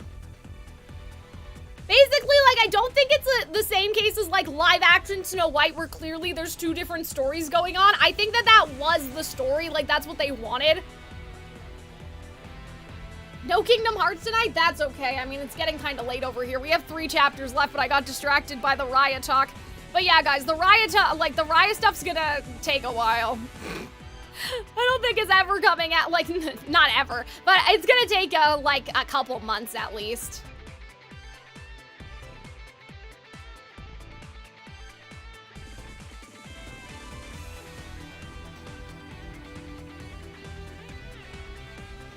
But yeah, it's not gonna be a new video for sure, so don't worry, we'll revisit it. Voila, I have appeared. Hi, Cosmolite. How's it going? I saw Twist. Yes, we're almost done this book. We got distracted by talking about Raya and the Last Dragon, which I watched recently, but it's probably not going to, like, I'm not going to do a video essay on it for a while, so we were just talking about it. But yeah, I think that's ultimately, like, that's the thing, Igor. It's like, well, Raya can't trust her without a shadow of a doubt because that has to be the point. But that also means, like, the audience, like, I don't know. Like, people are thinking as if they were Raya, and they didn't give enough perspective to the audience, I guess. Like, they didn't give enough perspective to the audience for the audience to know without a shadow of a doubt. Maybe that's where the, divide should have been. That the audience knew for certain, but Raya didn't. Because if we don't know, and Raya doesn't know, we're more likely to kind of side with our POV character. I saw the caption and was confused. Wow, we were talking about how people kind of low-key hated but we're almost done. So we should probably wrap it up and then talk about the event and Raya probably after we're done is probably better. I dozed off during practice. Sorry I didn't provide anything on your list. I'm late to the party, but it's nice to know I can still help. I'm truly relieved we got in touch. You're just about the only one capable of leading this moody horse aside from myself. Vorpal, I need your help. The horse's name is Vorpal? What does that mean? Like, is there a significance to that? A horse. Wait, is this the one from the Equestrian Club stables? Oh. I love this event! I think Riddle looks so pretty. Okay, so we have another event lover. This should make the conversation after we're done interesting. Yes, this is Vorpal. The horse and Riddle have done quite well at equestrian competitions. I asked Silver to get Vorpal ready just before I made my jump from the tower. Ah, that explains the weird delay. The story features a clever, dashing horse that goes to great efforts to rescue the princess from the witch's evil scheme. I really thought they were all gonna ride on Jack's back, I'm not gonna lie to you. Well, I'm sure that together you and Vorpal can surmount any obstacles. I'm going back to the school building to send up the lanterns with the others. I'll be rooting for your success. As the rest of you might gather from our conversation, my plan is to travel ahead to the wharf using Vorpal. I'll send a magical signal to the school once I arrive. You can start sending up the lanterns as soon as you see it. Vorpal's sword from the Jabberwocky poem? Ooh, that's cool. I like that. Alright, make certain to be punctual, Rosehearts. Our school's reputation is on the line here. Did I hear there's another Radiant Reenactment re-enjoyer? Yeah, you guys are separated by, how do I say? You're separated by the chats. You're star-crossed lovers. One of you's in YouTube chat, the other one's in Twitch chat. I wish I could take the rest of you on Vorpal's back, but it's okay, sir. I'm the one who's sorry I can't ride with you, but you got this, boss. We'll catch up. We've been in the same boat. We've all been in the same boat so far. Might as well see it through to the end. We're counting on you, Riddle. You got this. After getting help from me and Cal, you better not screw this up. Be careful. I'll hop over to YouTube. Damn, they're making it. Right, I'll get there as swiftly as possible. Let's go, Vorpal. Show me your finest gallop. Whee! Whoa, that's fast. He'll be at the wharf in no time, right? But Riddle's gonna send up the lantern all by himself with no Flynn Rider? We couldn't match that speed even at a full sprint. Riddle made a smart call for sure. I'm so sad I didn't get the card. Oh no, you guys, oh, neither of you got it? Oh my god, that's weird. I just felt it weird. Something weird in my head. Okay, let's follow him. Right. Yeah, my eye just like twitched or something. Guys, my stigmatism or whatever it is. Never fear, for I am here. Hi, Cosmic. Deuce, Jack, wait up. Oh my god, you are both Cosmic. That's really funny. Come on, we're running out of time. You gotta power through. Easy for you to say. You and I are used to running thanks to track and field club, but Kalim isn't. He needs a quick break or an easier pace. But if we slow down, we won't catch up to Housewarden Riddle. Oh, what do we do? What else? We run ahead on our own. What, you want to leave Kalim behind? He knows where we're going. Hey, you can make it to the wharf on your own after a rest, right? Thank you. Yeah, thank you for following here too. I appreciate it. Sorry, I don't know the way at all. Are you kidding me? If we go on our own and Kalim gets... I love how they've been having the transparent, like, live 2D. That's really funny. They've been doing that more often lately. Oh, that's gonna create a whole mess of trouble. Plus, an honor student wouldn't ditch their upperclassmen, right? I want to catch up to Housewarden Riddle, but I'm sure he'll do just fine. Kalim and I will catch up, Jack. You go ahead. Wait. I knew it. It's faint, but I smell something sweet. It's gotta be the aroma candles Grim bought. You can smell them? I don't smell anything. I'm a wolf beast man. I got a better nose than you guys. If I can smell the candles, then the wharf must be close by. Let's forget splitting up and take a shortcut instead. Kalim, keep pushing a little longer. Why doesn't Jack turn into a wolf and then Kalim can just ride on his back? I don't understand. Oh, these chapters were so short. Guys, I gotta finish these chapters before we started talking about Raya. They were literally so short. It's so funny. Oops. Sorry. Budget cut. But the Wolf Life 2D is made already. They didn't need to do anything more to the budget. Unless you're saying that, like, the wolf would have to be wearing Jack's clothes, then yeah, I guess. Ah, there's the signal from Riddle. Let's get these lanterns up. Right, if anyone has trouble magically lighting them, don't force it. That's what we have matches and lighters for. But what if turning into a wolf tears off his pretty new clothes? Guys, I don't think that happened during book 2. These candles have thin wicks, so aiming can be tricky when you're not used to casting spells. It's all about doing this fast, right? Maybe us freshmen can bang it out faster without magic? Cal, give me one of the lighters. We'd better hurry too. It's time to fill the sky with lanterns that we made. Yes, sir! Man, I can't believe I got dragged out twice today. Let's get this over with so we can head back. Yes, sir. Don't know why you're complaining when you stand to gain the most from the attendance credit, Leona, but oh well, the end's in sight now. Oh, is that the wharf over there? Thanks to the shortcut through the woods, we made it here way faster than we planned. Props to you, Jack. Props? No, that doesn't matter. What's going on? I saw Riddle's signal while we were cutting through the woods. Ah, look, there's so many little floating lights! The guys at school started sending them up after seeing the signal, huh? The horse is tied near the wharf, so I guess Riddle's gone without us. Will he be okay by himself? House Warden Riddle will get it done, guaranteed. Okay, guys. I'm gonna listen to this song after. I want to see the full scene.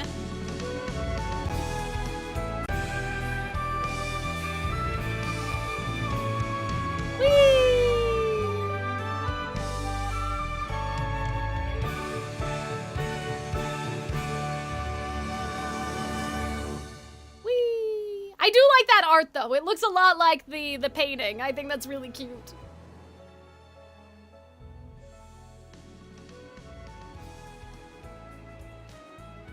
Now to light the last lantern. That would be the one from the library. Flames come forth. You caused us no end of trouble. Now off with you, back to where you belong. The other side of the island's gonna be wondering what the hell's going on. I was thinking about that. I have ideas about that, Madcap. Please be excited for my ideas. My goodness, though, what a spectacle this is. Countless lights floating through the sky. So this is the sight that made the princess in the tower break her promise to the one she believed to be her mother. A dream you can't help dreaming even when it's against the rules. A longing so powerful it drives you to action. I wonder if the day will ever come when I encounter something that turns my prior life upside down like that. Aren't you already here? I think that it's been happening to you, Riddle. I think it's called Night Raven College, but okay. Oh my god, is that it? That's not gonna be the end, is it? Oh my god, did the lantern just disappear in the pocket dimension? The sky flashed. It's the same flash we saw in the library this morning. Does that mean what I suspect? Oh, now you have your fucking cell phones, bro. Hello, head mage, Rose Heart speaking. Rose Hearts, as soon as the sky flashed, the library doors started opening normally again.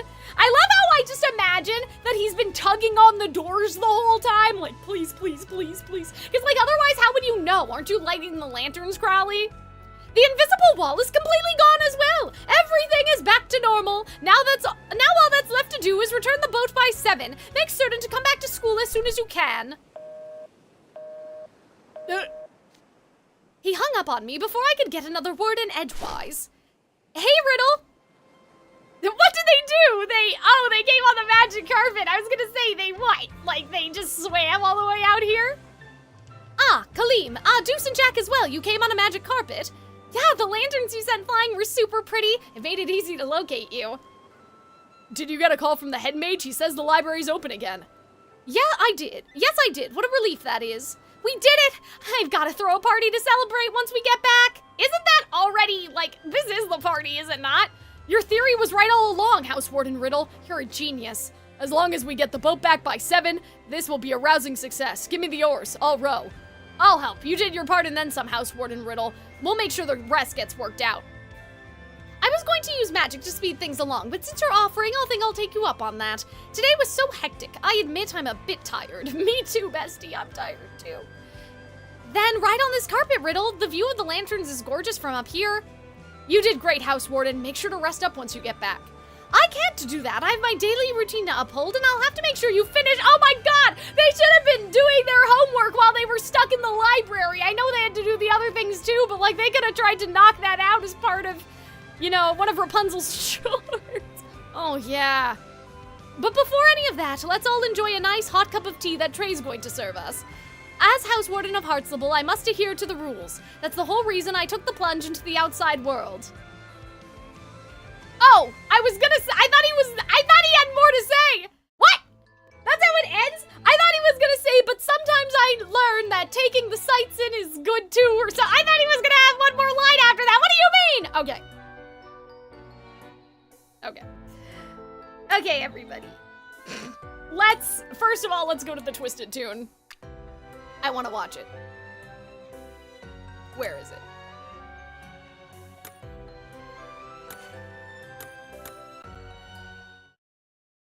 Okay.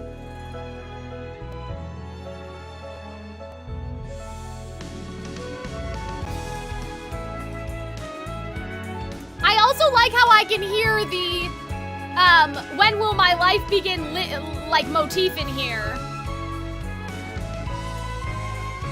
Can you guys hear it? I'll try to sing it for you if I can, but my throat hurts so bad.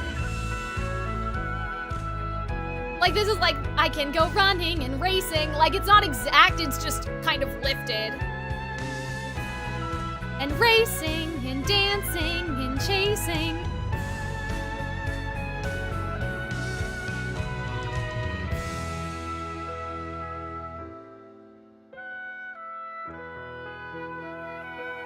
Oh, this is such a good song.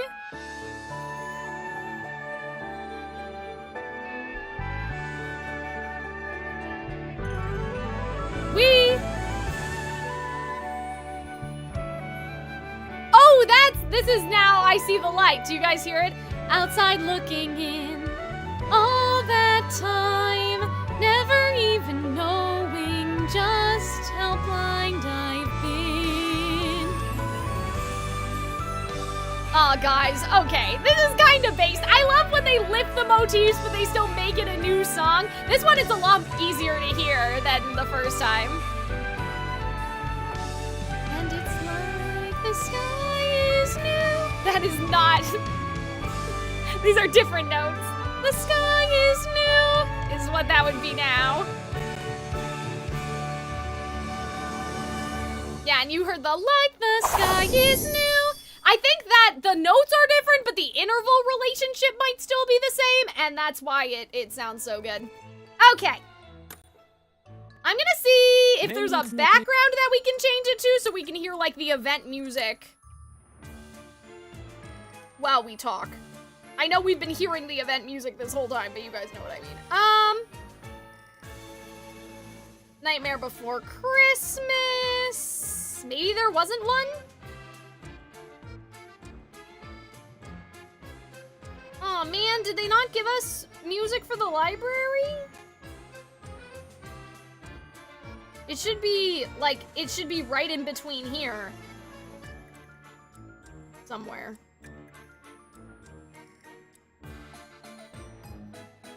Okay, that's Hunchback. Some of these are people's birthdays. That's Lilo and Stitch. Why did Lilo and Stitch get so many? I don't think there is one. Unless I can't see. Like, guys, my eyesight is so bad. I'm not even joking anymore. Like, no, but the other events have them. They're right there. What? We didn't get one because we were in the library? We don't get the library music? Playful Land's Pinocchio. Yeah, Pinocchio's right here. So, unless I only bought the thing after, like, unless I didn't buy it at the same time as when we did it, maybe? I don't see it. Am I stupid or can I just can't see? I don't know. Maybe there's not one. Oh, why am I looking at it on my phone? I could have looked at it on the computer. The computer is more... Okay, I guess we just didn't get one. That's some bullshit, bro. Is it this? No, that's Scaravia Dorm. Damn it. Damn, man. That's such bullshit, too. That's not nice. I want the cute little music. I mean, I know it was just the library, but why couldn't they have given us the scene with all the lights floating in the sky?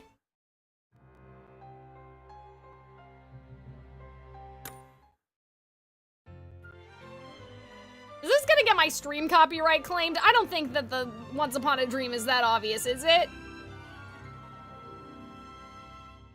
There is one with the lanterns? Okay. Bro, I must be blind, man. Maybe I don't have it.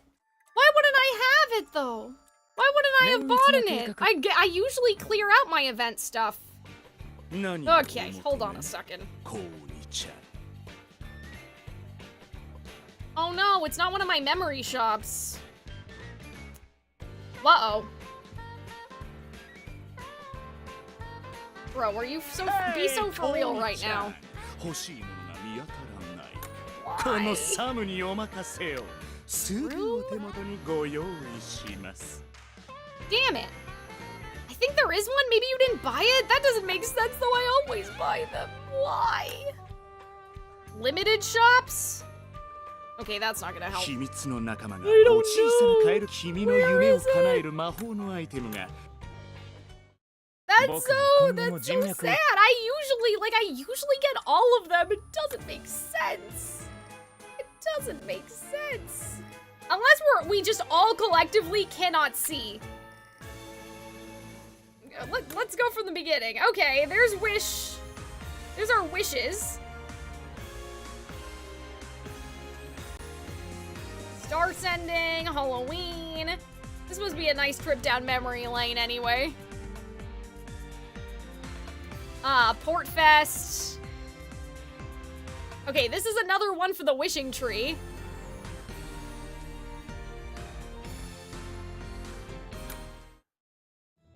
Land of Dawning Museum.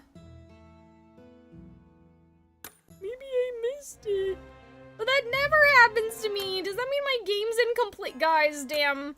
I can't. My incomplete Twisted Wonderland account. Hopefully they'll do a rerun. I feel like they just did a rerun too. Like recently. And I think I didn't do it, maybe, because I already had it. Like I already had the event completed, so I don't know when they'll rerun it again. Guys, I'm so sad. Yeah, when's the last time they ran this event? Let me look. Hold on.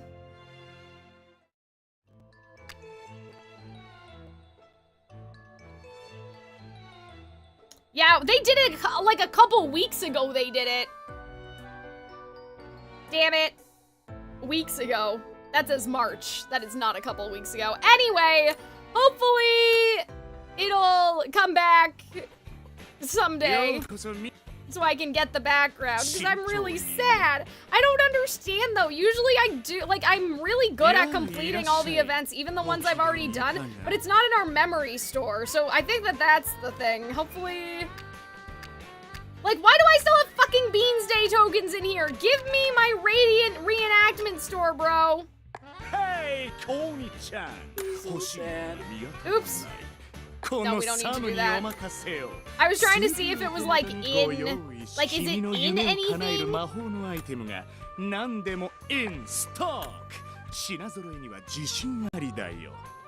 Like I know sometimes like, okay, that's Culinary Crucible, which I haven't been doing anyway. Isn't there a different memory shop? Like I feel like that there's another one somewhere, right?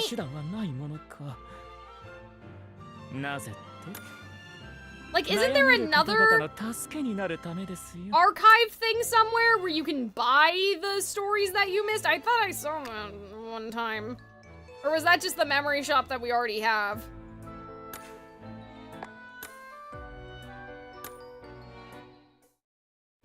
Like, where's the one where you can buy the cards from the past events? Maybe no, but it wasn't these, were they? Not even in the event shop? The slander is so strong. Oh dear. Yeah, I don't know. Thank you for the hydrate though, by the way. Yeah, I thought there was some other store that let you pull for the event cards, like, of the past somewhere. Did I just make that up? Maybe. Or maybe that was only during the anniversary and now it's gone. I'm not talking about these, by the way. There was, I swear in my mind, there was a whole different screen. And I don't know. I don't know. Like over here somewhere is where it was, if that makes sense. Like it was in the archive menu. But I guess Cal, when she spreads misinformation? Maybe.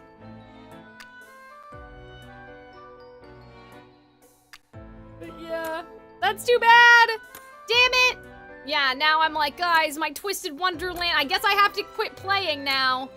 I guess I have to quit because I didn't get the Radiant Reenactment background. I don't know how this happened. Well, actually, here's the thing though. Was the background only available this time when they reran the event, or was it there from the beginning? Because I've noticed that some of the events when they rerun again have new backgrounds or whatever. Oh, we should do this, by the way, while we're in here. So I wonder if maybe what had happened is that I didn't do my Radiant event to my fullest capacity because I knew I already had done it before, and maybe I didn't spend some of my tokens in time and I didn't notice that they added new stuff. Sounds plausible, like in terms of maybe what had happened. Anyway. But yeah, I swear they had some sort of like event shop showing stuff from the past, but maybe that wasn't actually to play the events. Maybe it was just to buy the cards from them. But anyway, I guess we'll put on the Sleeping Beauty music and go with it. I do, and I don't even buy the backgrounds. Man, what happened? Anyhow. Okay. So let's focus, I think. So what did we think about Radiant Reenactment? Okay guys, I don't think it was as bad as some of you guys think. I don't think it was that bad. I do get it though. I don't think it was bad as much as it's disappointing. It is disappointing how Tangled, like, didn't get the same treatment as, like, Hunchback of Notre Dame or anything else, right? But here's my theory. Here's what I sort of think, right? The only times that we really have gone off campus have been for somebody's hometown or for Halloween. And obviously, Halloween has, like, big villains, right? So when we think about why did they put the entire Twissy into, Hunchback of Notre Dame but not Tangled, I think it's because, like, they're not going to put Mother Gothel in here. Like, you know what I mean? So, I think that what they probably struggled with was how to make this somebody's hometown event, right? Which I don't think it would have been that hard, but I can imagine that maybe that's where they kind of got stuck, because it's not like there's, I mean, Mother Gothel is a good villain, but, like, it's not the same as Rollo and his magical, you know, beef and stuff. Are you burning a candle? It's my humidifier. Do not worry. We are not setting the house on fire. Please, do not be concerned.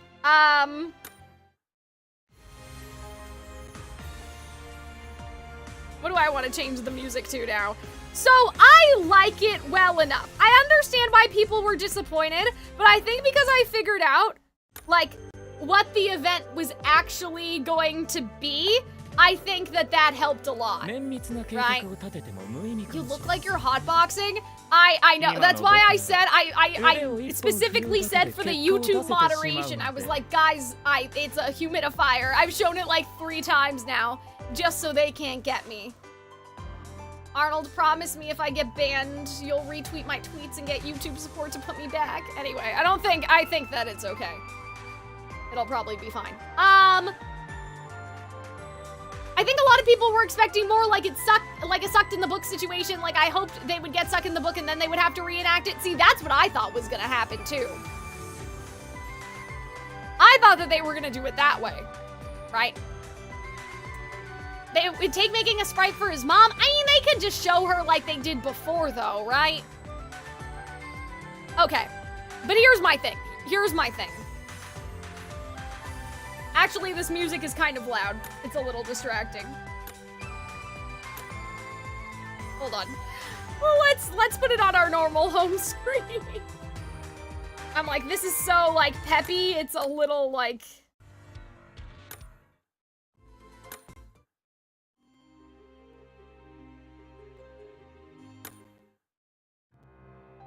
Okay, let's just put it back on the Dysomnia for now. Anyway.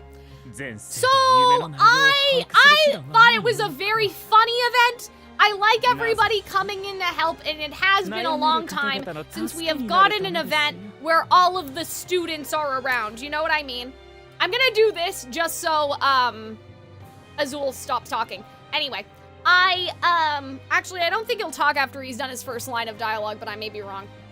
So, I understand why people were disappointed, but I do think, like, those are the charming points of the event. I think the first half was frustratingly paced, especially, like, oh, Jamil just happened upon them in the library, and good thing they found them, because, like, nobody thought to, like, call the scroll and whatever. Like, you know what I mean? Nobody thought to use their scrolls, but then suddenly, when Rook comes in, there's like, oh, we'll send you the links on Magicam, or whatever. So, like, that was really annoying.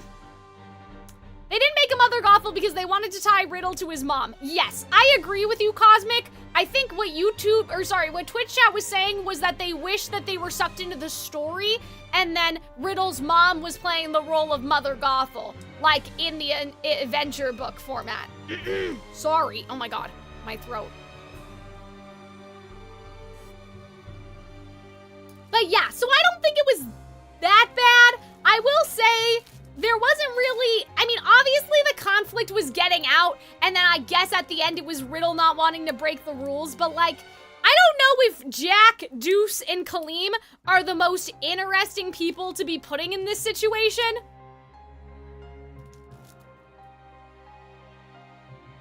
As much as I appreciate that they didn't make any kind of cringy jokes about, oh, wah, we don't want to be a princess because of my masculinity or whatever, I do think it would almost kind of be more interesting if Epal was here, just because Epal hates this kind of stuff. So you could have had almost a character arc with Epal, where it's like, he has a greater appreciation for princesses at the end and didn't know that princesses were so cool, I guess. Like, you could have done something like that, because I'm like, I don't know.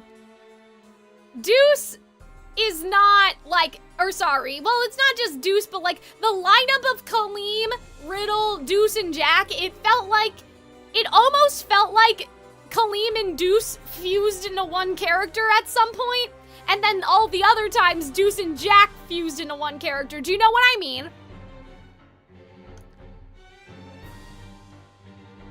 So, I feel like that they should have picked a more frictionful character, I guess.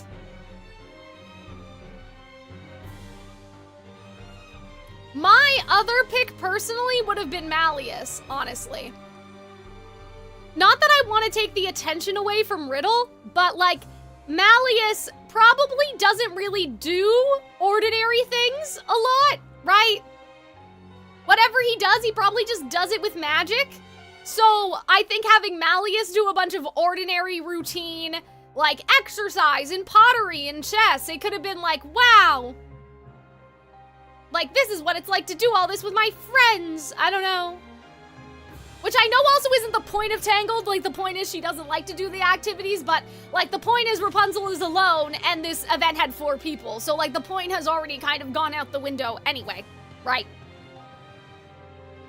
So, I feel like if I had to list my complaints other than the main one, which is like, why did a Tangle event not get a Tangled location? That kind of sucks. The only other thing I would complain about is the beginning of the book was really paced weird. It only started to, like, sort of liven up after everyone else started getting involved. Right? Yeah, you're right. Malleus also, that would have been good, like, similar to Rapunzel too. Like, socially isolated, I agree. And that's why they put Malleus, I think, in the Hunchback event, right? Because Malleus also relates to Quasimodo, but, like, Quasimodo and Rapunzel share similarities, and so, of course, Malleus would share similarities with Rapunzel as well. Like, it all... Right? So, what I wanted to talk about, the last thing I wanted to talk about, other than, like, I liked this event. I liked it well enough. Is it going to rank even in my top 10? Probably not, I'm gonna be honest, right? Like, I feel like this one just didn't have the same sauce, you know? We keep talking about the sauce, like, I think Cloud Calling had the sauce. White Rabbit did not have the sauce. Lilo and Stitch was cute, but also kinda didn't have the sauce, I don't know. Right? So, like, I feel like this was another, like, semi-sauceless. I think they missed a little with making the boat scene exclusive to Riddle's vignette. I imagine they did that, though, because they want that money. That's why they started making them so important, because they want people to want to buy them and feel the FOMO, I think. But I think they connected Riddle and the conflict with his mom enough for me. The event just ended sort of abruptly, though. It was a little abrupt.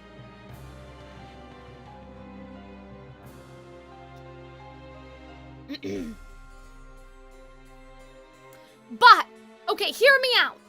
In terms of what I would do if I were making the Tangled event, okay? Because how do we do the Tangled event, but not like this, okay? This is my idea. Tell me if you guys like it, okay? So, I think what they should have done is they should have planned this to be later in the timeline in terms of the game's release. So, Royal Sword Academy characters would be out there in full swing by now, okay? You guys will understand why I'm saying that in a minute. And that also would have coincided with the Tangled remake release date, right? Okay? So here's what I would have done. There is a festival in a kingdom somewhere that is clearly like the Kingdom of Corona in the present day. Or whatever. And Royal Sword Academy and Night Raven and some other schools are all invited. Maybe there's a Mother Gothel school, kind of like how we did Hunchback, I don't know. Right? And then we have this whole thing of, like, where Rapunzel was buried, supposedly there's the golden fruit, like the golden fruit that they talk about in this event, and then the golden fruit has more effects compared to just, like, growing the hair, like, it's used in other ingredients, too. So, like, there's a whole thing, okay? And somehow, there's something that needs to be done with this fruit. I don't know if it's, like, the fruit is, like, on a school campus somewhere, and it's, like, really locked up, and then somebody tries to, like, go steal the fruit from the tree. Not from Night Raven, I'm just saying, like, a general sort of conflict. I don't know exactly what we're doing with this tree. I didn't think that far ahead. Doesn't really matter. But basically, there's a festival. Maybe even they think that the festival coincides with the growth and the health of this big tree, or something. Right? The tree that bears the fruit. So everybody's there. Everybody's lifting up their magic, right? Their magic goes into the lanterns, because they said that in this event, that the wish of the king and queen or whatever, like the magic goes into the lanterns, and so that's why all of the royal, magic arcane academies have been invited. Because it's basically kind of low-key a magic harvesting event, but like consensually. Like they all know that this is gonna happen, right? It's okay. So, they're all going to the festival to generate magic to support this tree, which is the tree that grew after, like, from Rapunzel's body and still has the magic of the original flower in it, right? And something happens with this flower. I don't think that someone's gonna try to uproot the entire tree, but they could do like the tree is dying. I don't know. Okay? Something like that. Anyway, back to the characters.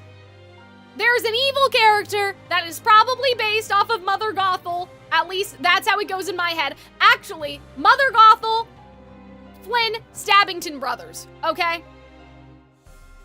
And basically what happens is that the Night Raven College kids come across the plot to, like, these people are gonna do something to the tree. I don't know what they're gonna do to the tree. We didn't get that far. So the Mother Gothel Tangled villain characters lock up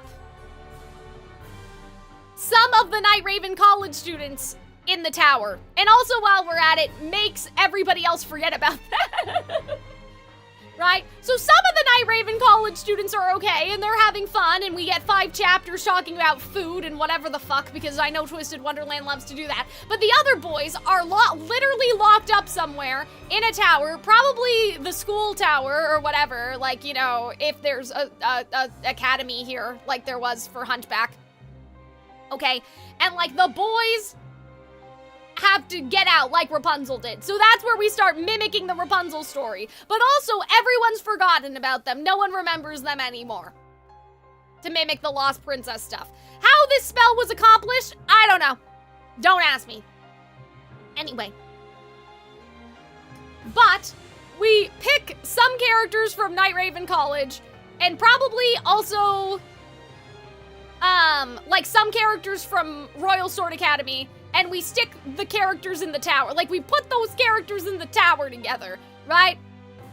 And then we cast some characters as the Flynn Rider of the situation, right? And even the Flynn Rider that we have originally could also feel bad. The other thing they could have done is also have a Rapunzel stand-in, right? So the Rapunzel stand-in has her own Flynn Rider that is on Team Mother Gothel, but then, say for example, Riel is locked in the tower with the Night Raven kids that got locked in the tower. Azul is Riel's Flynn Rider, and so on and so on and so forth. And so we're basically like kind of replaying the events of Tangled, but there's the big bad Mother Gothel type character has cast some sort of memory spell and has some sort of evil plot. Possibly, here's what I would do if I was writing this. I would have it so she wants to like suck the magic out of the lanterns that they're sending up to benefit the tree. This character, wants to siphon the magic out of the lanterns for herself, and there's a thing of, oh, you know, it'll be fine. Like, the tree won't miss a few lanterns, who cares, right? Who cares? And they have to, like, stop evil Mother Gothel. That's what I would do if I was writing this event, right? So you have some of the characters that are Rapunzel, some of the characters who are supposed to be the Flynn Rider of the whole situation, and then the actual Flynn Rider who is on the Mother Gothel team that at the end has the change of heart and is like, this was a really shitty thing to do. That's what I would do. Is that a little messy? Yeah, but I just made that up after, like, 5 hours of streaming, so... You don't even really need, if you don't want the Royal Sword Academy people there, you don't need them there. I think it's fun to have them there, though. Like, I think that's a fun little idea of, like, the schools usually fight, but now they have to, like, do something together. Right? And, like, if you don't want Flynn Rider on the Mother Gothel team, like, we can cut him. I'm not attached to him, but that's what I would do. So, basically, to recap, for anyone new that just joined, how I would rewrite the event is that they're going to the Corona Kingdom. Corona Kingdom has a giant tree that bears the golden fruit that was talked about in this event, but to power the tree, like, the tree needs everyone to light the lanterns, put them into the sky, put your wishes in the lanterns, a lot like star sending, and also sing. We should also have the singing of the healing incantation in there. Everyone sings at the same time. It's supposed to power the tree. Evil Mother Gothel character is like, hey, well, everyone's generating all this magic. What if we just, you know, take a little bit for ourselves? That'll be fine. Why don't we just, you know, get some and put it in some mage stones and save it for later, right? We don't really know how mage stones work. They talk about them being in the mines, but I have questions, comments, and concerns. Can you recharge mage stones? Is such a thing possible?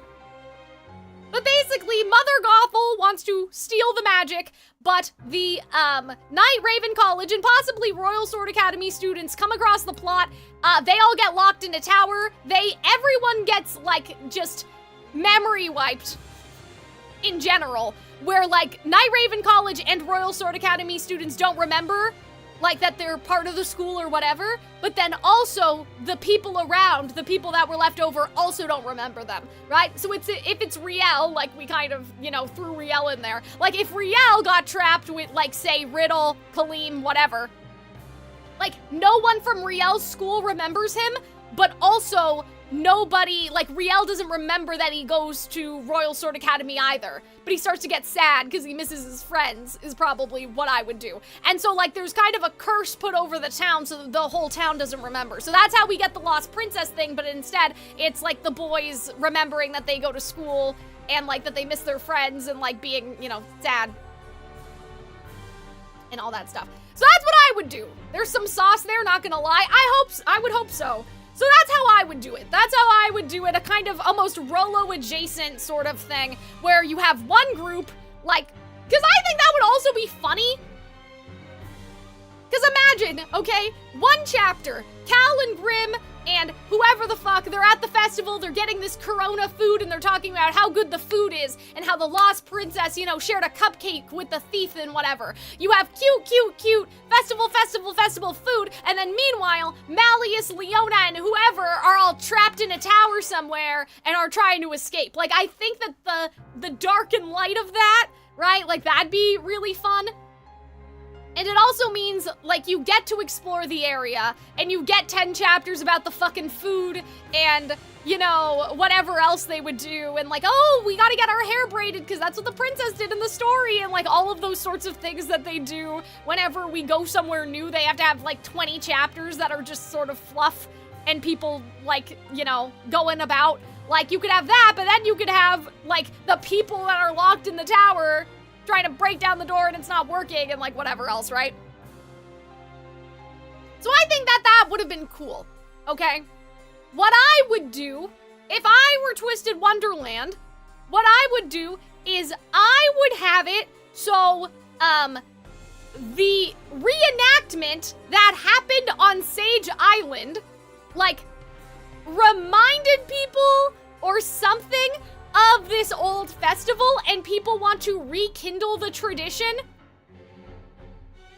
or like something like that. Like, basically I would have it be like, if they were gonna do this again, I would do it so it was like, oh, you know, seeing Sage Island light those lanterns reminded us of this old story, and maybe we can bring this old tree back to health or something, like, you know, some bullshit, right? Like, I think that that's how I would do it, to make amends to the Rapunzel fans. I would have it so the Radiant Reenactment is still canon, but people around the world or on social media seeing Radiant Reenactment reminded them of the legend, and now they're going to hold probably the first festival in, let's say, 500 years to revive their tree. Because maybe there are multiple golden trees, right? Or ways to get this golden fruit. You know, because Rapunzel's not the only magical princess that exists in Disney canon. I'm sure, you know, there's probably lots of golden fruit. It doesn't need to be just the one on her body, but that's what they could have done too. They could have done it so, like, the tree is dead, right? And now they're trying to revive the tree. And they remembered about the festival because they saw Radiant Reenactment, and then someone, like, put the dots together. That's what I would do in the future. That's what I would do when the Tangled remake comes out. I would do another Tangled event and have this one be kind of the bad one. Does that make sense? I feel like we have another case of that happening. Am I crazy? Have they not done that before? Where it was like, JK, here's the real event now? Hold on.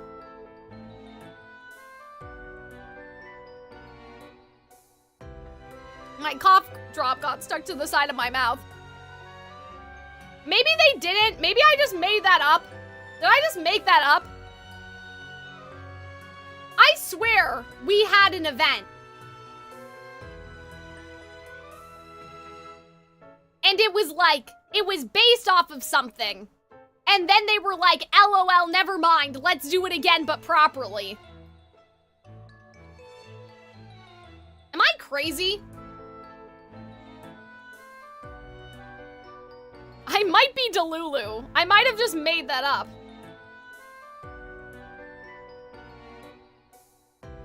It might have been something in Halloween. Fairy Gala, what if? No, because Fairy Gala was, like, pretty much properly the first time. But yeah, I mean, technically that's a way that they've repeated an event, like they've done something different. So that's still a good example. But I feel like there was an explicit, like, thing, and we got a do-over. Maybe it wasn't an event. Maybe it was just book 7 stuff. Maybe it was just like they realized that they did Leona dirty in book 2, so they fixed it in book 7. Maybe that's what I'm thinking about. It could have been something in Halloween, though. Halloween could have referenced something, and then they did it better the second time. I don't really remember that much, to be honest. But yeah, Fairy Gala's a good example, so, like, it's possible. I mean, Camp Vargas has had 2 different stories, too, so it's possible that we get a different version of the Tangled event. Right? And they could call it a Radiant something else, because now it's not a reenactment, like, you're actually doing the thing, right? But yeah, I'm probably just getting my wires crossed and thinking about how they, like, fixed Leona. You know what I mean? That's probably what I'm thinking about. Like how they fixed Leona's story, how they did it right the second time, I guess. But yeah. Yeah. So, in conclusion, it wasn't the worst, but it wasn't the best. Guys, I don't know if I'm crazy, but nothing be hitting like Phantom Bride. Phantom Bride, I think, was one of the funniest events, and we got really close to it here, right? Especially with Vargas, like, climbing up the window and shit. Like, I thought that some of these things were really funny, but, like, I don't know, man. It's just Phantom Bride, to me, is one of the most hilarious Twisted Wonderland events they've ever done, and I don't know if we've ever gotten that close again for an on-campus event. But it is nice to see all the boys on campus together again. Like, that was nice. I don't think there was a single character who didn't show up. I think everyone kind of, like, made an appearance, right? But I think without further ado, I'm gonna go. Because I really have to use the bathroom again, no surprise. Because I've been drinking so much tea. Anyway, and I don't really have anything else to add at the moment. But I know some of you guys still wanted to talk about Raya. Can everybody just join my Discord server so we can talk about it in there? Because I don't think I'm gonna be making the video for a while, and it's a lot easier for me to look at the state that my script is in right now compared to trying to remember my talking points off of stream, but yeah, I think I'm gonna kind of dash and just leave you guys, because it is 8:30, and I am tired, and my throat hurts. But thank you guys all for joining. I appreciate it. I hope you had fun. I'm glad that we, you know, stuck with it and got through it and, you know, we didn't give up and all of that fun stuff, but we will be around tomorrow as long as my throat feels okay, we're going to start the Nightmare Before Christmas event. So, I'm not sure exactly how we should divide that up. Is Discord a website or an app? It's both. You can get the app if you want, but it's also a website. Yeah, join the Discord server so we can talk about Disney movies, but I think otherwise, I'm gonna go. I really have to use the bathroom. So I'll see you guys later. Goodbye, Twitch chat. Goodbye. Goodbye.